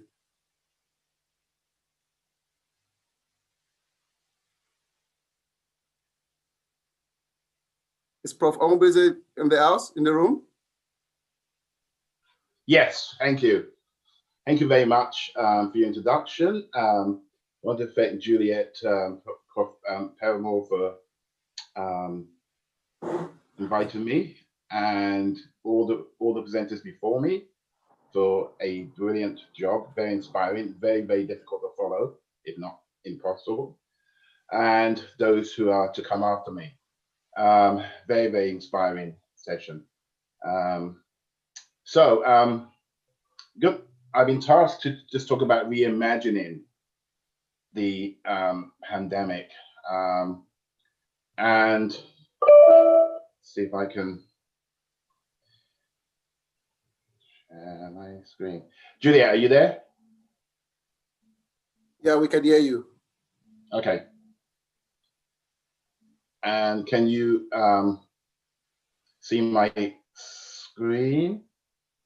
Yeah, I can see. Great, thank you for that. So as you know, the pandemic has caused, has lots of implications for people worldwide, everybody worldwide, in every country, and in the sphere of higher education, it not only has impacted our students, but also faculty, not only personally and professionally, but if we target down on our scholarship, our research and scholarship. So, and now that we have a little bit of good news about with the vaccine, and hopefully over the next several months, the infection rate will go down as a result, and get to the point where it's we have the so-called herd immunity. We have to look to the future. So even beyond this pandemic, we have to assume that we're going to get future pandemics. And so, I think it's important to reimagine our research, both from this pandemic and moving forward. And as you know, there's 3 major branches of research right now: quantitative research or traditions, quantitative, qualitative, and mixed. And each of them have their myths, which I think in order for us to reimagine research, we should shatter them. So I'll start with qualitative, with just some myths. That qualitative is naturalistic and that's where it's observed. Sure, there are some aspects like ethnography and a few other branches that might be conducted in their natural setting. However, lots of qualitative research, if not the majority, are not. And in fact, interviewing is one of the most common way of collecting qualitative data. Somewhere between 2/3 and 3/4 of qualitative researchers conduct some form of interviews as part of their studies. So interviews typically don't take place in a natural setting. They often occur after the event or the behavior or the experience. And so that should help, reflection on that should help us to reduce that myth that it has to be in the natural settings. Further, there are many people more and more people for whom online spaces represent the natural setting. So when it comes to interviewing, obviously traditionally, face to face, but now in this pandemic, especially in regions where infections are very high, which is almost everywhere, we have to take precautions if we're still to do face to face in societies that are still allowing that to happen, and there are few. Obviously the researcher has to be, compliant with the country's hands, face, and space mandates and other things associated with protecting both participant and themselves. And but in this reimagining era, we should think more about conducting online interviews via smartphones, via computers, etc. Because that then allows us to socially distance. That allows us not to worry about having to wear a mask because we're not in the same space as a person we're interviewing. And so there are lots of advantages of doing that. We also have focus group research. And as it happened this year, I started working on a book with my 3 other co-authors on focus group research, a methodological book, a mixed methodological book. And because of this pandemic, it's actually forced us to reimagine this book. And so when we first started it, we were thinking more about talking about conducting the face-to-face focus group research. Okay. Now, because of pandemic issues and the awkwardness, the difficulties of conducting focus group research, to be compliant and to make it safe and healthy, has really, in a positive way, forced us to reimagine, as I said, conducting focus groups online. Okay, and so it's something to think about. And actually, there are lots of benefits of conducting focus groups online, which include being able to increases the outreach of people in your study. So you could essentially conduct focus groups with anybody in the world. Yes, the time difference might be a bit of a inhibitor, but it's still possible to do so. And collecting data is also very useful because you can get lots of other types of data that go beyond the voice. For example, we can look at, we can do a conversation analysis and map that. We can do social network analysis to see kind of who's talking to who for the most part. Are there any cliques or isolates and so forth? Another myth is that individual focus groups are qualitative data collection techniques. And essentially that's not true, because now you can, if you do it online, you've got lots of quantitative and qualitative data that could be collected much more easily than in face-to-face. Another myth is that qualitative research does not involve generalization. And as I've written elsewhere, there's several types of generalization in qualitative research. The one that's most common is that third one there, analytic generalization. As soon as you say the themes where we are generalizing, because you're going from what the person said or the group said or what you observed, etc., to categories, to codes, to themes, to meta themes. And so you reduced the data to something that's much more manageable and hopefully meaningful. And that's called analytic generalization. You've got case-to-case transfer when you generalize from one case to the next. But when you now go online and you can increase the scope, you're able to even do external statistical generalization where you can actually generalize from the sample to the population. Myths, other myths include that, oh, we don't use qualitative software. That's what qualitative people do. And yet software is so important. This is what is done in industry all the time to analyze large sets of data, large sets of qualitative data, open-ended responses and so forth. And so to have a standpoint that you're not going to use qualitative software is going to limit what you can do. On the quantitative side, we like to claim, you know, those in quantitative, well, oh, quantitative research is objective, as I say elsewhere, you know, but why 0.05, not 0.06, for example? We make subjective decisions all the time, or that causality only comes from experimental research. And just one look at the Bedford-Hills criteria, you know, these are 9 criteria we can use to help to suggest or indicate causality. A lot of these you need qualitative, you know, you need qualitative techniques to do that. So it's not just looking at experimental evidence.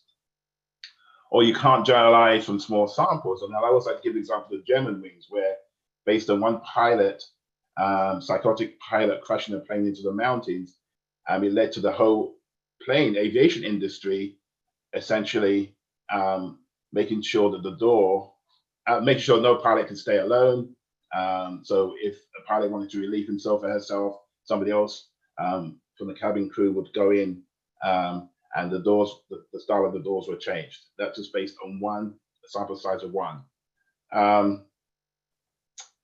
Post-positivism has many branches. Another myth, and you've got frequentist, and you know, people do Bayesian and IT response theory, Rash and classical test theory. You have so many branches of post-positivism. So you could decide as a researcher which one of these you want to follow, or more, and go in that direction. And also in the quantitative world, we got the whole idea of big data. And again, this is another book I'm working on right now with Hannah Gerber and Tom Leon Lynch. And the whole idea of making big data small, because it's a moving target. So as data, what's big data today is going to be, you know, smaller data tomorrow, and that's going to keep going. But in essence, there are so much data out there, both quantitative and qualitative. For those in the political world, if one did not follow Donald Trump's tweets, you're going to be missing out on policy. There are millions of people around the world who are tweeting every day, and there's so much data that's coming out. So you've got qualitative and quantitative data, front-end data, which would include tweets and Facebook and so forth. But you've also got back-end data, which are, you know, data that are essentially behind the scenes, location data and data about the users that you can play in. Mixed methods also have myths. A big one is that they are dichotomies, and quant versus qual, and which is the biggest one. But you've got, you know, objective versus subjective, and so many other ones that prevail. And yet, you know, it's not so cut and dry as that. So you can have a quantitative study that essentially is extremely uses small samples, or qualitative studies that use big samples, and many of the objectives. In fact, I've argued, you know, for a long time, almost 2 decades now, about getting rid of the terms qualitative and qualitative, and entering this fourth wave where we focus on research. Most recently, John Hitchcock and myself wrote this paper on looking at meta method and multiple mixed methods. This is where within a study, we're not only combining quantitative and qualitative, but we're combining multiple components of quantitative and multiple components of qualitative. And so this way we're conducting research and eliminating these subjective boundaries between quantitative and qualitative. We also need to recognize there's so many parallels for example, thematic analysis, factor analysis, reliability and saturation, time series analysis and quantitative, and time order displays. So when you look at that in mind, it allows us to conduct research in a way that essentially much more complex, much more complicated, because we're not limiting ourselves to these boundaries or to these silos. Many people, most people, I would imagine, say that there's qualitative or quantitative data. These are fixed entities, and yet I would argue that they're social constructions. At the beginning, it starts from information, and the information is neither qualitative or quantitative until we as human beings essentially classify it as such. In fact, again, Hannah and Sandra, we talk about the concept of multi-data. There are many constructs that are neither quantitative nor qualitative. And the example I like to give is spirituality. Okay, if you try to study spirituality, is that qual? Is that quant? We would argue that's multi. So here I'm going to focus. So this is one way. So we as faculty, as researchers, should be reimagine it such that we could. The pandemic doesn't stop us from conducting research. In fact, you could probably argue the pandemic helps us to conduct even more meaningful research, because we could conduct research that essentially leads to policy and helping models that benefit societies. In this section, I'm just going to quickly focus on creating scholars. Okay, this is a CARES logic model. Obviously, the CARES stands for Cultivating African Researchers for Emerging Scholars. And essentially, we have, how we often, within academia, we often focus on consumers. We help students to be consumers, but we should also be making sure that we nurture them to be producers of research. And we have 3 branches here, basic. And as basic, we have methodologists. And that's something that, while we tend to do a better job of helping our students become applied researchers, I think we don't do as good a job of helping to create them to be methodologists, helping to create them to be evaluators, helping to create them to conduct research and development, which are all very important in today's world, even more so than before. And so the 3 branches, the methodologist, investigator, evaluator, are 3 branches that we can help to nurture in our students. Obviously, we've got qualitative and mixed methods, and we've got the offline and online spaces. And now, obviously, in an era where there's lots of lockdown going on, online spaces is so much more important. Then we have students. The students could obviously play a role. Supervisors and methodological instructors can play an important role, and leading to research evaluation methodology leaders. So we should, in our view, we should not only be helping students to become good researchers, even methodologists, but to be leaders in the field. And a good way of doing that is to emphasize the critical aspect of research. Okay, so you have a few examples here: critical integrated peace and conflict research, or action research, that's critical ethnographic, action research, and so forth. So there are lots of ways. And I was told by students, when you see the word critical, think of power dynamics, think of inequalities, and so forth. So we have this example of reimagining research. And one of the things I ended up doing this year, which has just really blossomed, was, when the pandemic came, I said, what can I do beyond my research to hopefully try and make a difference, however small? So I thought, okay, let's see if we could find out much more about research, about what's going on in the pandemic, how it's affected our higher education students and higher education faculty and people and staff. Hello, Prof. Yes, nearly done. We've got less than 2 minutes. Okay. So it came out from this article where we looked at which university had more than 4,000 students. This is an open access. If you go to ijmra.com or email me, be happy to send you that article of what we did. We used meta method and multiple mixed methods, you see for the title there. And then in the Routledge reviewer guide, which is coming out very soon, we, Burke and I, show how you can put everything together to conduct research, and on that's online on online spaces. So you have meta method, as I said, research that you conduct, and so in that reimagining, we have to be prepared to retrade, to be able to conduct, be prepared to conduct not just your standard qualitative research techniques, but also your quantitative topic modeling and geographic information systems and so forth to help us analyze place and space in addition to just time as well. And so I'll just have one word about ethics. We should also be very cognizant of ethics all the time.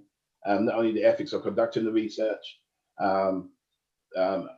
the obvious ones from face-to-face, we'll make sure, as I said, that we have space, place, and hygiene in how we conduct research, but especially in the online research, where we need to reimagine ethics committees, because it makes it conducting research online does bring its own ethical issues and challenges. And the final thing I wanted to show is nothing that came out, and it was the previous presenters, have talked about writing books. This is something I'm delving in now, a children's book with a friend of mine from Turkey called Pelin Selson, and me and Malik Luna and the COVID Witch, and so we're still writing it, but even going to introduce a little bit of mixed methods into it. This is aimed for really young children, but it's just showing you the kinds of things we could reimagine and research that could hopefully make a difference to the lives. And if it's just one person, then it's all been worthwhile. So thank you very much. Thank you very much, Prof, for the wonderful presentation. It's always very difficult to stop keynote presenters. So, above that, thank you for talking us through to the issues of reimagining research in the wake of COVID-19. We have learned so much from that, and we do hope that we'll take it further from there, particularly as we go back to our respective institutions. So thank you. Our next presenter is going to be talking us through on the issues of the impact of COVID-19 on tertiary education in Ghana. And his name is Ina Kusi. Ina Kusi is from the Department of Education Administration and Management, University of Education, Ghana. So Kusi, you've got the floor to talk to us.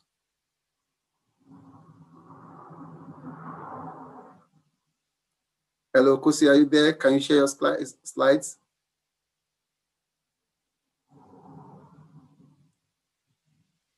Hello?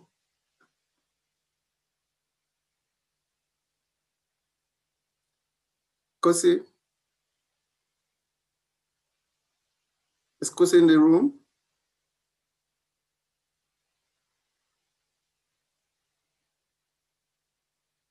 Hello? Is Kusi in? Hello, Kusi is not in. Can we just Okay, Kusi is not in. So will Stephen be prepared to take the slot of Kusi? Perhaps Kusi might join us later. Yes, thank you very much. Can you hear me? Okay, Stephen Mahiri is from the University of Zimbabwe. He's going to be talking to us on COVID-19 and its impact on universities and schools in Zimbabwe. You are most welcome to have the floor, Stephen. Thank you very much. I don't know whether you can hear me. Can you hear me? I can hear you. I'm sure others can as well hear you. Please, if you can't hear, Stephen, please use the chat box so that I understand that there's a problem somewhere. But otherwise, for now, we are doing great. We can hear you, Stephen. Thank you. Thank you very much. I'd like to start by saluting all the educational leaders as well as the organizing team. As you heard, my presentation is entitled COVID-19 Pandemic and its impact on universities and schools in Zimbabwe. Well, the COVID-19 pandemic has had a great impact on the teaching and the learning of students in universities and some schools in Zimbabwe. From about March 2020 to date, COVID-19 pandemic has changed the outlook of teaching and learning in the country. It has had the following impact in universities and schools. The first one that I'd like to quickly point out is that COVID-19 pandemic as a result has given rise to the adoption of online learning in universities and some schools. Universities and some schools adopted the online learning because of the deadly nature of the pandemic. Government adopted a range of strategies to alleviate the problem. And on realizing that some universities, some students in some universities were testing positive, they actually directed that all universities, tertiary institutions, education institutions, and schools stop face-to-face teaching on campuses or schools and adopt e-learning.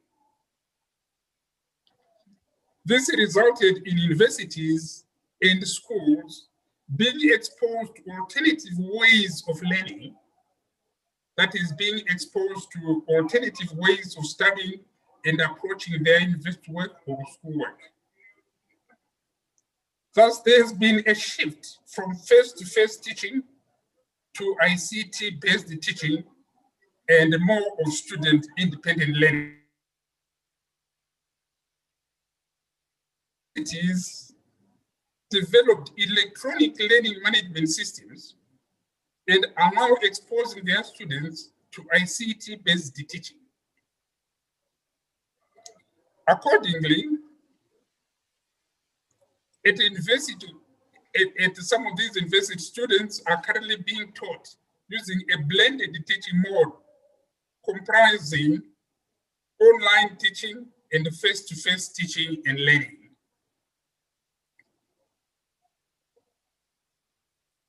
For university lecturers, COVID-19 pandemic has helped them to find possibilities for engaging in further research. In order to deal with COVID-19 pandemic in a sustainable way, some universities have set up a university task force that enforces compliance with the Ministry of Health COVID-19 pandemic-related protocols, rules, and regulations, as well as giving the necessary support.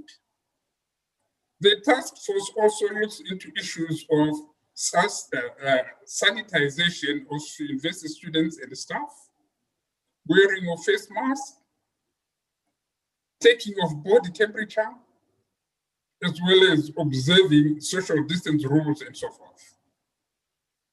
The pandemic has given rise to problems, that is computer hardware and software related problems, internet related problems, high costs of bundles have been experienced by students. It is noted that a significant proportion of students do not have smartphones and laptops, which are needed to access the internet and to utilize e-learning skills. In schools, during lockdown period, while some students missed out on teaching and learning, students in well-provided for schools were able to continue learning, reaching their teachers online. The real challenge or problem was with the students in schools that could not provide online tuition, mostly schools in rural areas and the schools in other parts of the country without electricity. The Ministry of Primary and Secondary Education made a commendable effort to help such students by coming up with radio lessons programs covering most of the subject disciplines. Yet another impact was the temporary closure of schools whose students had tested positive. In other words, as a way of curbing the spread of COVID-19 pandemic, schools with the students who had tested positive faced temporary closure. Yet another one is the impact on practical components of courses, modules, and programs. University faculties, especially those of health, medicine, natural sciences, expressed concern about courses and programs that require practical training in laboratories or hospitals. These concerns directly affect programs involving natural sciences, engineering, and medicine. In some universities, students on attachment are among the most affected by COVID-19 pandemic. Some of these students fail to secure attachment placements, while others face difficulties in completing their attachments as contracts were being terminated as some of the companies were not fully operational or had ceased operating due to COVID-19 pandemic. And then finally, the last one I'm going to highlight relates to economic impact or the pushback against paying full tuition fees by students. COVID-19 has had a massive economic impact on universities and schools. Most universities were unoccupied for several months. Some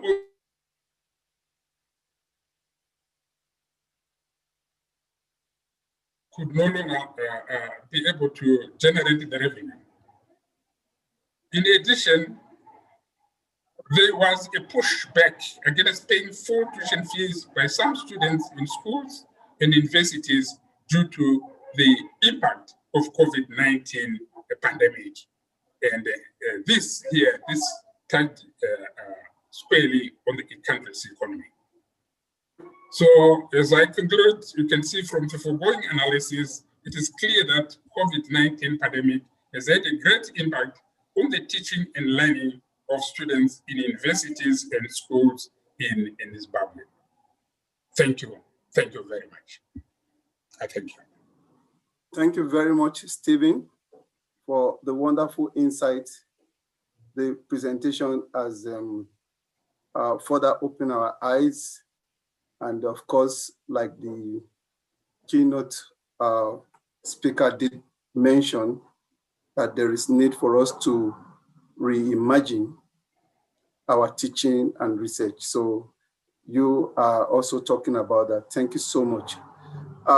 If there is any question, please, I will request you type them or send them through the chat box so that at the end, it becomes easy for us to identify those questions for possible answers. Very quickly, we'll move to the next presenter. The next presenter by name is Ita Aki. Ita Aki is from the University of Boa in Cameroon, Faculty of Education. Ita will be presenting on empowering communication deficiencies through social media in the wake of COVID-19, the case of Boa University, Cameroon. So Ita, you are more than welcome to have the platform to talk to us. And as you know, 15 minutes is your time. Thank you. Okay, thank you, colleagues. I'm so privileged to be amongst you to give this presentation. I think that the presentations before now have actually enriched me so much. And it's been very problematic for me here because I've had a lot of network issues and how COVID-19 has deterred communication opportunities and it's making things very difficult. So basically, my presentation is about the deficiencies in communication as a result of our over-reliance on social media, which is a forced and must action as a result of the COVID-19 pandemic. I am Eta Aki from the University of Buea. The University of Buea is a public university in Cameroon, Sub-Saharan Africa.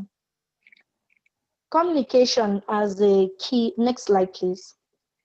Communication as a keynote speaker. One of the things I want to take from the keynote speaker is the fact that we're able to produce information as a result of research. And then, of course, when we produce, then we can pass it on to the consumers. And I think it is the same role that communication has in an organization. Communication is a basic principle in leading and managing educational organizations, as it helps I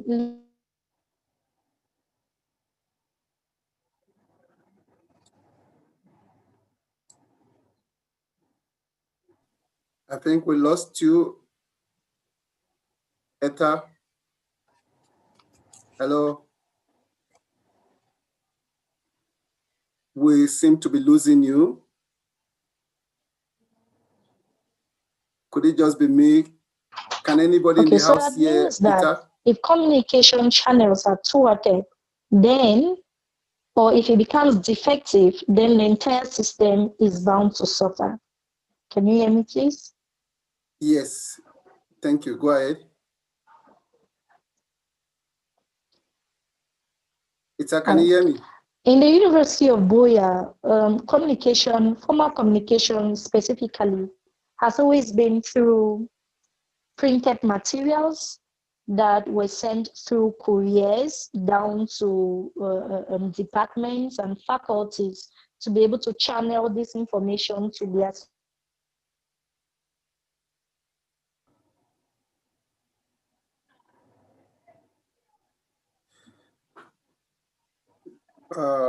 It seems we are having a connectivity problem either from your system or from where you are.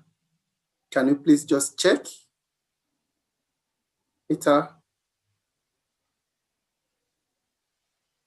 Hello? Hello? Is it me that is losing Eta, or is it applicable to everyone in the room? Hello? Collins is to everybody. To everybody. Okay.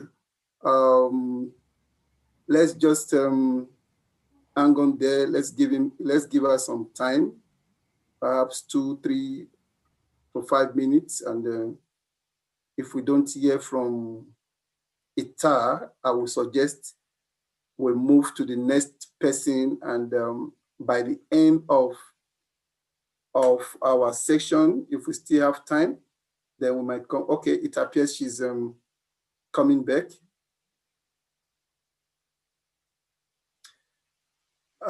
No, I don't think we are winning here.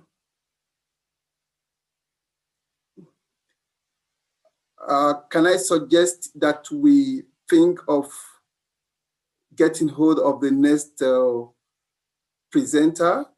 And if we still have time at the end of our session, then we can. Yes, Colin, sorry, I'm here again.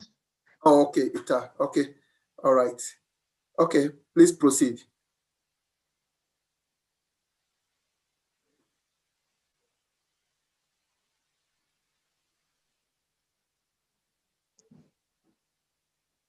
Okay, can I go ahead?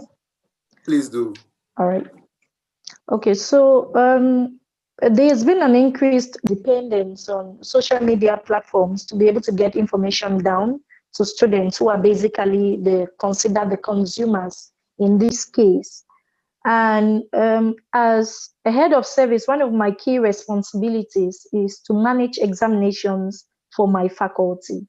And I had a personal experience that resulted from communicating information, giving memos and official documents through this platform. And a case in point is one where we had an official exam, and it was my responsibility to come up with an examination timetable and communicate it down to students. But before I could send that information down to the students, other members within the educational community, fraudsters particularly, had already taken charge to send that information, a pseudo copy of that information that was authorized, changing the venue, changing the time slot for the exam, and so on and so forth. And that brought a lot of misinformation. We had students who missed the exams. We had students, we lost writing materials. The examination session in itself was lost, and so on. And so that just tells us that as we begin to reimagine research, we should start thinking about the communication channels that leaders are using in pandemic and post-pandemic eras to be able to get information down to the consumers. Thank you. Okay. Thank you so much, Ita, for managing the time appropriately. Despite the on and off, I have learned a lot, and I'm sure everyone in the room did the same. Like I said earlier on, please pen down your questions in the chat box so that it becomes easier for us to identify with them at the end of the session. So very quickly, we are not doing that bad with regards to time. May I request Siweta of Middlesex University Mauritius campus, Department of International Education, to present his or her paper titled Technology Enhanced Learning, Transforming Teaching, Learning and Assessment through a Hybrid Approach. The floor is yours.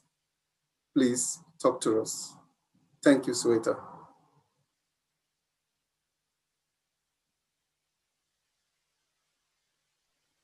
Thank you, Collins. Thank you, distinguished delegates of the 5th Africa Education Leadership Roundtable. I'm Dr. Sweta Rao Tulash. I just want to say, if it were not for the pandemic, we would all actually be in Mauritius for this education roundtable. So my presentation today, as Collins has said, is on technology enhanced learning. I'm going to refer to that as TEL, transforming teaching, learning and assessments through a hybrid approach. I do want my video started, but I can't seem to start it because it's saying the host has stopped it. So TEL is the use of technology as part of the teaching, learning and assessment processes. And Middlesex University developed the threshold standards for TEL. Thank you. I can start my video now. So Middlesex University developed threshold standards, next slide please, for TEL, designed to support effective blended learning program delivery. The threshold standards provide a set of minimum requirements for the use of learning technologies and the use of our proprietary virtual learning environment. I'm going to call that the VLE. Such an approach aligns with case studies reported by McGuinness in 2012, confirming that VLEs have no intrinsic value educationally in themselves. It is the way in which online courses and online activities are designed and delivered that adds value and increases effectiveness. In the absence of proper planning in relation to the most effective student learning experience, the VLE risks becoming just a dumping ground for material that is not properly designed to be delivered online. This confirms then the need to plan online support carefully, to avoid overloading the student with content that they do not really know how to engage with. The aims of these threshold standards are to provide an enhanced student experience of the program and the module spaces of the VLE. One of the key messages is to have a consistent approach to the use of the VLE platform.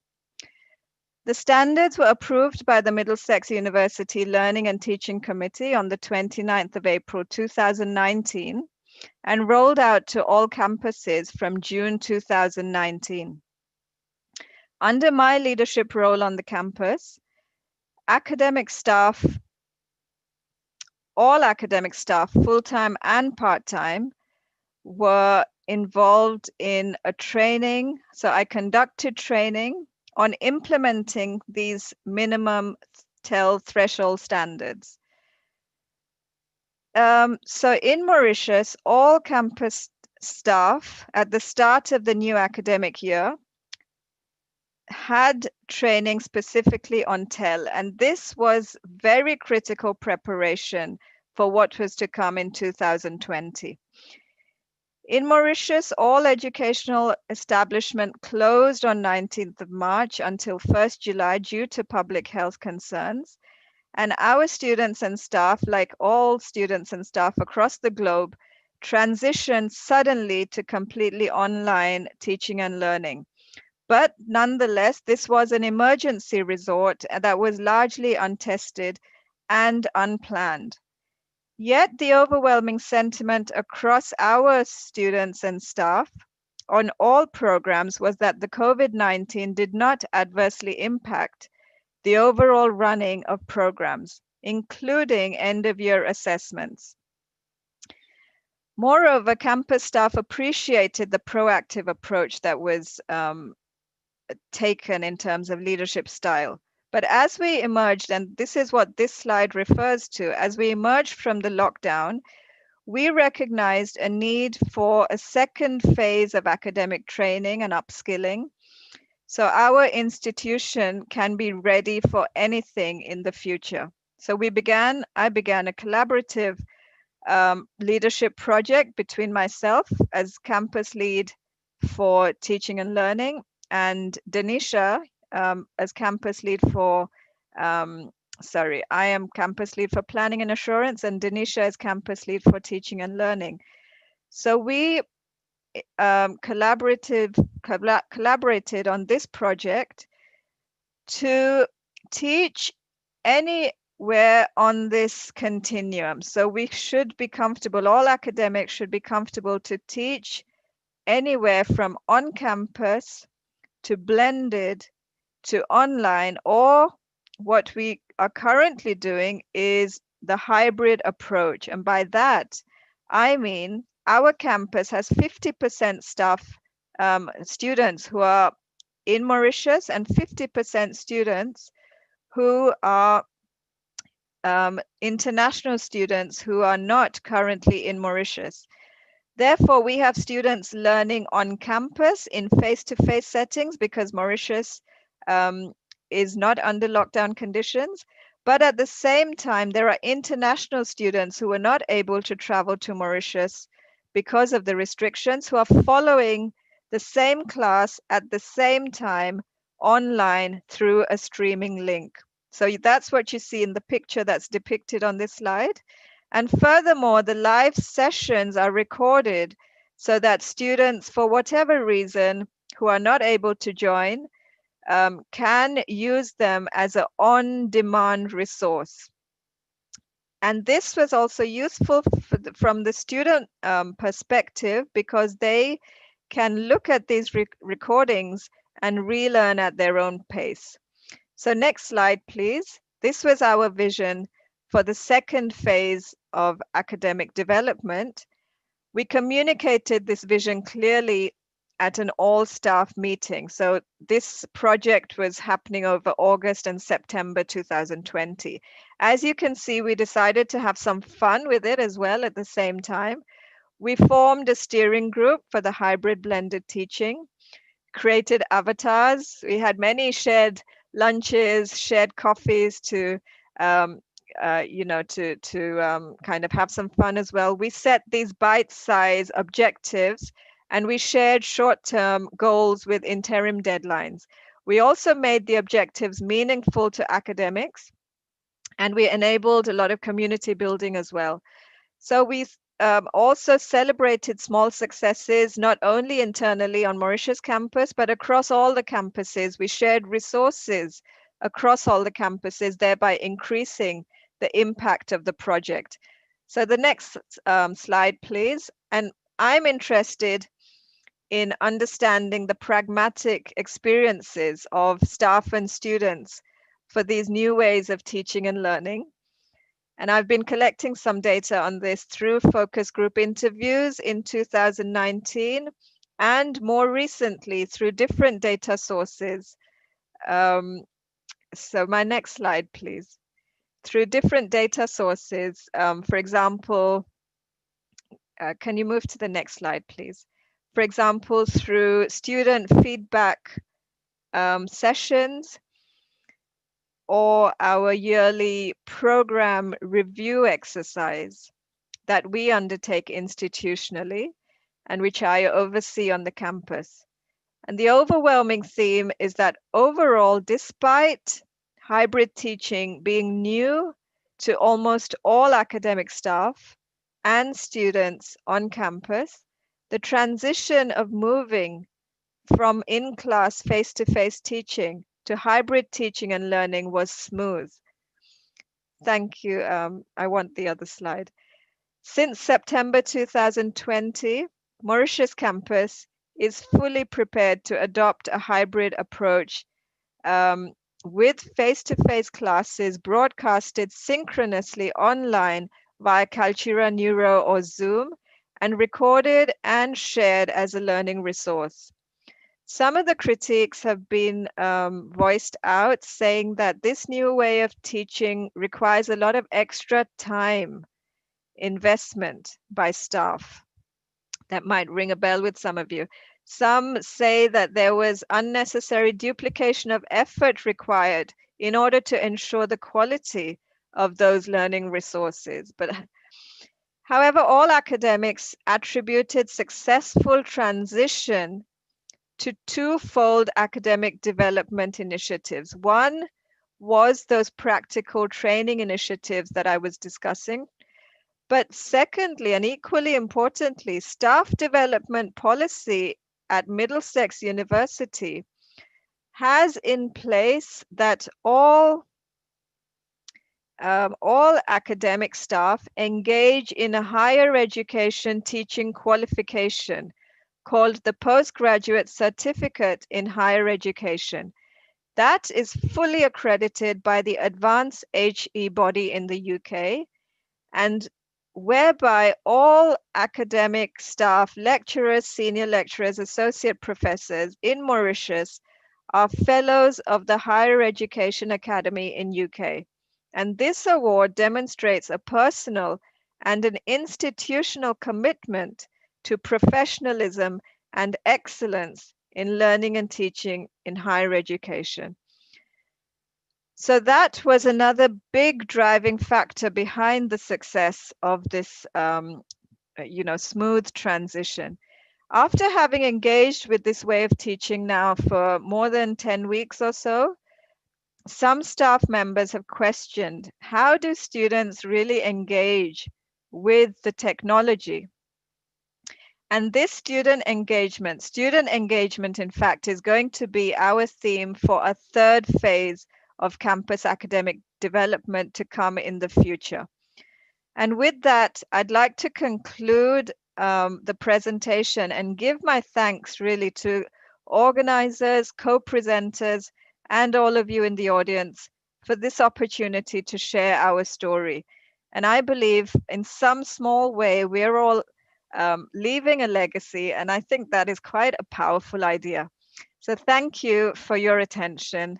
And if any questions, you can reach me by email on the screen.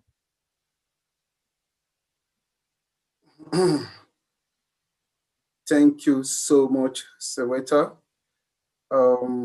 You actually did make my work easy because I was thinking of how to stop this lovely and wonderful presentation because it was just too good, like every other one, for me to stop. Thank you.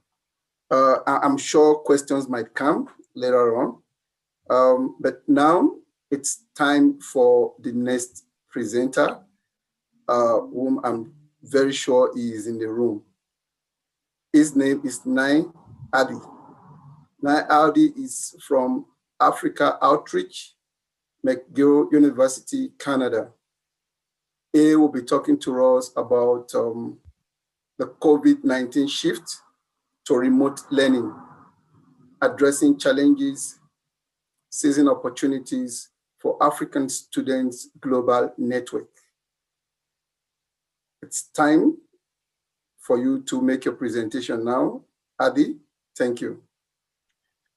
Thank you very much, Collins. I want to say big thanks also to Professor Juliet Perumal and to all the organizers, to all the presenters and everyone here. It's 7:17 a.m. in Montreal, where I am.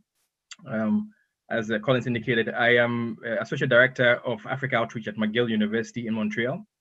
And most of my work is around engagement between McGill and African institutions and African students. So what are the ways in which we can better engage McGill with collaborators in Africa? Some of you will recognize my name immediately from Ghana. That's where I come from. You know, so just to give some context in talking about the problems and opportunities that COVID-19 has presented us. We think about the fact that, you know, Africa's population, you know, we form over 12.5%, more than that of the world's population. But as of say 2018, you know, still account for less than 1% of global research output, right?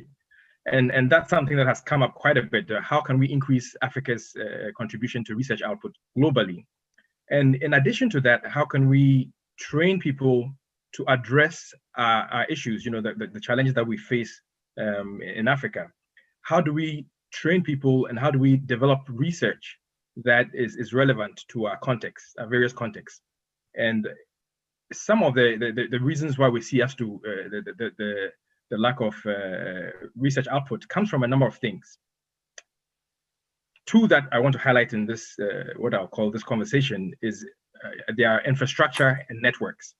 So the infrastructural gaps that we have, but also the issues of networks. And there I'm talking mostly about some of the social networks. I'll talk about this in the context of the program that I work with. At McGill, my focus is on MasterCard Foundation Scholars Program. The MasterCard Foundation Scholars Program is focused on supporting talented young Africans who show leadership, great leadership potential, usually come from difficult financial backgrounds. And part of what the scholarship does is that it offers these students the chance to go to any of a number of leading institutions in Africa, but also globally, including McGill University in Canada. Now, this program that I work with colleagues on, you know, we've been able to engage quite a number of African scholars. And I want us to picture, I want to start by having us focus on one scholar, you know, and let's picture this scholar. She is a young woman from Somalia. So think about a young woman from a rural community in Somalia, and she's received a scholarship to come to Canada to study at McGill. Now, it doesn't have to be Somalia. It could be Ghana, it could be Cameroon, it could be Mauritius, it could be South Africa. You know, think about anyone who's, you know, coming from a rural background, has gotten a scholarship to come to Canada, where today it's -4 degrees Celsius, right? They are coming to a context which is very different from what they might be used to. That is the kind of person that I want us to focus on as we're thinking about some of the issues that I'm mentioning. One of the things that the program at McGill that I'm involved with, we've been looking at is how can we better support these scholars to thrive, so that we can increase both the impact that they have globally, but especially in Africa. And one of the ways of doing that is through research, right? So there's a particular research project that I'm part of, and that's what I'll center this brief conversation about. It's a partner research fund. It's a fund that is supported by the MasterCard Foundation. We have a grant between McGill University and Ashesi University in Ghana. And the idea for this grant is that we're focusing on applied research for informing university leadership as to how to better support African scholars, to have them thrive and also have impact down the line. One way of looking at this opportunities is think about research. What kind of research is relevant, right, to actually understand how to inform leaders, leaders both outside of Africa, say in Canada at McGill University, but also leaders in African universities like Ashesi University in Ghana, but any of our other universities in Africa as well. One way in which we're taking a different, well, not necessarily a different approach, but an approach maybe that is less used, is to focus on processes. So as opposed to outcomes-based research, where we're looking at, we're looking at IPRA, we're looking at, sort of an outcome, a desired outcome, and then in collecting data on that. What we're doing is that we're focusing more on the processes in real time, So what do the African scholars, these MasterCard Foundation scholars, what do they experience every day, but also over a period of time? Part of the studies is a 2-year, 1.5 year study.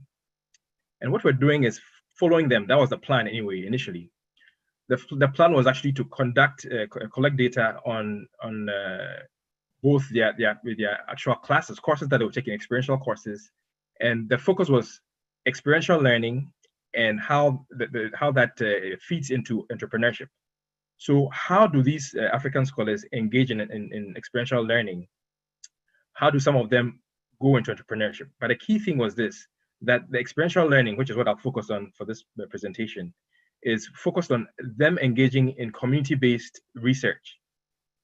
Right, so the goal was to follow them in real time, gather some information from observations, interviews, focus group discussions, and a few surveys. I mean, some surveys, we're planning on doing some surveys both at McGill in Canada and then also in Ghana.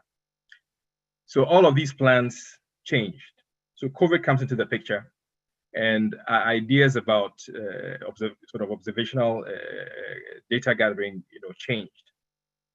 We have had to look at how we gather data virtually, and also just think of new ways of even thinking about the research itself. Whereas initially the research was going to be focusing on students on campuses at McGill, the African students at McGill, and then students at Ashesi University in Ghana, we've had to change that. We have a situation where some of the students cannot be on campus, right? So we think about this Somali girl, Somali young lady who's been admitted to McGill. Given the travel restrictions, she cannot be at McGill. Imagine someone in a rural community, the connectivity is poor, there's low access to electricity, right? So there are the infrastructural problems, challenges that a student like this faces, whether it's at McGill or whether it's at Ashesi University in Ghana, because you have some of the students who are also coming from rural communities and they don't have this infrastructure. So the shift to the COVID-19 shifts have forced us to think about, how do you address even the basic access to electricity, to connectivity, right? So that's a problem that we're trying to deal with. How do we actually gather information on these people when they are not even here? They can't sometimes even be connected, right? And then there's a question also of the networks that these African scholars, would have access to. Again, you think about this Somali young lady who could be a Ghanaian young lady from Mauritius or Cameroon, or any other country, who is starting university at McGill in Canada. Even if she were to be able to be on campus in person. She would deal with a problem that I dealt with. I remember when I studied in the US from Ghana for my undergraduate work, and I remember having to go to an engineering class, and you have professors who have accents that you can barely understand, right? So we think about this Somali young lady and the fact that now she cannot even be present in the classroom. She's having to connect virtually to professors who she can barely understand. I try to look at concepts that she can barely understand. Part of what this brings up is the problems that have been existing already. You know, the COVID-19 situation has made it such that we have to face them. They've become much more visible, right? And that is where the opportunities come in. And this is where also maybe I'll wrap up here. Ultimately, the COVID-19 situation and the shifts have made it much more necessary and also provide opportunities for African leaders or leaders who are working with African students to highlight problems or challenges that we've been facing all along. The issues of infrastructure, access to electricity, access to connectivity to enable learning. Now the COVID-19 situation has made it such that people can no longer ignore that. So our leadership, part of what this means is that we can make the case much more strongly about the need to support infrastructure development. The other is much more, I think the focus is much more on the opportunities. Suddenly, we are able to actually get these African students to engage with each other across continents. Whereas in the past, you know, they could only engage in person. Moving to virtual has made it such that they can now engage with each other more closely. We've had scholars from Ghana, we've had scholars from Mali, we've had scholars who are all still based in their countries engaging virtually. Similarly, they are now able to engage with other networks, industry leaders. Again, there's a chance for leadership, leaders at our universities to seize this opportunity, right? And provide more structured support for the kind of engagement of networks among the students, but then also among African faculty.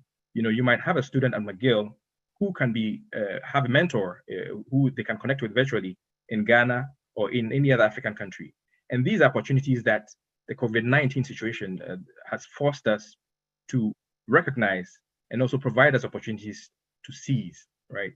So I'll end on this note and have us think a little bit again about this young lady. What are the challenges that she's facing? What are the opportunities that she's presented with? And what are the ways in which we as educational leaders can actually provide support to them? Thank you very much. Thank you, Ade.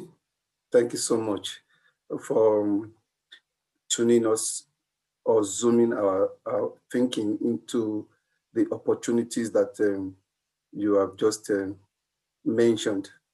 At times when we see it, we want to say, is it that COVID-19 is doing us more good or harm?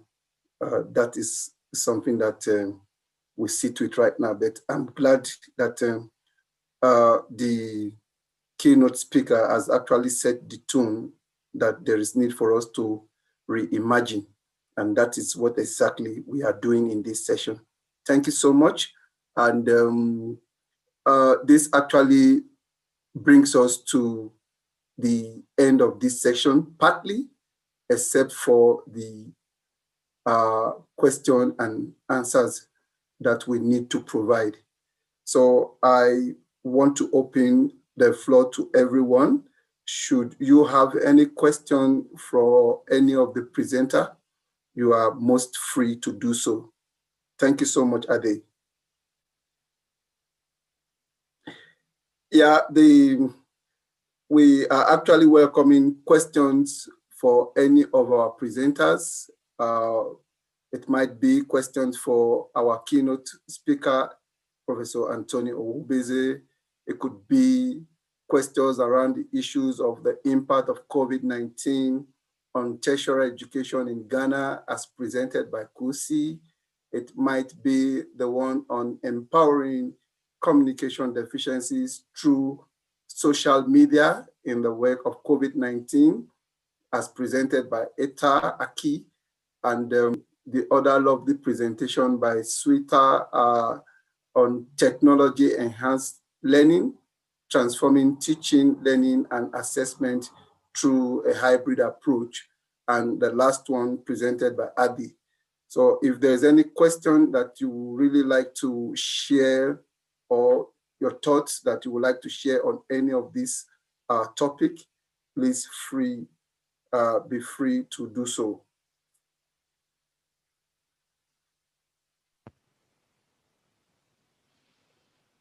I'm just going to run through the chat box to see if there is any question. And please let me know if I did not pick any up. Actually, I had a question. Okay.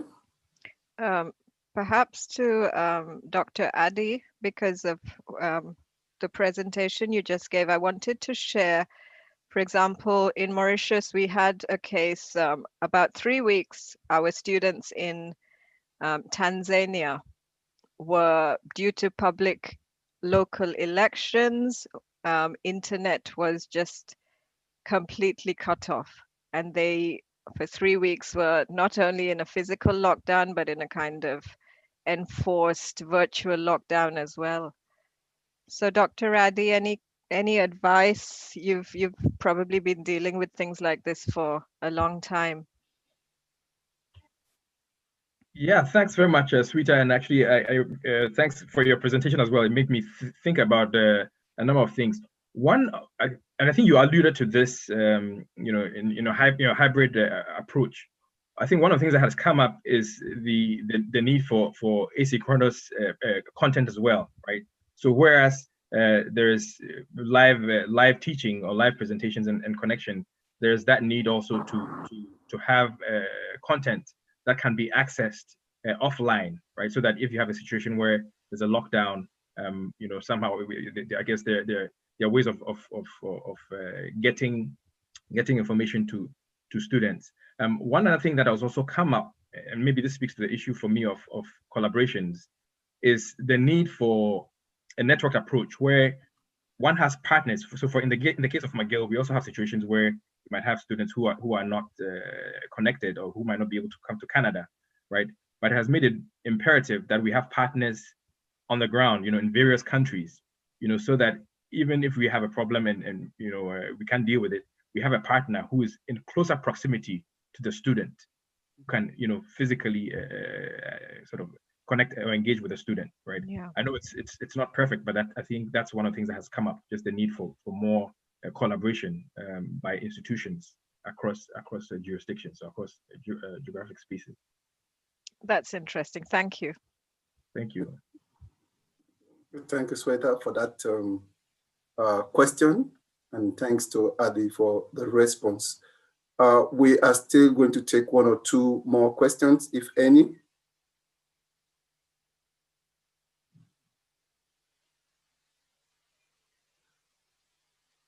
Okay. I was also going to ask a question about around the issues of infrastructure. Adi, are you there? Yes, Adi? still here. Sorry. Yes, I'm still here. Yeah. Okay. Yeah, my question is, you and I know very well that we had overcome and gone through several phases in development in Africa, and regarding that, so to speak, the government seems to be adamant with providing infrastructure. How confident are you when COVID-19 actually surfaced from nowhere? Do you think that is going to actually force the hands of African politicians to provide infrastructures? What do you think about it? Yeah, so I think one can be very hopeful, that yes, it's going to have them address some of the infrastructural gaps, right? We just had elections in Ghana, and we know that sometimes actually it's just the elections that force governments, politicians to, when they're scared of losing votes, or when they think they can gain votes, then they address some of the infrastructural issues. But I think, beyond the African governments, there is also global partners right? I think sometimes it's been difficult to get support, educational institutions, sometimes from international organizations for infrastructure, right? And I think what we're seeing with the COVID-19 situation is, again, it's making it clearer that, you know what, in some cases, without the basic infrastructure, electricity, connectivity, it's hard for us to be able to train people and also to engage in research, right? So I'm hoping that beyond the African governments, this also makes it clear to international organizations and partners that there are infrastructural needs that really have to be addressed. But then there's also just the incentives to the private sector for partnerships as well. Okay. No, thank you. I think you've provided very reasonable response to my question. We'll take it further from here. In the absence of any other question or contribution, I want to humbly say thank you to every one of you and to the organizers who have given me the platform to also speak or to moderate this wonderful section that has so many insights. Thank you very much. And now I will have to sign off and give my colleague Sadi the platform to proceed with section 4. Thank you. Over to you, Sadi.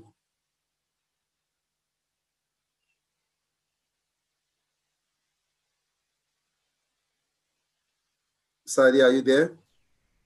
Yes, I am here. Thank you very much, Collins. I think we still have a couple of minutes. We can take a 5-minute break. Thank you. It is recess now, so perhaps we can do a little stretch and then come back at once. Okay.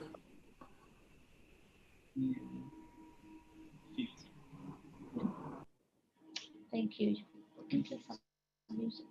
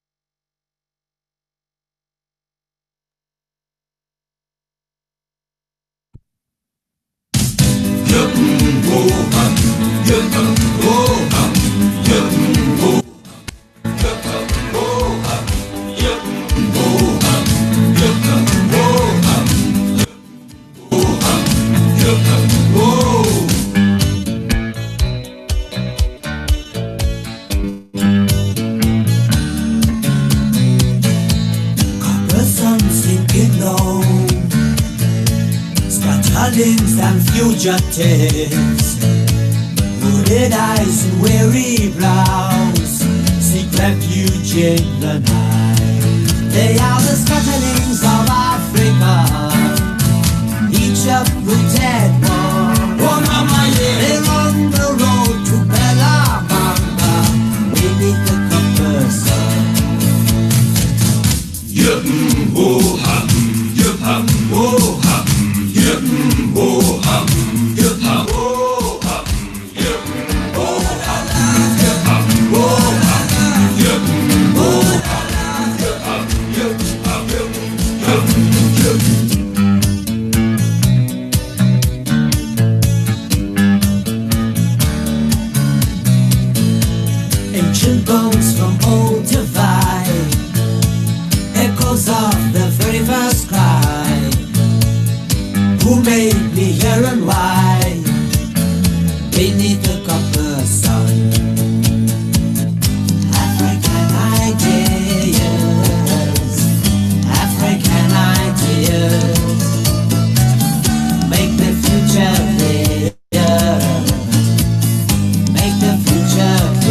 and we are scatterings of Africa on a journey to the stars. Oh, mama, yeah. Papi, know we live forever, dreams of what we want. You can go up, you can go up, you can go up, you can go up, you can go up, you can go up, you can go up, you can go up.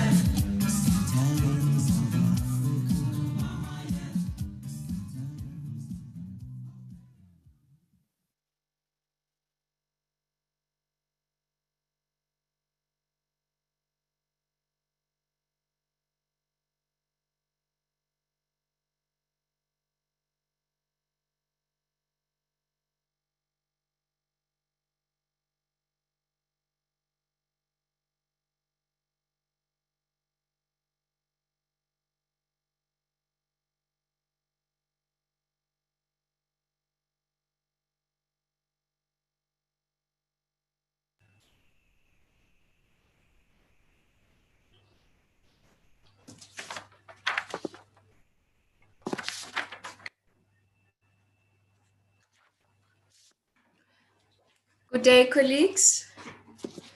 I'm Sadi Sayama, and I'll be moderating this session. I hope you are all still doing well. I welcome you to session 4, and the theme of this session is leading education for social justice. And our keynote speaker is Professor Antonia Dada. Prof, are you there? Yes, I am. Welcome. All right. You saw the note that you can be able to share your screen. Yeah, to share. I did. I Okay. did. All right. Thank you very much and welcome. Before we start, I'd like to give a brief overview about Professor Dada. As you know her, she is a distinguished international scholar of education, and she holds the Levy Presidential Endowed Chair of Ethics and Moral Leadership at the Loyola Marymount University in Los Angeles. She's also a distinguished professor in the Department of Education Leadership and Management at the University of Johannesburg. And also she is Professor Emerita of Education Policy, Organization and Leadership at the University of Illinois in the USA. She's an American Educational Research Association Fellow. And also she's the recipient of the American Educational Research Association Scholars of Color Lifetime Contribution Award. She has worked tirelessly for almost 40 years to fearlessly counter social and material inequalities in schools and in communities. She is the author of more than 20 books, and as such, her scholarship has consistently focused on social justice, on issues of racism, political economy, and through her decolonizing scholarship of the body, ethics, and methodology, she has contributed to rethinking questions of empowerment and liberation in the lives of the subaltern populations. Thank you very much, Prof. We welcome you, and you can start with your keynote. Okay, thank you so much. I'm going to do a screen share so that you can see the PowerPoint I have. And thank you so much for having me. I'm really very happy. This is a very quick talk, so I'm going to go right ahead and get started.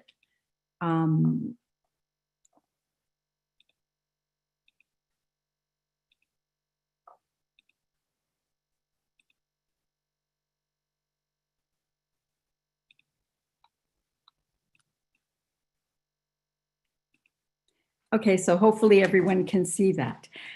So in this brief talk, I want to quickly highlight some of the issues we're grappling with at this historic moment. Over this year, we've observed an expanding surreal global landscape that is increasing, what I believe is increasing human alienation on an unprecedented scale.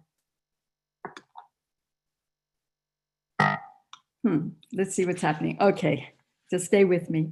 On an unprecedented scale, then, face masks and social distancing and disembodied virtual existence have become the so-called new normal.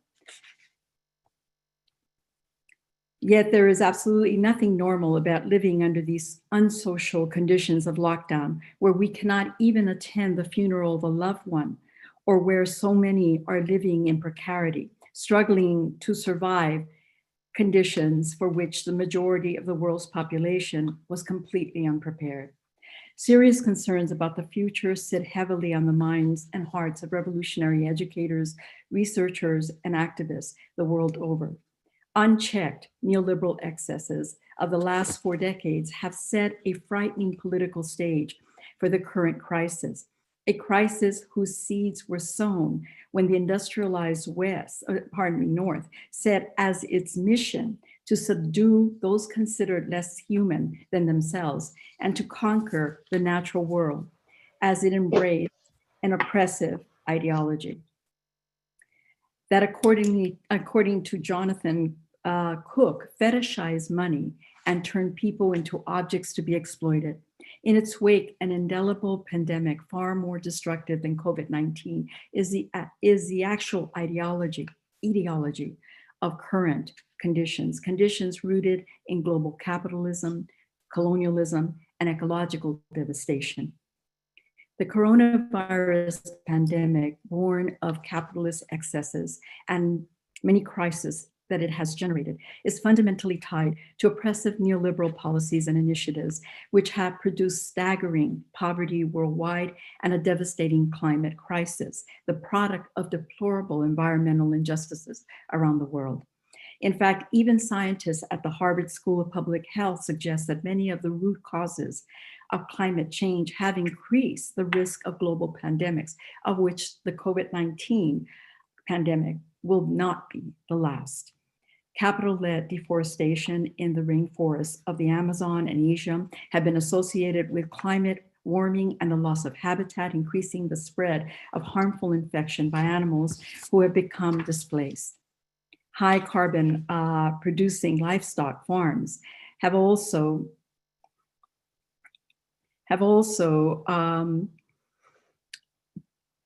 resulted in the spillover of life-threatening infections. The lethal nature of the coronavirus has already resulted in over 68 million cases worldwide, with 1.5 million deaths in less than a year. The virulent outbreak must be linked to the destabilization of our complex global ecosystem and gross deficits in public health and environmental sanitation, which are both consequences of neoliberal disregard for life on this planet. Chronic economic conditions of inequality have not only set off a global health crisis, along with its destructive impact on education and worker conditions, but has also highlighted enormous cleavages in political, economic, and racialized inequalities across societies. Inequalities that are expected to radically increase in the post-COVID-19 world. Black, Latino, Asian, Indigenous, immigrants, and other racialized populations in particular are experiencing the distressing impact of the virus on our communities, where statistics show significant disparities in infection rates and death rates of up to 4 times greater compared to white counterparts. Much of these disparities are directly linked to structural inequalities that perpetuate conditions of poverty, increasing the vulnerability of subaltern populations. Many people from racialized communities are segregated in overcrowding housing conditions and workplaces, which makes physical distancing and self-isolation very difficult. Inadequate health care often leads to late diagnosis, making Black and other subaltern populations more susceptible to the complication of the coronavirus infection. Not to mention, people from communities of color disproportionately hold essential jobs in health and social care, retail, public transport, and other sectors, putting them on the front lines and at the risk of exposure.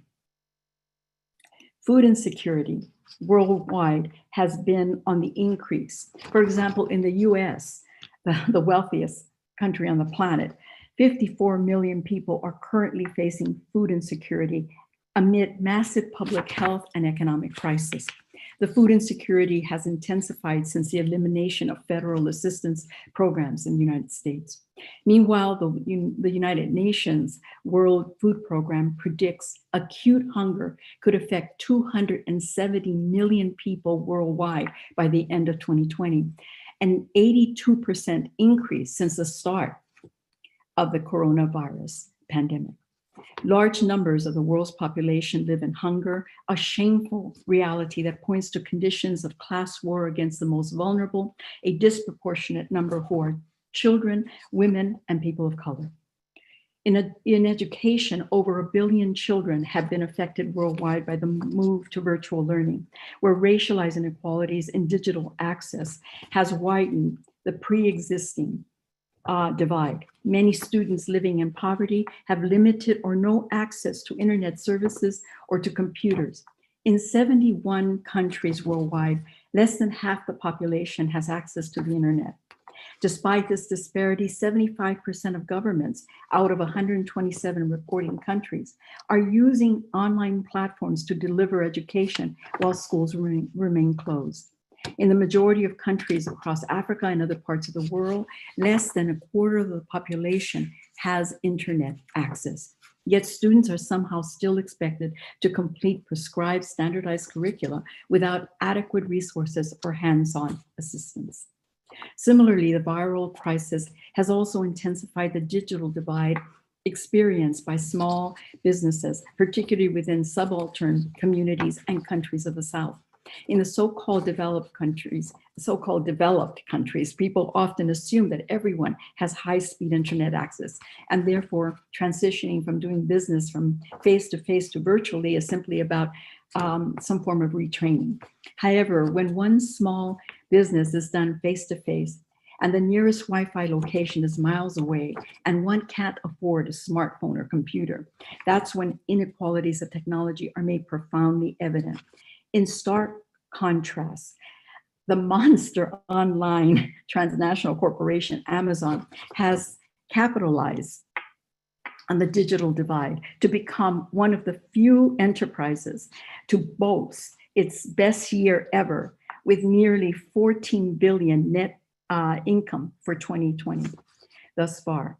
This, while many small business owners of color are pessimistic that they will be able to survive this crisis, which would further decrease their future access to business opportunities. Likewise, workers typified as low skill, many who are women and of color, have also shouldered disproportionately the burden of losing jobs or being furloughed with inadequate unemployment resources. Current labor conditions have also resulted in an indirect attack on women by exacerbating their oppression around the world. Nearly half of all working women today labor in low-paying jobs. The share of workers who earn low wages is also higher among Black women and other women of color than it is among white women. Again, this reflects structural inequalities that seriously limit options to education, housing, and employment. This has led to the disappearance of individual and collective rights for women within a context of increasing precarity and uncertainty.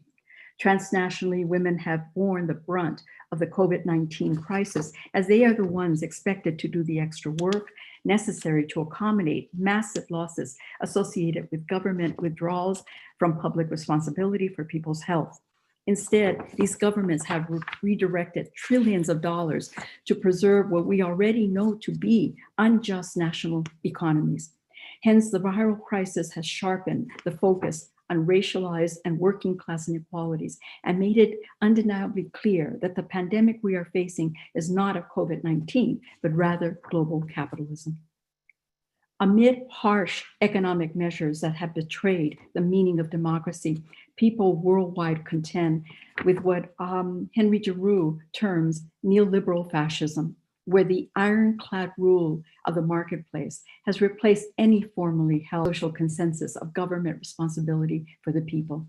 In its place, the public safety net of the welfare state has been systematically dismantled as unbridled privatization of public institutions prevail, with education, healthcare, and even prisons converted into money-making enterprises.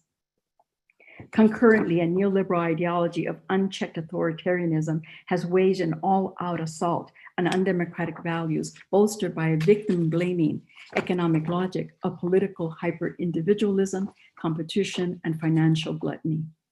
Globally, the gap between the rich and the poor continues to widen, with a racialized wealth gap today higher than it was in the 1960s.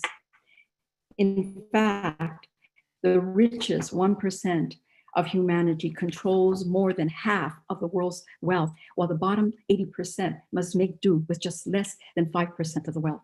Such stark global inequalities are politically explosive, and to the extent that the system is simply unable to reverse them, it turns to ever more violent forms of containment to manage impoverished populations.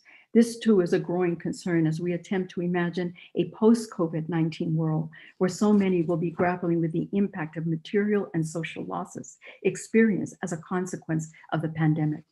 We can therefore no longer continue to ignore the forces of patriarchy, material oppression, and racism, which have been further expanded by 4 decades of neoliberal excess, a phenomenon made possible by the political consensus and social neglect of powerful governments around the world. In an effort to extract labor and exploit the financial opportunities of the globalized economy, national leaders followed speculative initiatives of the World Monetary Fund and the World Bank, while the International Monetary Fund and the World Bank, while looking the other way as the real wages of workers were diminished, educational resources dwindled, growing numbers of people were incarcerated, environmental abuses intensified, and key public welfare services, including healthcare, were slashed by austerity measures that relentlessly protected and preserved the interests of the wealthy and powerful. Within this context of uninhibited social Darwinism, emancipatory struggles for liberation have been vilified, while the accumulation of wealth and power among the few has been openly normalized and defended as a sign of business acumen or personal fortitude.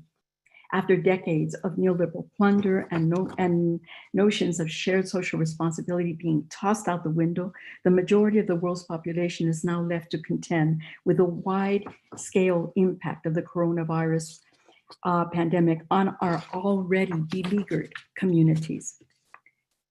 Nevertheless, when we witness millions of people protesting in the streets and statues of slave traders brought down, we can only surmise that the demoralizing assaults by racialized global capital against democratic efforts to build a humanizing and just social order is now generating a fierce global class war between the haves and the have-nots. And it seems that it is only a matter of time before the pendulum swings and the tireless and ongoing efforts of the Black Lives Matter movement, climate change activists, trade unionists, women in struggle, peace groups, Extinction Rebellion, and many other revolutionary efforts around the world will begin to coalesce with boots on the ground to fight what Noam Chomsky calls a crisis of our humanity, manufactured by the pandemic of global capitalism. In the words of my comrade, sociologist William Robinson, our very survival depends on us at the very least curbing the excesses of this out of control system of global capitalism, if not its outright overthrow. I submit to you that we as educators, researchers, and activists committed to social justice must rethink our labor and come together to fight not only for a new meaning of education, but for a truly just and loving world for ourselves, our children, and our grandchildren, a world where life is exceedingly more important than the whims of the wealthy and the powerful. Thank you.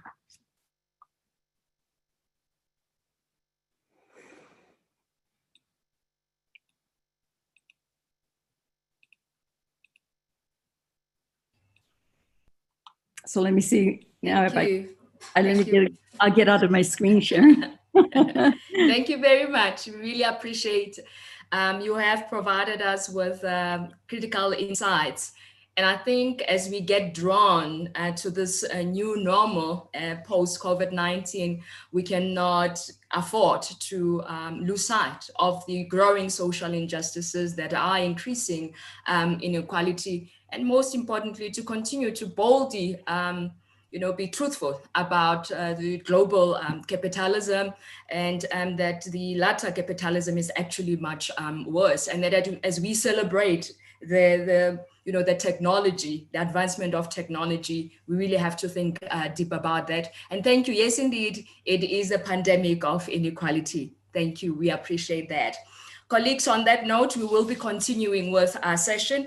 And our next speaker for the session is Gilbert Kabasele. Gilbert Kabasele, are you there?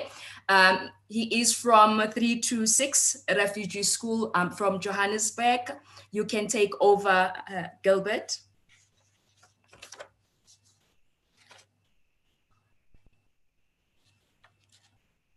Gilbert, are you there?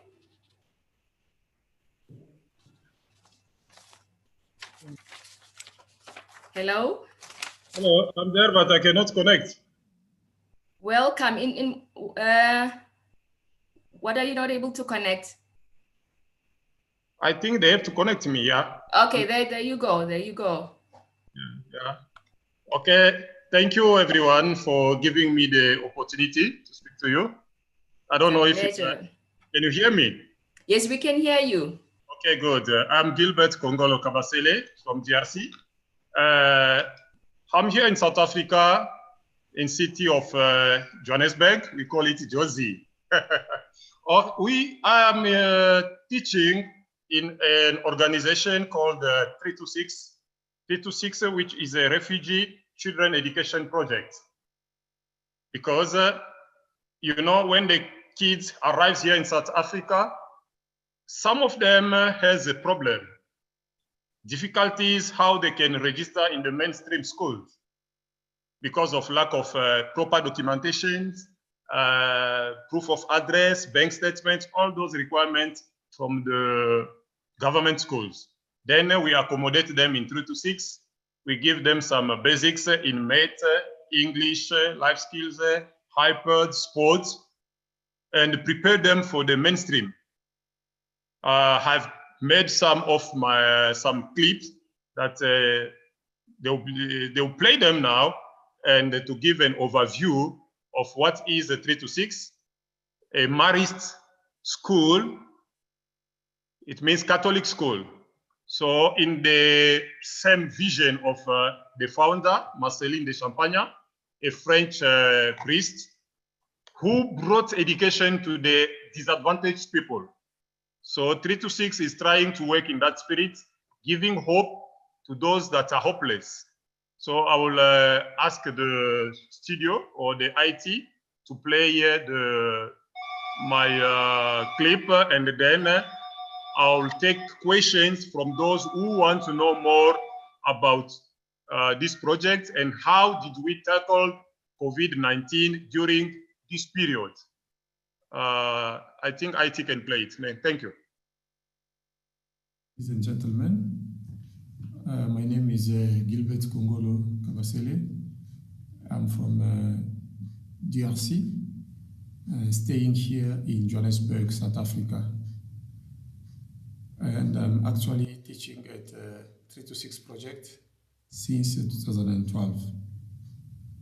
326 project is a Marist Brothers project. It is a refugee project that is helping and assisting refugees from all over Africa. Most of our learners are coming from Zimbabwe, DRC Congo, Zambia, Tanzania, Malawi, Mozambique, Somalia, Eritrea, and some also internal displaced South African kids. Marist School, we teach also to those kids Marist values, which is a family spirit, love of work, in Mary's ways, simplicity and presence. Here in Sacred Heart College, we do have a number of 75 learners, but we do have also other campuses, like at Holy Family, there by Parktown, here in Johannesburg. We do have another branch at Observatory Girls, here in Johannesburg by Bellevue East. Then 3 to 6 started in 2008 after the xenophobic attack. Kids could not register in the mainstream public school because of the different requirements that the parents could not meet. For example, proof of address, bank statements, and sometimes kids were not having proper documentation from Home Affairs to register them in the mainstream. Like the Constitution of South Africa gives right to every child who is here in South Africa to attend education, to attend school. That's why we accommodate those kids here while they are still fixing their papers. Once they are ready, then they can move and register to the main stream. Thank you. Ladies and gentlemen, my name is Gilbert Kongolo Kabasele. I'm from DRC. Ladies and gentlemen, teaching at 3 to 6 project are qualified teachers, all of them, coming also from different countries. We have teachers from Burundi, we have teachers from Rwanda, we have teachers from Zambia, teachers from Zimbabwe. We do have also teachers coming from Nigeria. All our teachers are qualified teachers. They are CES registered, and also some of them, they further their studies here in South Africa, and we work as a team. We do have some trainings together, and all the 3 campuses, sometimes we meet and we share ideas, and also with the school that are accommodating us, we share with those main school teachers. We work by the afternoon. Our classes have teaching at 3 to 6. Called COVID-19. When the COVID started spreading, when there was a lockdown, I think around March, we did stop for the kids to come on the ground, but we continue teaching online. Data were given to some parents, not some, all of them, they were given data to facilitate teaching online. Teachers also were provided with data. We were teaching, carrying on teaching online. It was not easy, but after that, the kids just get used to it. After the government allowed school now to come to operate on the ground, we started by having some trainings here, especially with the nurses from the school where we are accommodated. We had some training with her about everything about Corona, how it spread, how to avoid whatever. And then before we resume Médecins Sans Frontières or Doctors Without Border, they came also to give us a huge training. All the 3 campuses were together, and the training was based how to deal with COVID-19 on a school environment. And after that training, kids were called now to come on the ground. We splitted each class, each grade in 2. Since we have 25 learners, we had a one group called the blue group with 12 learners and the yellow group with 13 learners. We pick up kids from their different bus stops, and then we sanitize them. When we arrive here in school, we screen them. Parents also were told to give us some, if they could notice some symptoms like fever, whatever, and those symptoms related to Corona, to let us know. They were given some small books where they will, recording those symptoms. When the kids are here in school, they are sanitized, they check their temperatures, and then they get inside the classes. And the class will start. During this period, it was a tough time. As you know, the project managed to give each learner more than 10 masks. We give them sanitizers. Since most of the refugee parents lost their jobs, because here's refugee work on field like catering. They are waiters, some they are barmen, some they are selling on the streets, on the market, and those areas were affected by Corona. And the school provided also some relief to the parents, like giving them some food parcels, giving them some vouchers to help them during this period. After, now we have closed, and it was amazing that we did manage to finish all our program. All the curriculum were covered. Now we are in holiday program where kids also are given some extra lessons that they are not getting when they are inside the classes. Because inside the class we focus on maths, English, life skills, computer skills, sports, and library skill. And during holiday program, the kids, we keep on emphasizing on social distance, how to avoid, how to stop the spread of Corona. And then the kids are having fun during this period. That's all I can explain about how we did tackle the Corona during this inside here Sacred Heart College and other campuses where 3 to 6 are found. Thank you very much. God bless.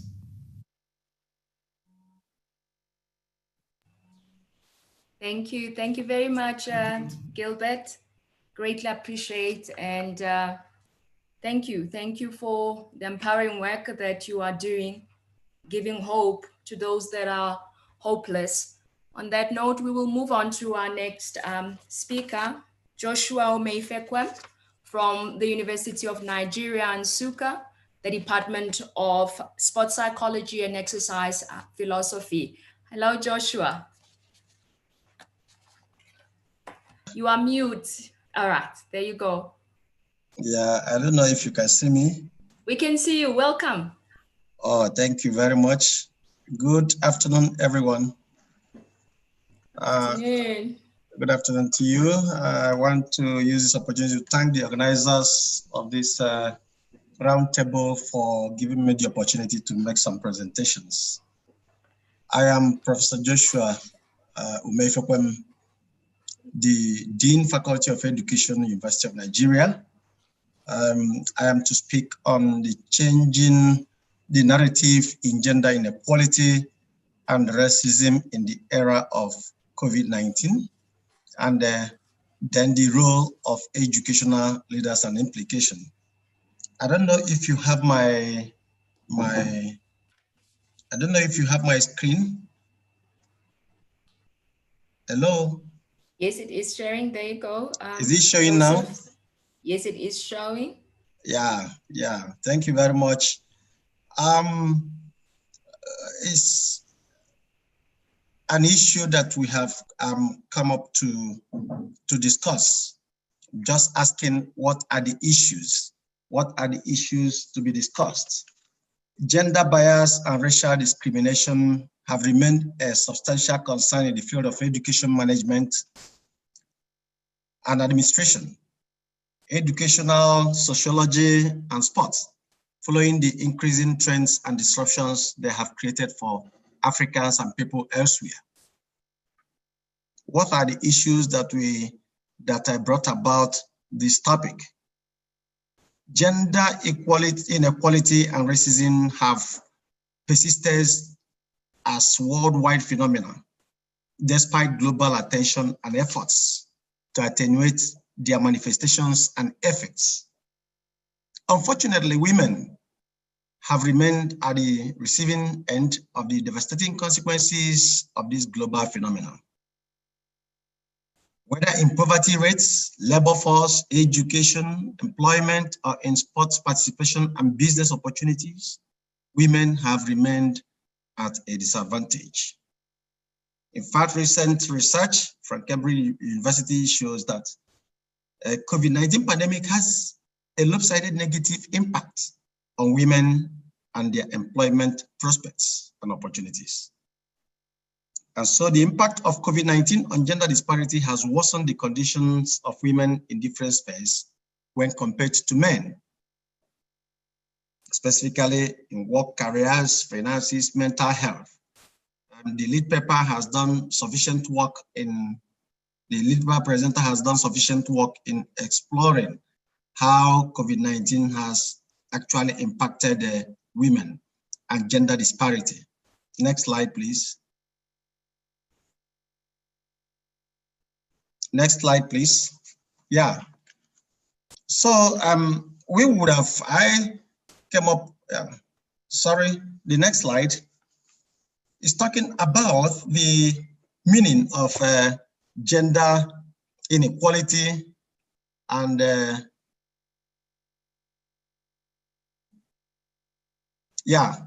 gender inequality and racism.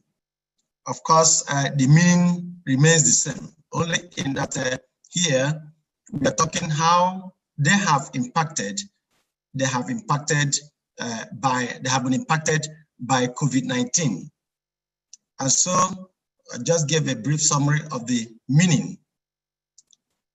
But the narratives are, I've given some of them, that women make up about 2/3 of the world's 796 million illiterate people. And globally, 39% of rural girls attend secondary school. And this is far fewer than rural boys, urban girls, and urban boys. And women in sub-Saharan Africa collectively spend about 40 billion hours a year collecting water. Gender inequality is a major cause and effect of hunger and poverty. About 60% of persistently hungry people are women and girls. In Benin and Tanzania, for example, women work 17.4 and 14 hours more than men per week, respectively. And so women and girls account for 66 to 90% of all caregivers. Conditions are most difficult for women and girls in rural areas, and this can increase their vulnerability to infections. What is the narrative also for, next slide, please, racism facts. When we talk about racism, COVID-19 pandemic has led to an increase in racial discrimination, social, political, and historical context, and doubling down policies with Africans and Chinese being the most affected race. Blacks are less likely to get employed, more likely to die in childbirth, be arrested, receive longer prison sentences, and harassed by the police compared to a white. So we can conclude or assume that it is racism, not really race, that drives inequality during COVID-19. So let's move to gender inequality, racism, and COVID-19. Next slide. Yeah, next slide. Yeah, thank you. Gender inequality and racism seem to have overtaken the issue of ethnicity and religiosity, demonstrating the inequalities and social injustice. COVID-19 pandemic has escalated racism, xenophobia, biased feelings against particular gender in African continent. And we know that people who feel discriminated against due to their gender or race in the workplaces or careers, including in sports, have a high tendency of suffering the major consequences of COVID-19 pandemic, on occupational health care. Inequality also is a fundamental source of psychological pain facing African students in diaspora. Unequal distribution of resources and racial bias have a significant association with mental health and depression. What are the roles of educational leaders? Educational leaders have roles to play in mitigating this issue of inequity, inequality, and racism, especially as they relate to education. And so what are the roles education leaders should play?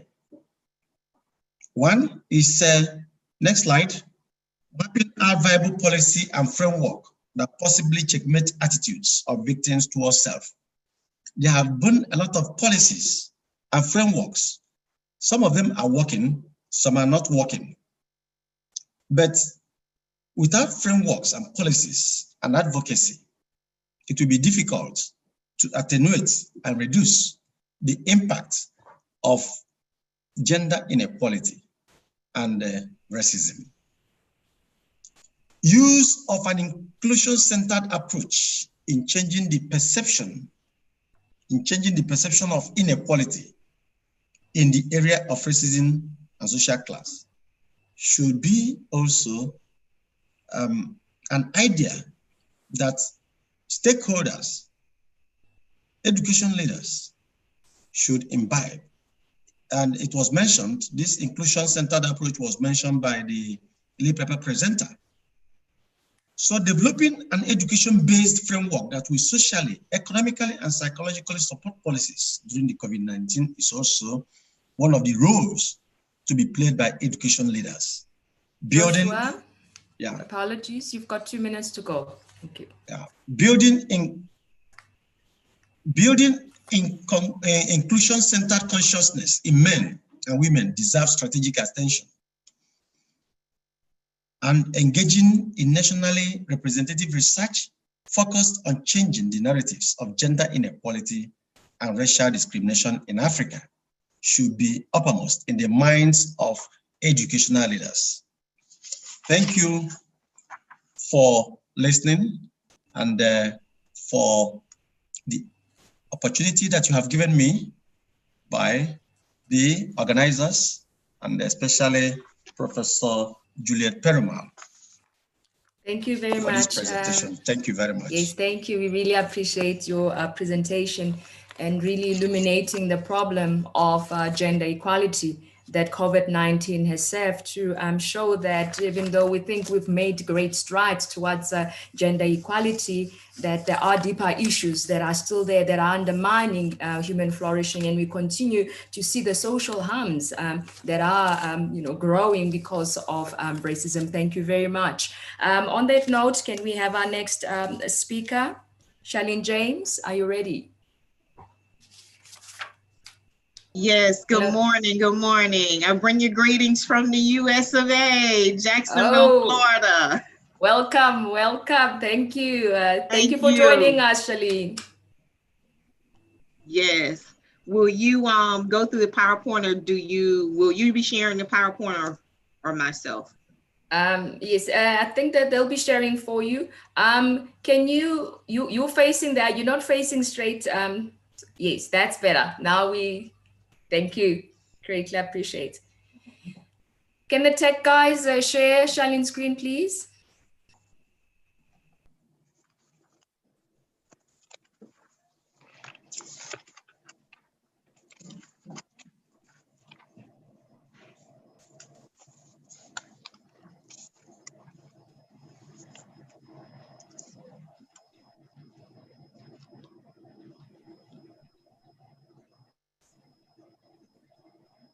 There you go, Charlene. Good, good. And while we were doing it in transition, I could have gave you a little bit about myself to be respectful of the time.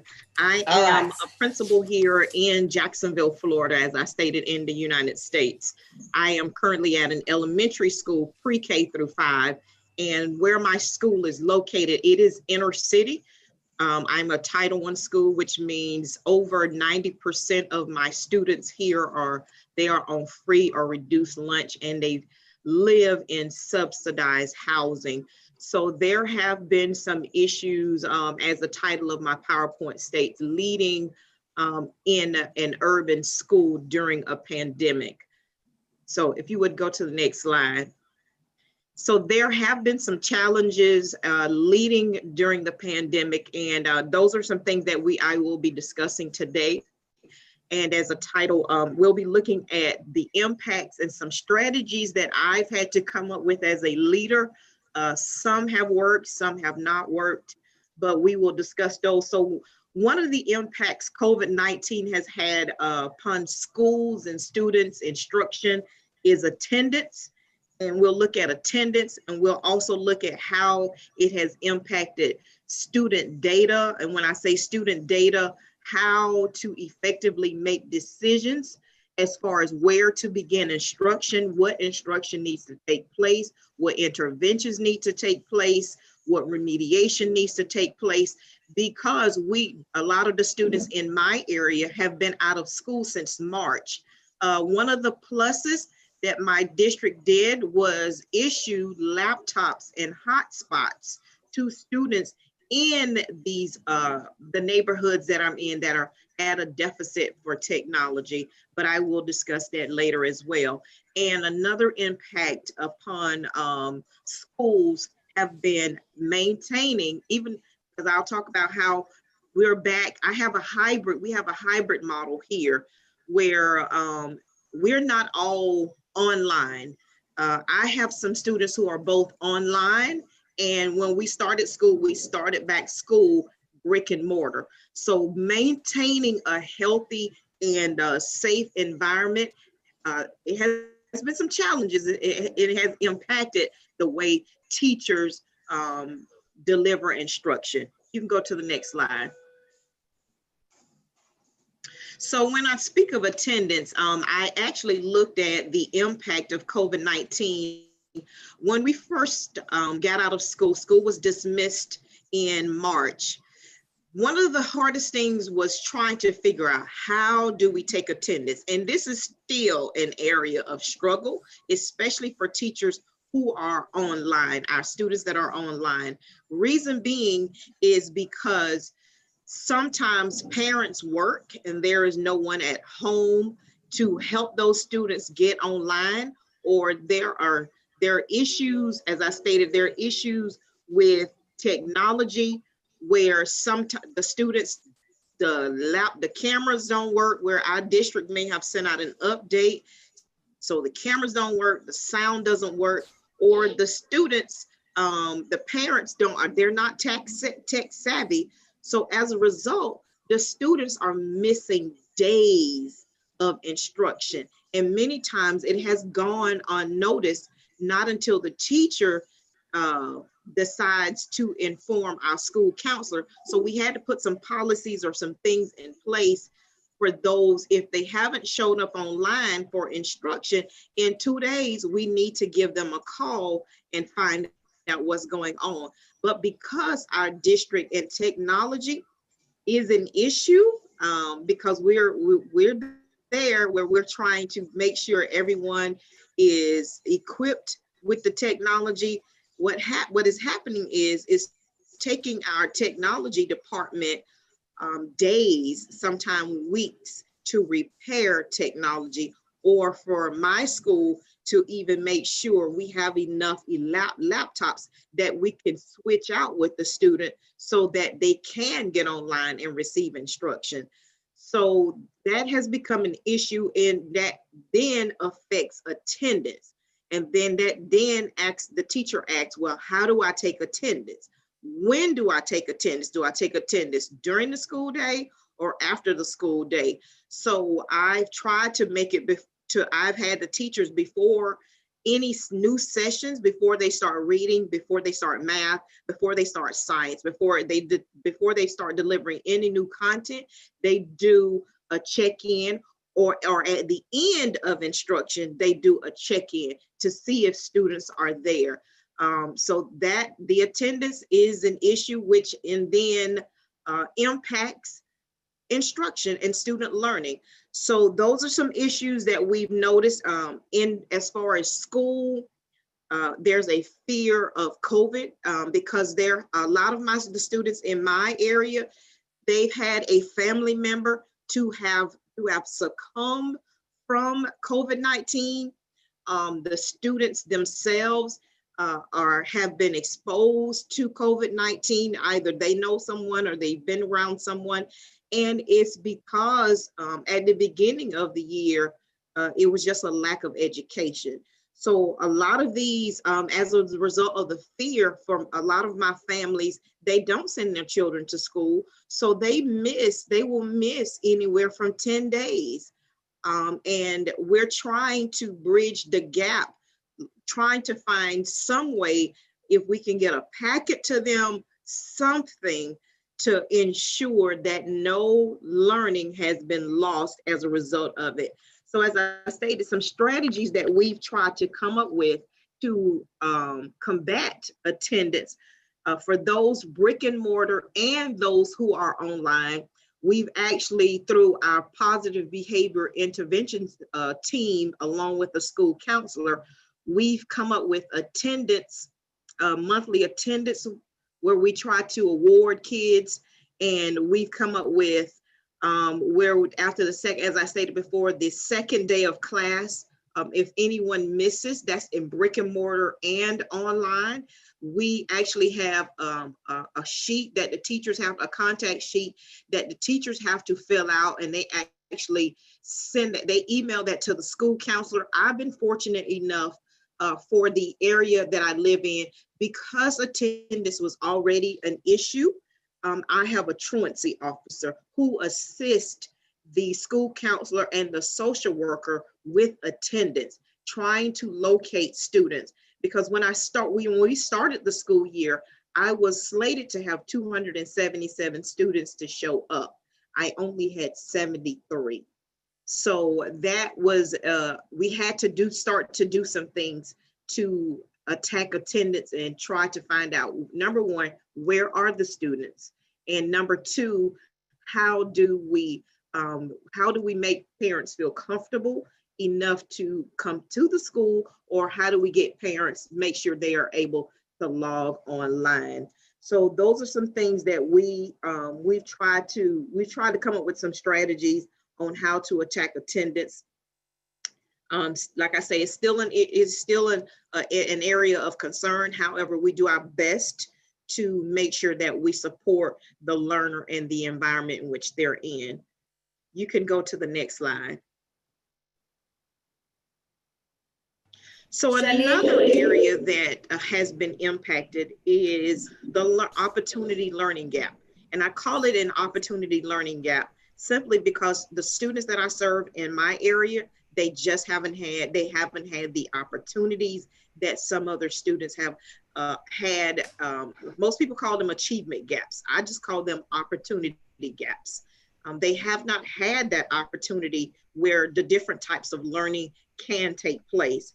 So one of the things that I had to do initially when I became the principal at George Washington Carver, I immediately thought of, we've been out since March, where do we start? And I had to gather the teachers, and I had to gather my reading coach, my math coach, and my assistant principal.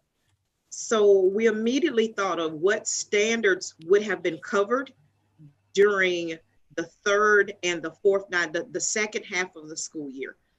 So we looked at what foundations are needed, for students to actually, are prerequisites that are needed, that will help students gain or start to begin to unpack and learn the current and upcoming standards. Here in the United States, we have standards for everything. So we created over the summer baseline assessments. We created a baseline assessment for, as you see, from pre-K through 5th grade. And that was just a gauge of the foundation skills. Can you hear me? The student, yes, you've got 1 minute to go. Okay, so that's what, so we came up with baseline assessments. We gave, and we, each 9 weeks, we came up with those, and we actually, some things we do, we have targeted and differentiated instruction. I structured the interventions, and we actually monitor those every week. You can go to the last slide. So these are some procedures that we had to come up with as far as like school procedures, opening of schools. These are some things that the students are required to wear and have, our K-2 students. And this is all for maintaining safety and the health of everyone. As you can see, we came up with those, their announcements, their mask. I come up with mask contract incentives and break times for students as well. And you can go to the last slide. So this is just to say thank you, and you can go to the next slide. This is my contact information. If you would like further information, that is where you can reach me at. Thank you very much, Celine. We really appreciate your presentation and giving us insights on how you have put efforts in fostering attendance. And I think your situation is slightly different because you seem to be working with, collaboratively, and that, should be helping you quite a bit. Thank you very much. Colleagues, we are now open for questions for our keynote speaker as well as all our speakers. Please, you can start with your questions. We are ready. Just a reminder, we had a keynote speak by Professor Antonia Dada. We also had a presentation by Gilbert Kabazela. And after that, it was Joshua Umefekwem. And also our last speaker was Charlene James.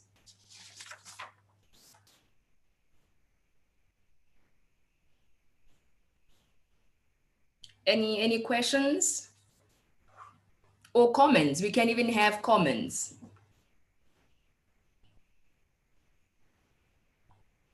We have a couple of minutes if we don't have questions, and for our presenters, if you can also make comments, maybe there were some issues that you didn't have the opportunity to explicate a little bit, you can use this time to do that. Okay, thank you, ma'am. This is, sorry, this is Niadi from McGill University in Canada. Hello, Niad. Yes, I had a question to Dr. Dada.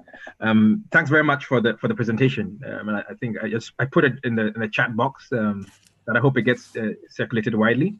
Oh, yes. One of the things that you pointed out was, I think, the example of Amazon, right? And I think one of the things you see is that some of these companies, they become even richer during crises, as with the COVID-19 situation.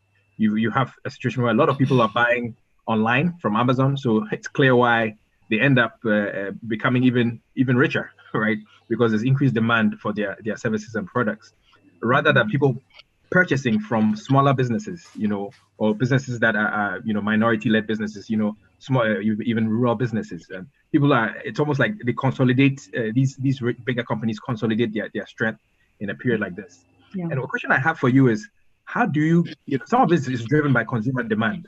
How do we get to a situation where consumers vote with their money and actually rather purchase from smaller businesses or businesses that are being led by people of color, women, things like that, right? So that's a question that I have for you, because some of this is consumer, it's demand driven, right? Yeah, I think your issue points to a number of things. I mean, one of the key pieces for me is the manner in which capitalism has created an ideology of consumerism that essentially creates a notion that somehow spending and accumulating, it means that you have a democratic society, and it means that somehow you're free, right? So it's a really interesting way in terms of how consumerism has been perpetuated in societies. So I think one of the things we're dealing with is, how do we move beyond a culture of hyper consumerism, which is part of fighting global capitalism, I believe. Then the other piece is directly related to what you're asking with respect to small businesses, which is the point that I'm trying to make. I mean, what happens is that people do often vote. I know if I can buy something at a small business in my own community, I am going to do that. Even if I have to pay a little bit more, I'm going to do that, partly because there's a way in which that whatever that extra cost is, it's helping our community. And so in that sense, it's helping all of us within the community. So I think that part of that effort is how we continue to create opportunities for smaller businesses within our own communities, and how we ourselves support them in relationship to our work, but in how we include them in thinking about our political work. Because often what happens is that there isn't, there's a tendency not to think about small business people in relationship to political work. But I'll give you an example. When the teachers went on strike in Chicago, and when the teachers went on strike in Los Angeles, one of the interesting things is that they had been, in part of their political work, they had been working with small businesses. So for example, in LA, you had small businesses who had posters that said, "We support LA Unified teachers." I mean, and so I think that part of this issue is, how do we begin to think in a more communal way about business, rather than in these very in what I believe are very exploitative ways that are part of the ideology of capitalism. So I think your questions to me are right on target. And I think there's a whole lot of work that we have to do in beginning to think how we can, as you say, vote with our feet and take our money in places that can create much more equality in relationship to the economy. Thanks very much. Can I wish to comment on Professor Joshua's presentation, and my concern is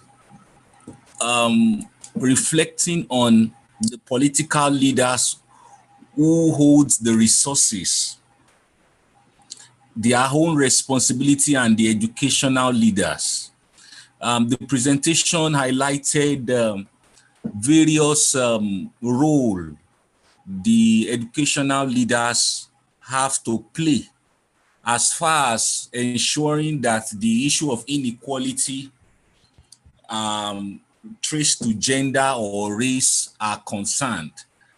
But my concern is that in the area of implementation of policies and suggestions related to towards reducing the inequalities, the political leaders with so much of in control of resources, they are the major determinants of what eventually becomes the outcome, even after the educational leaders have come up with novel and suggestions that can actually change the disparity. I'm an academic in Nigeria, and presently, this is the 11th month some of us have not been paid.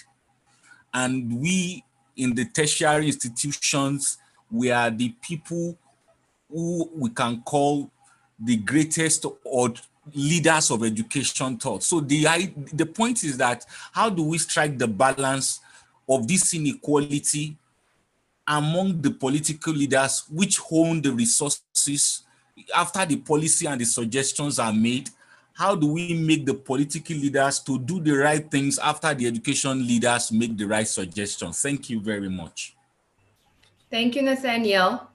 Just 1 minute, Joshua, your response. I think you really situated this matter, especially in developing countries where you have the leaders, the political leaders, truncating the efforts of the educational leaders. But we believe that something could be done. I believe that sufficient advocacy will play a role in redirecting the intents of the political leaders, because they have the resources. There is no way you can force it out of them. Because sometimes you see that you have this law, wonderful policies, wonderful frameworks, but unless you're able to convince them, you find it difficult to penetrate, and they'll continue with what they're doing. And so what I think we should do is to strengthen our advocacy skills. We shouldn't end at the level of providing the framework and policies, but in addition, we should improve our advocacy skills. And I know that with right advocacy, at least there should be, it can help in balancing, this divide. Thank you. All right. Thank you very much, Joshua. I'm wondering if I could just, I'm wondering if I could just piggyback on that, because I very much think that this is an important question that's being asked. One minute, Prof. Yeah, okay. I think one of my concerns is that we think that we can balance this inequality. Is it in everything I've seen in the last 40 years, this is absolutely impossible. We cannot balance inequality. Part of our struggle is that we must organize, and we must, in terms of advocacy, we must get on the street. We must demand for a change in the way that the wealth is distributed, and who has power and decision-making, and who can participate. Without that, it is absolutely impossible for us to make changes. Absolutely, absolutely. Thank you to our keynote speaker, as well as all our speakers. Greatly appreciate the critical insights, and also this really has highlighted the amount of work that is out there for us to ensure that we work towards a social injustice. And I like what you say, Prof, that it's more about demanding. It's about demanding, because so far nothing has happened when we have not, demanded. But there are a whole lot of issues that are really getting, in that space for us to be academic activists, the agencies that are being influenced. I don't want to start with that and now, as I will not be able to stop. Our next session will be on, will be our rapporteurs, and we have Suraya Neka. She will be looking at session 2 and session 3. We also have Raj Mestri, who will be looking at session 1 and 4. Raj, are you there? Hello, Raj, Suraya. I'm here, Sadie. How are you, Raj? I'm all right, thanks. I'm going to put my video on. All right. Thank you. Raj, I'm also here. I think I was going first. Go first. Welcome, Suraya. Yes, you can go first. Thank you.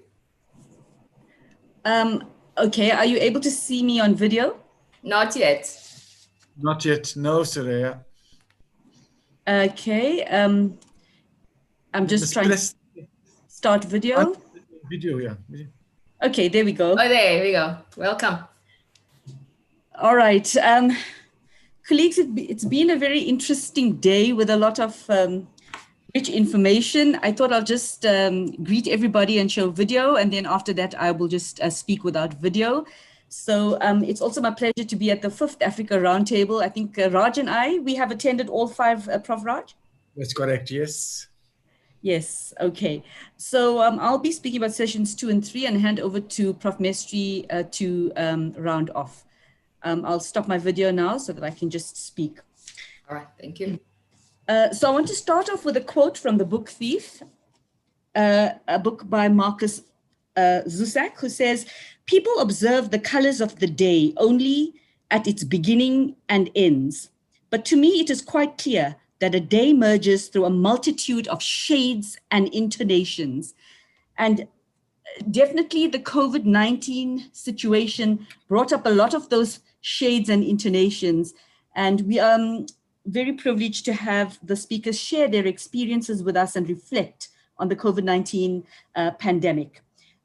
It called for a time for contingent leadership, where leaders had to rise up to the challenges. As rapporteur, I'm going to just share thoughts that emerged as I listened to the various presenters. When I listened to Dayal and Govender, a common theme that was introduced already there was the disruption that COVID caused, which led us to think about alternatives. Traditional methods were threatened. The challenge of higher education to improve technology-based pedagogy. And a question arose there as to what does that look like? Is it traditional online methods taken and delivered, traditional methods just taken online and delivered online? What exactly does it look like? Because there were various forms of technology-based pedagogy. Then also to assist our readiness for technology-based learning. Were we ready for a technology-based learning? And then Diana spoken about paradoxes, and one interesting thing was the strategic executor, the leader as strategic executor, which took me back to a workshop that I attended about 5 years ago, where we planned, we did a strategic planning for a learner from the time that they are born until they reach grade 12, and how that would look. And at the end of the session, the facilitator asked us to throw a curveball in, something that would change that trajectory of the child that we had planned. And here we sit many years later, and I realized that that curveball that was being introduced then was certainly COVID-19. So it's not about just setting strategic plans, but also being strategic change leaders, if I can introduce that term, so that we can change our own strategies when the need calls for it. We also need leaders with answers and leaders who can work with teams who have a great deal of skills. Vihan also spoke about disruption that was addressed through trial and error. One of his concerns was the well-being of learners, and also about teachers being unsure of this online pedagogy and its success that would ensue. He also spoke about learners falling behind, and Kara spoke about the disruption of COVID, but to her life, as COVID-19 threatened her. She took us through her illness and her feelings of isolation and loneliness. Michelle, a bachelor, then spoke about disruption, and like Kara, focused on the township areas. Yes, and the topic of inclusivity was then raised because the learners who needed a visual curriculum now had even a greater challenges, for inclusivity as to how to cater for these learners with barriers to learning. And then, of course, Prof. Yuki took us to the disruption in her day-to-day routine with her children, and how the need for a parent, involvement and monitoring being, significant now, and then raising questions of whether homeschooling was then a better option. And also the disruption of her children with their interaction at school and their friends. Prof. Yuki raised some interesting questions. Like, what is school then for in the 21st century? What is schooling about? Is schooling relevant? These are questions that COVID-19 and her experience raised for her. Chantal Hauft spoke about students as being social media savvy. And so what type of learners do we have? What are their needs? And are we preparing learners for jobs that do not exist? Questioning our whole system of education again. She raised an important point, saying that technology accelerating at a fast pace. Are we adapting fast enough? Because we seem to be falling behind with tech-savvy changes. My big question here is, why does it take COVID to audit the to audit the education system in South Africa? If we talk about leaders and visionary leadership, we taught a very hard lesson in South Africa, with the onslaught of COVID. And we had to do, in many cases, a 360-degree change. So are we not embracing our needs for the future? And then a very important question was raised and not really answered right at the end, with learners who are left behind. How will their needs be addressed? And here I want to allude to social justice leadership. If we are leaders that are premised on social justice leadership, we really need to interrogate that question that COVID starkly, brings to the fore. The next session was about reimagining research and reimagining our practices, starting with Prof. Tony Onwugbuzi, and also speaking about some of the myths, that qualitative research is naturalistic. What then is the nature of online interviews, online focus groups? I remember that some students said that they couldn't collect data because they were waiting for the pandemic to be over. And we said, no, you have to reimagine your data collection. And so this very much speaks to that. And although it was a very short time for his very interesting presentation, he did say the pandemic doesn't stop research. We have to rise to the challenges and still conduct meaningful research. And a very interesting point was that we need to develop in our students leaders in methodology as well. And then our next speaker spoke about that COVID helped us to find possibilities. Contact universities had to move fully online, but Dr. Meher spoke about us having to reimagine alternative ways of thinking, of learning, of studying, and of teaching. He also spoke about constraints such as electricity, COVID illnesses, job threats, and economic impact. Our colleague from Mauritius spoke about a hybrid model and a hybrid approach that was introduced and worked on. So she also spoke about possibilities. And this was a theme that ran throughout, reimagining and the possibilities that would then come, alternative ways of looking at things. And she took us through the model and through how the staff was trained and implemented this. Any new model requires time to improve and revise. Yes, 2 more minutes. Okay, great. Etta Aki spoke about communication as a deficiency during COVID, and we were reliant on printed materials and now moving to a total dependence on social platforms. She alluded us to channels and protocols of communication during the pandemic and how to cascade information appropriately. I think, Sadi, I think I've still got 2 more. Niadi spoke about, he pointed out very strongly that only 1% of global research output comes from Africa. And as leaders, we should focus on seizing this opportunity to provide support to, and he used the example of a young rural African scholar, coming to the research platform, and how can we provide that support? And so, Sadi, those were some of the questions that came across during sessions 2 and 3, and I hand over to Raj. Thank you very much for that, Soraya. Much appreciate. Raj, you can take over. Okay, thank you very much. So I start off with the Dean's citation of The Tale of Two Cities. It was the best of times, it was the worst of times. And I think listening to the presentations today, it merely confirms how some countries are dealing with COVID-19 pandemic and how some are successful and some not successful.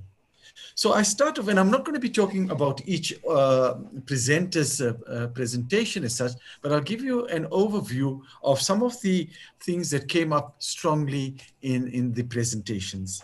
And I start off with the keynote address of Professor Hellinger. I think he set the tone for this Africa Roundtable. So I want to say that he brings in an important concept called neutral zone. Now, in neutral zones, I think this is what happens in a situation when there are disruptive changes, so that we get a situation where people are frustrated, they're anxious. The change is complex. It's not easy. And one of the things is clear: no one was prepared for such a pandemic. So I think the suggestions made by Professor Hellinger are good and probably could be considered in higher education as well as in basic education. The issue of a vision of change, And I would want to add there rather a shared vision of change. The issue around setting short-term goals. What is very, very important, and I think today this has been achieved, and I want to thank the organizing committee, because it is through this that we have achieved one of the strategies that is suggested by Professor Hellinger, and that is strengthening networks. We need to strengthen networks. And more important, that each one of us should be the change. So I then move on to the second session that I had to report on, and that was around social justice. And I wanted to talk about Professor Antonia Dada's presentation. Now, she's provided us with startling statistics. And I must be honest with you, we see these statistics every day. And sometimes it becomes a kind of thing that is just accepted. We just listen to it, or we see it on TV, and we then say, that's it. That's the kind of situation. But the truth of the matter is, what Prof pointed out here is that it has such implications for the world.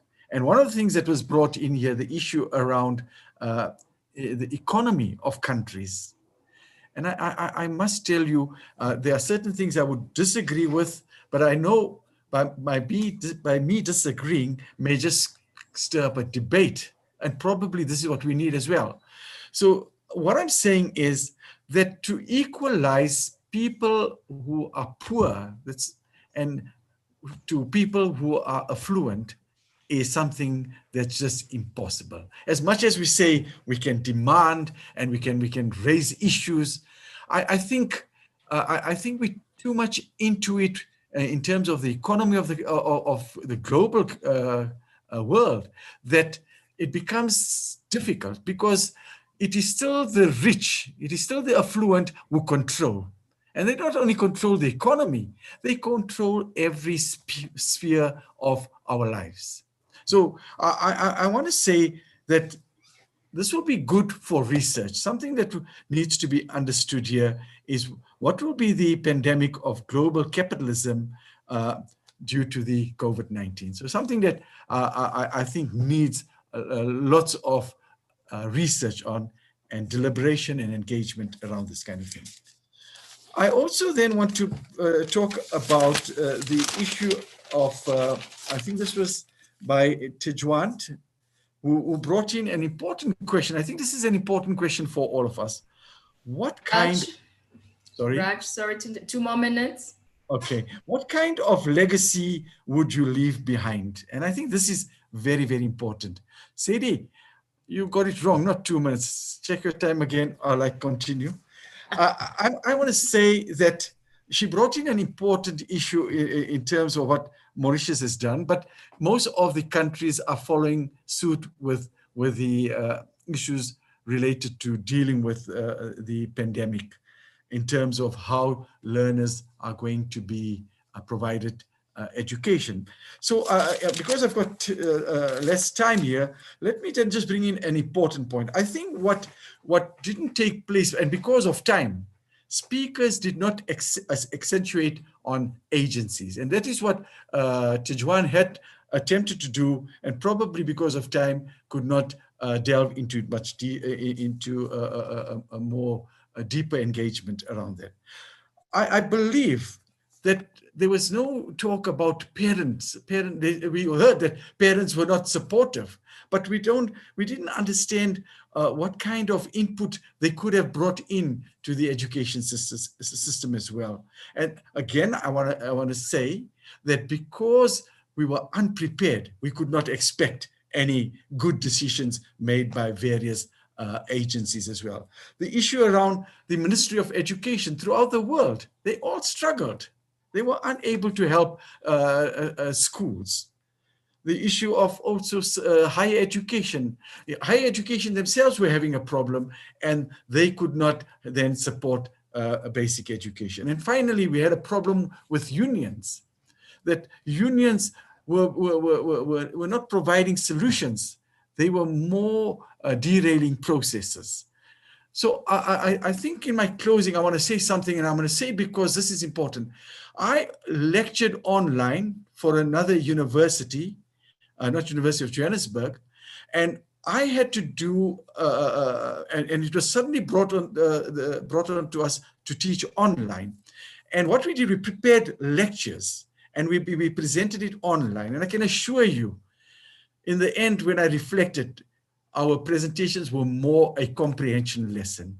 The notes we gave them, the PowerPoint presentations we gave them were just for them to consume and to comprehend. And our involvement was very minimal in educating them. So I can tell you now that the challenges in this COVID-19 is really insurmountable. And I want to comment, sorry, not comment, I want to commend the teachers. I want to commend the parents. I want to commend the ministry as well, even though I say there's lack of support in dealing with this COVID-19 pandemic. So I want to say, and this is my closing, to the organizing committee, I think this was an excellent Africa roundtable.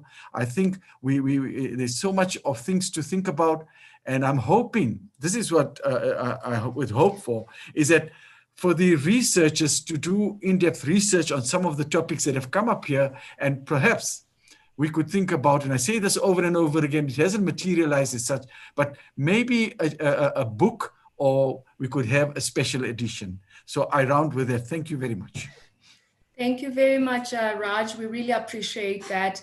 Indeed, there are many questions to ask. I think we need to do deeper reflections, the consciousness, our agencies, as well as the, spiritual questions that we need to ask, when we're faced with COVID-19, and we know this is just the beginning. Lots more is to come. And on that note, I'd like to hand over to Professor Juliet Perumal to do the vote of thanks for us. And thank you very much to everybody, keynote speakers, the speakers, as well as the organizing committee.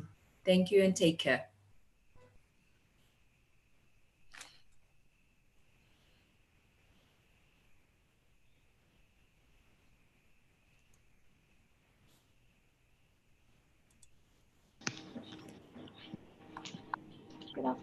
Good afternoon.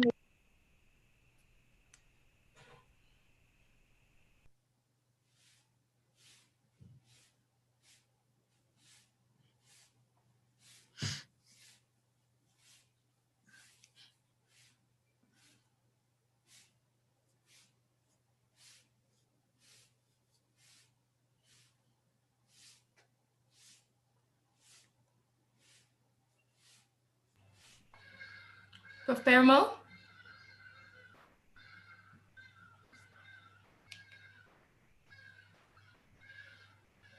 All right, sorry, we were just cut off for a while from the All audio. right. Yeah. Okay. So if you see me looking around lost, it's because we just lost our audio link here. So I was just saying thank you. It's been an extremely long day, and I just wanted to say thank you to all of you for joining in on the sessions today, for your interaction, your comments, your participation. We've spent a long day talking about teaching and researching, collaborating and managing through a lethal global pandemic. We were also conscientized that there's more than one pandemic that is currently in circulation, pandemics that relate to gender-based violence and socioeconomic disparities. And we've also acknowledged that despite the disruptions that have impacted upon our lives, the COVID-19 pandemic has also given us the opportunity to engage the world and the world through very altered lens, and to think outside of the box, to think differently. We started off the session this morning also highlighting what were the goals that were set when the Africa Roundtable had first been conceptualized. And I just wanted to reiterate this and to say that at least today we were able to strengthen our network of scholars in education, leadership and management at both individual and institutional level. We've had colleagues and friends from across the African continent join us, as well as from the United States, from Thailand, from the UK, from Canada. And we're really grateful for this very rich experience to interact with all of our colleagues across the world. And as Professor Mestri just mentioned, as we look forward, we certainly need to maybe strengthen and develop an agenda for research around these experiences that we have undergone. And I, before we actually came on, one of my graduate students, Tola Olujuwan, Dr. Tola Olujuwan, had been writing to me asking to please connect him to the rest of the registrants and whoever else was presenting. And so Tola, if you're listening, here's a response to your request. I have shared your email address as well as your WhatsApp number.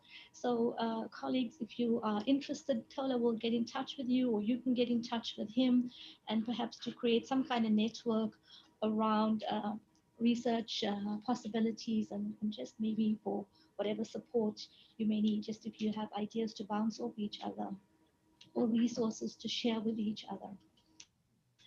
And then, of course, an event like this has been extremely exhausting. It's been a really long day, but it's been a really long 2 weeks as we've tried to put the program together under very tight timeframes.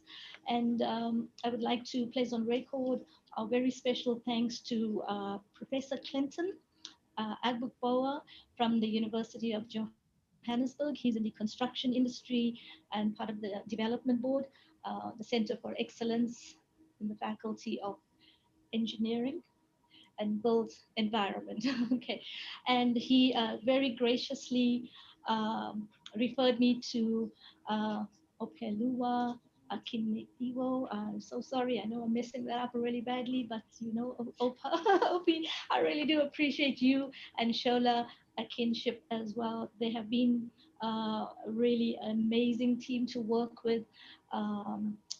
Just amazing spirit, amazing talent and skills that they brought to the table. And I think without their cooperation, their support, their patience, and the generosity of their talent and their time, it would not have been possible to pull off this event. And so, gentlemen, thank you so much. Okay. And also then to the organizing committee, to Dayalan and to Chanel, thank you for your hospitality and for just being so gracious and kind to us, and just coming on board at very short notice. And then, of course, my fellow colleagues, Professor Pierre Duplessis, Dr. Parvati Naidu, who have also contributed towards this program, and all of the moderators from the Department of Education, Leadership and Management.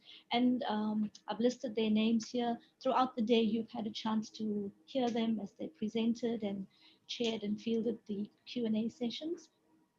And a very special thanks to Sumaya as well for managing the waiting area and the lobby. And then, of course, all of our keynote speakers and presenters and artists, our distinguished visiting professors, Professor Hallinger, Professor Tony Ombubuzi, Professor Antonia Dada. It's just been wonderful to see all of you. It's been too long, at least 12 months since we've seen each other. So it was good to reconnect with you. And also the presenters from the rest of South Africa and across the African continent and the diaspora. All of you, just been wonderful to be able to see you, to hear your voices again, and to see how you are creatively navigating the challenges that the COVID-19 pandemic has brought upon us. And of course, the artists and the authors, just amazing talent, and I'm glad that they also availed themselves for 30 minutes to fill our lunchtime with some, just a reprise from all of the, just from the heavy academic stuff that we have a tendency to engage in, okay? Can you move that up on the screen there? I can't see it. Somebody's got some stuff superimposed on my slides. Yeah. Okay, thank you. And of course, as I said, all of the people that have logged in today, and just for being patient, and especially for our YouTube viewers as well. We could only accommodate 100 participants on the Zoom platform, given the license restrictions. But once again, because of the quick thinking and expertise of Ope and Shola, we were able to set up a YouTube viewership forum as well. So we're really grateful for that. And then can I remove these slides now? Because yeah, and I thought we'll just share you. This is what the pics from the technical hub is. This is where we're at. Say going live. I sound like some TV newsreader, you know? But here we were actually broadcasting and running this from the PwC offices here in Johannesburg. And there's OP there up front on the left hand there, and me in my sitting there looking tired, and then also Shola leaning in. And on the right hand panel, there's Dale and Chanel. Okay. Here's a little bit of the gallery from the group pictures that we took earlier in the day. Perhaps Chanel's pic is the most telling. Looking forward to a brighter future with much enthusiasm. I can see. What about the next one, Opie? Yeah, this one a little bit, what do you say, sparse in terms of photographs. And of course, the last one is, here we go, the rest of the team that we have. And finally, just wanted to say goodbye and see you online.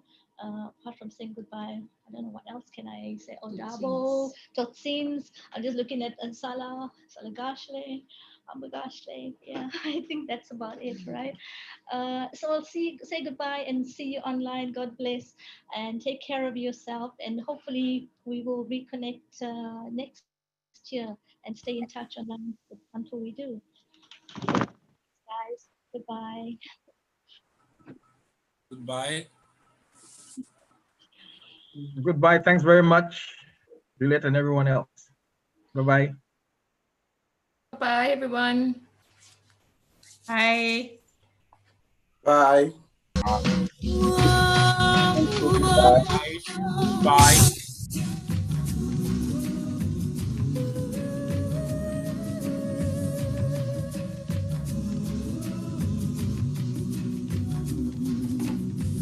Sometimes alone I look outside my window at the shadows in the lights. I hear the sound of distant crying, the darkness multiplying, and weary hearts denied. All I feel is my heartbeat beating like a drum, beating with confusion.